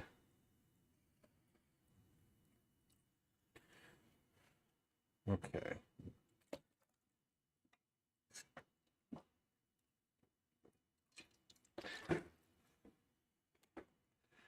I need to put these on a towel. This is going to get messy otherwise. Let's get one of the more absorbent towels. Yeah, this is definitely one of those things where no matter what, I'm gonna get soup dripping all over the place. All right. That's better. Now I don't mind if there's soup dripping all over the place. So this is a lot of liquid. So I do want each of these to be a lot of liquid. The goal is that there's also noodles that go in here. Not the goal. The intent of this soup is that you add like egg noodles, like a bag of egg noodles to this as well. So I do want this to be particularly liquidy because one, the noodles are going to add a lot of bulk to the solid aspect of it. And two, the noodles are going to soak up a lot of this liquid. So I want the balance of like liquid to solids in here to be a little bit more on the liquidy side than I usually like my soup to be. That's just like thinking ahead to what the final product of this is, and how much of that liquid I'm adding to this is just going to get sucked up by the noodles when you put those in there, because this is a chicken noodle soup after all. So I want to be conscious of that. So some big solids, scoops of solids going in. And I am also, when I make and package soup like this, when I freeze it, I always freeze it by the quart. And then when I'm making it or like reheating it, I usually will I'll thaw like 2 quarts at once. And then 2 quarts is enough for Gwen and Calvin and myself to have dinner, for us both to have like some seconds of that dinner, and then for a little, like a bowl or 2 of leftover for lunch, or a single dinner the next day. So that's, I'm just freezing this packaging it in quarts today. If I was packaging this like for like 2 adults, I would probably package this with pint containers, like 2-cup containers as opposed to 4-cup containers, because then you could just cook like 2 of those or 3 of those or whatever, and that would be fine. So this ended up with 6.5 quarts of soup, which is pretty decent amount of soup. So I'm gonna keep quart. I'm probably gonna keep maybe like 2 quarts of this. Maybe like this and this I'll keep for our house. And then these 5 I will give away. So that's the nature of like what we're working on today, by the way, is for one of the neighborhood folks who is I see at the playground all the time. I see them walking around in the neighborhood. Like, we've kind of orbited in the same group for years. She just had a child. She's had a baby like 2 weeks ago, week and a half ago. And so I had told her like a couple months ago, I was like, if you want, when you're like, after you give birth, let me know and I'll like throw some food your way, which is what we're doing today. So we're making a bunch of freezer stock, or stocking things to put in the freezer to stock for food. 6, 2, 4, 6, 7. Okay, 7. And I think for dinner, for our family, for dinner tonight, we're gonna have leftovers because there's a ton of food in the refrigerator, and I am not. We're not kind of. We're just gonna have leftovers. That's the vibe. That's the vibe tonight. But these are finished. Let's get these. I'm gonna wipe the bottoms of these off, and eventually these are going to make their way into the freezer. For right now, I'm going to leave them on the counter because I don't want I want them to cool off just a little bit before popping them in there. 1 and 2, I don't have enough space in my freezer to put these in there just yet, so I am going to leave them on the counter until I do. I need to move some things from the freezer here, or at least just I need to consolidate and get some more space in there before I can toss these in. But let's get the lids on, and I don't need this quart container, so we'll put that over there. Okay, these muffins should be good to get out of the tray now. Let's put these on their own little tray to finish cooling off. These are a good size. They didn't come over the edge too badly or at all. I say too badly as if they came over the edge at all. They didn't. This was the right size for these. Basically, these are like 4 tablespoons per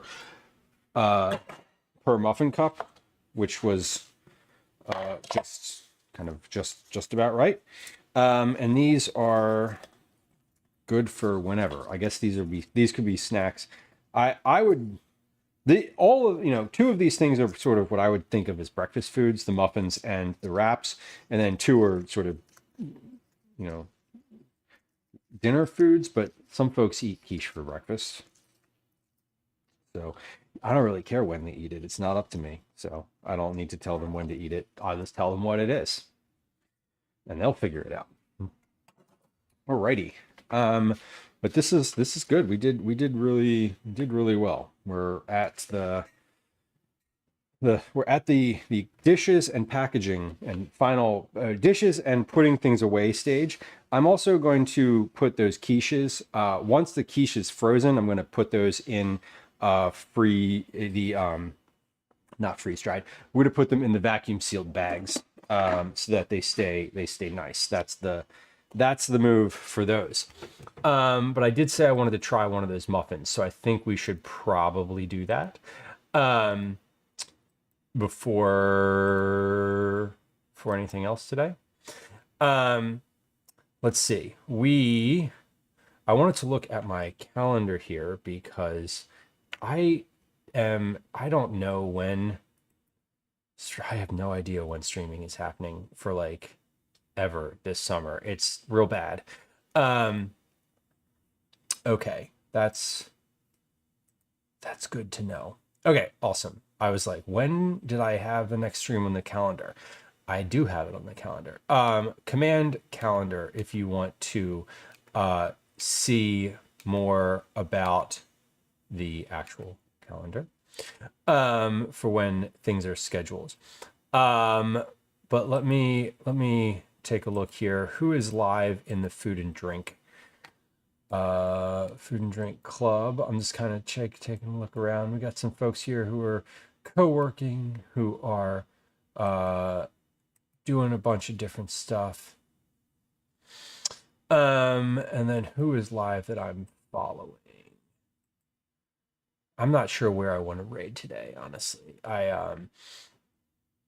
It's a little early for me, generally speaking, to be raiding, because I don't usually raid on Thursdays until around 7:30 p.m. So some of the folks that are online right now are not they're not familiar to me, but they are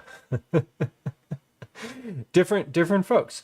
So I'm just kind of looking around. I want to show you what we did though today, what we actually made, because we did get through quite a bit, which was really exciting. And I'm proud of myself for how efficient today's stream was. I didn't burn anything. I didn't drop anything. I didn't have any, what's the way to put that? No surprises. Today was a no surprises stream, which is always really nice. I think I planned pretty well for what was happening on stream today, and honestly, I'm very happy about that. Let's see. Someone in the food and drink category has it says first cooking show. That's so cute. I wonder. I don't love rating people I don't know. I know that sounds awful, and maybe is a bit too, maybe I'm a bit too in my head about it, but that's okay. Anyway, I'm trying to figure out where to go today before I wrap up, because I don't want to do this in a minute here. Let's see, hold on. Is this?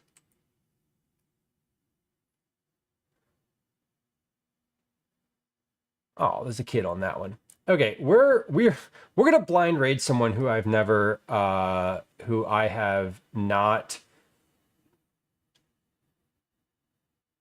encountered before. Are we? Yeah, I think so. Who's doing their first cooking stream? And actually, no, hold on. They've been. Oh, no, we're not. Sorry. We're gonna raid someone who I have raided before, and whose stream I am going to go hang out in afterward, because it's the energy I want right now. So we're gonna go to a music streamer or a DJ streamer after this. So just FYI, we're gonna hit a DJ after this. I promise you that they're nice, and they will probably play music that you enjoy. Anyway, let me set that up so that I can see it. Okay, here we go. Beautiful. All right, let me show you what we made today, because we did a bunch of work on stream, and it was good. It was all quite. I'm very, very proud of everything that we did today. So to start, we made quiche. We had 2 quiches. Broccoli, welcome in. Nice to see you. We had 2 quiches today. We had a broccoli, cheddar, caramelized onion, garlic quiche.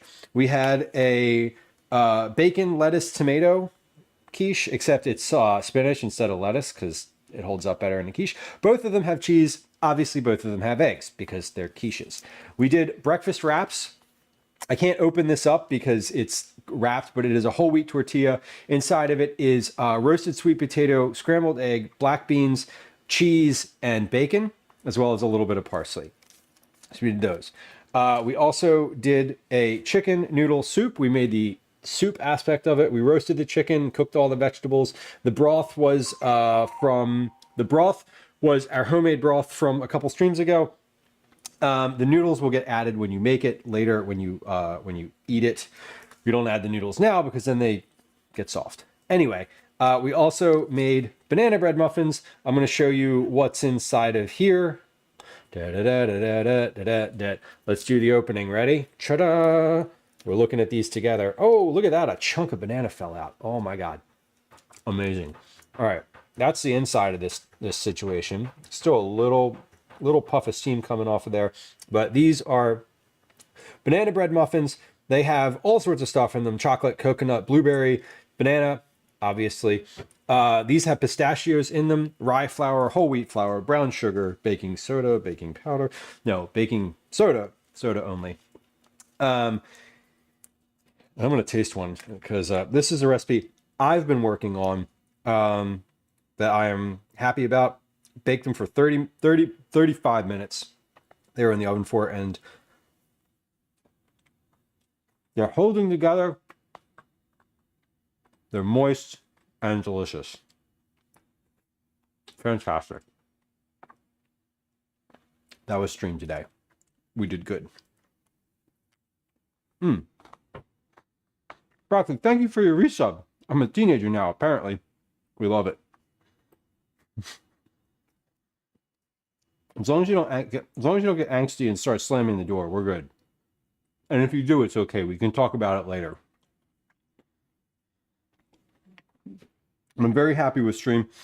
I'm going to let these are going to stay on the counter for a while until they're almost room temperature. Then I'm going to put them in the freezer. We'll freeze those. Same thing with the soup. The burritos I'm going to put in the freezer now so that they freeze because they're cooked and cooled and ready to go. The muffins I am going to put in the freezer later as well once these have sort of finished coming down to room temperature, because I don't want these to I don't want the hot things to be hot in the freezer. I want them to have fully given up all of their evaporative properties. So, all right. Decisions were made. We're going to raid Patrick Richards, my friend and fellow Philadelphian. Patrick is a DJ. He plays house music. He's a good friend of the stream. Nice human. I've met Patrick in real life a couple times. I've hung out on his stream many times. Our next stream is going to be next Wednesday. Wednesday is a date in the future from now. Next stream is going to be Wednesday, July 29th. We're going to be in the kitchen doing something. I don't know what. Cooking something. Next week we'll be live 2 days, Wednesday and Thursday. Thursday normal time. Wednesday is going to be 11:30, a little earlier in the day. But Wednesday I might be working on a recipe. It's very likely that I'll be working on developing a recipe. Yeah, because it's due on the 4th. Okay, yeah, I'll probably be working on a recipe on Wednesday. Thursday we'll also be in the kitchen. I don't know what we're doing, but we'll be there and we'll be doing it together. Speaking of better together, we're going to raid Patrick Richards. As I mentioned, Patrick is a friend of the stream. I will give you a fair warning and heads up about Patrick. Patrick is going to welcome us in, probably call us dickheads, which is okay. It's a Philadelphia greeting, and we're okay with that. Patrick also is if you're easily offended, like, stick around for the raid and be offended, whatever. There's some raid messages in chat. He's not that offensive, but it's Philly. Just have a thick skin. There's some raid messages in chat. Here is a bunch of social media links. It'd be great if you could go follow on social media, especially on YouTube. Speaking of YouTube, there's a special link for YouTube in the Twitch chat. If you're watching on YouTube, I appreciate you. Thank you. Please hit the like button. Better yet, please hit the subscribe button. Thank you for hanging out, YouTube. Always good to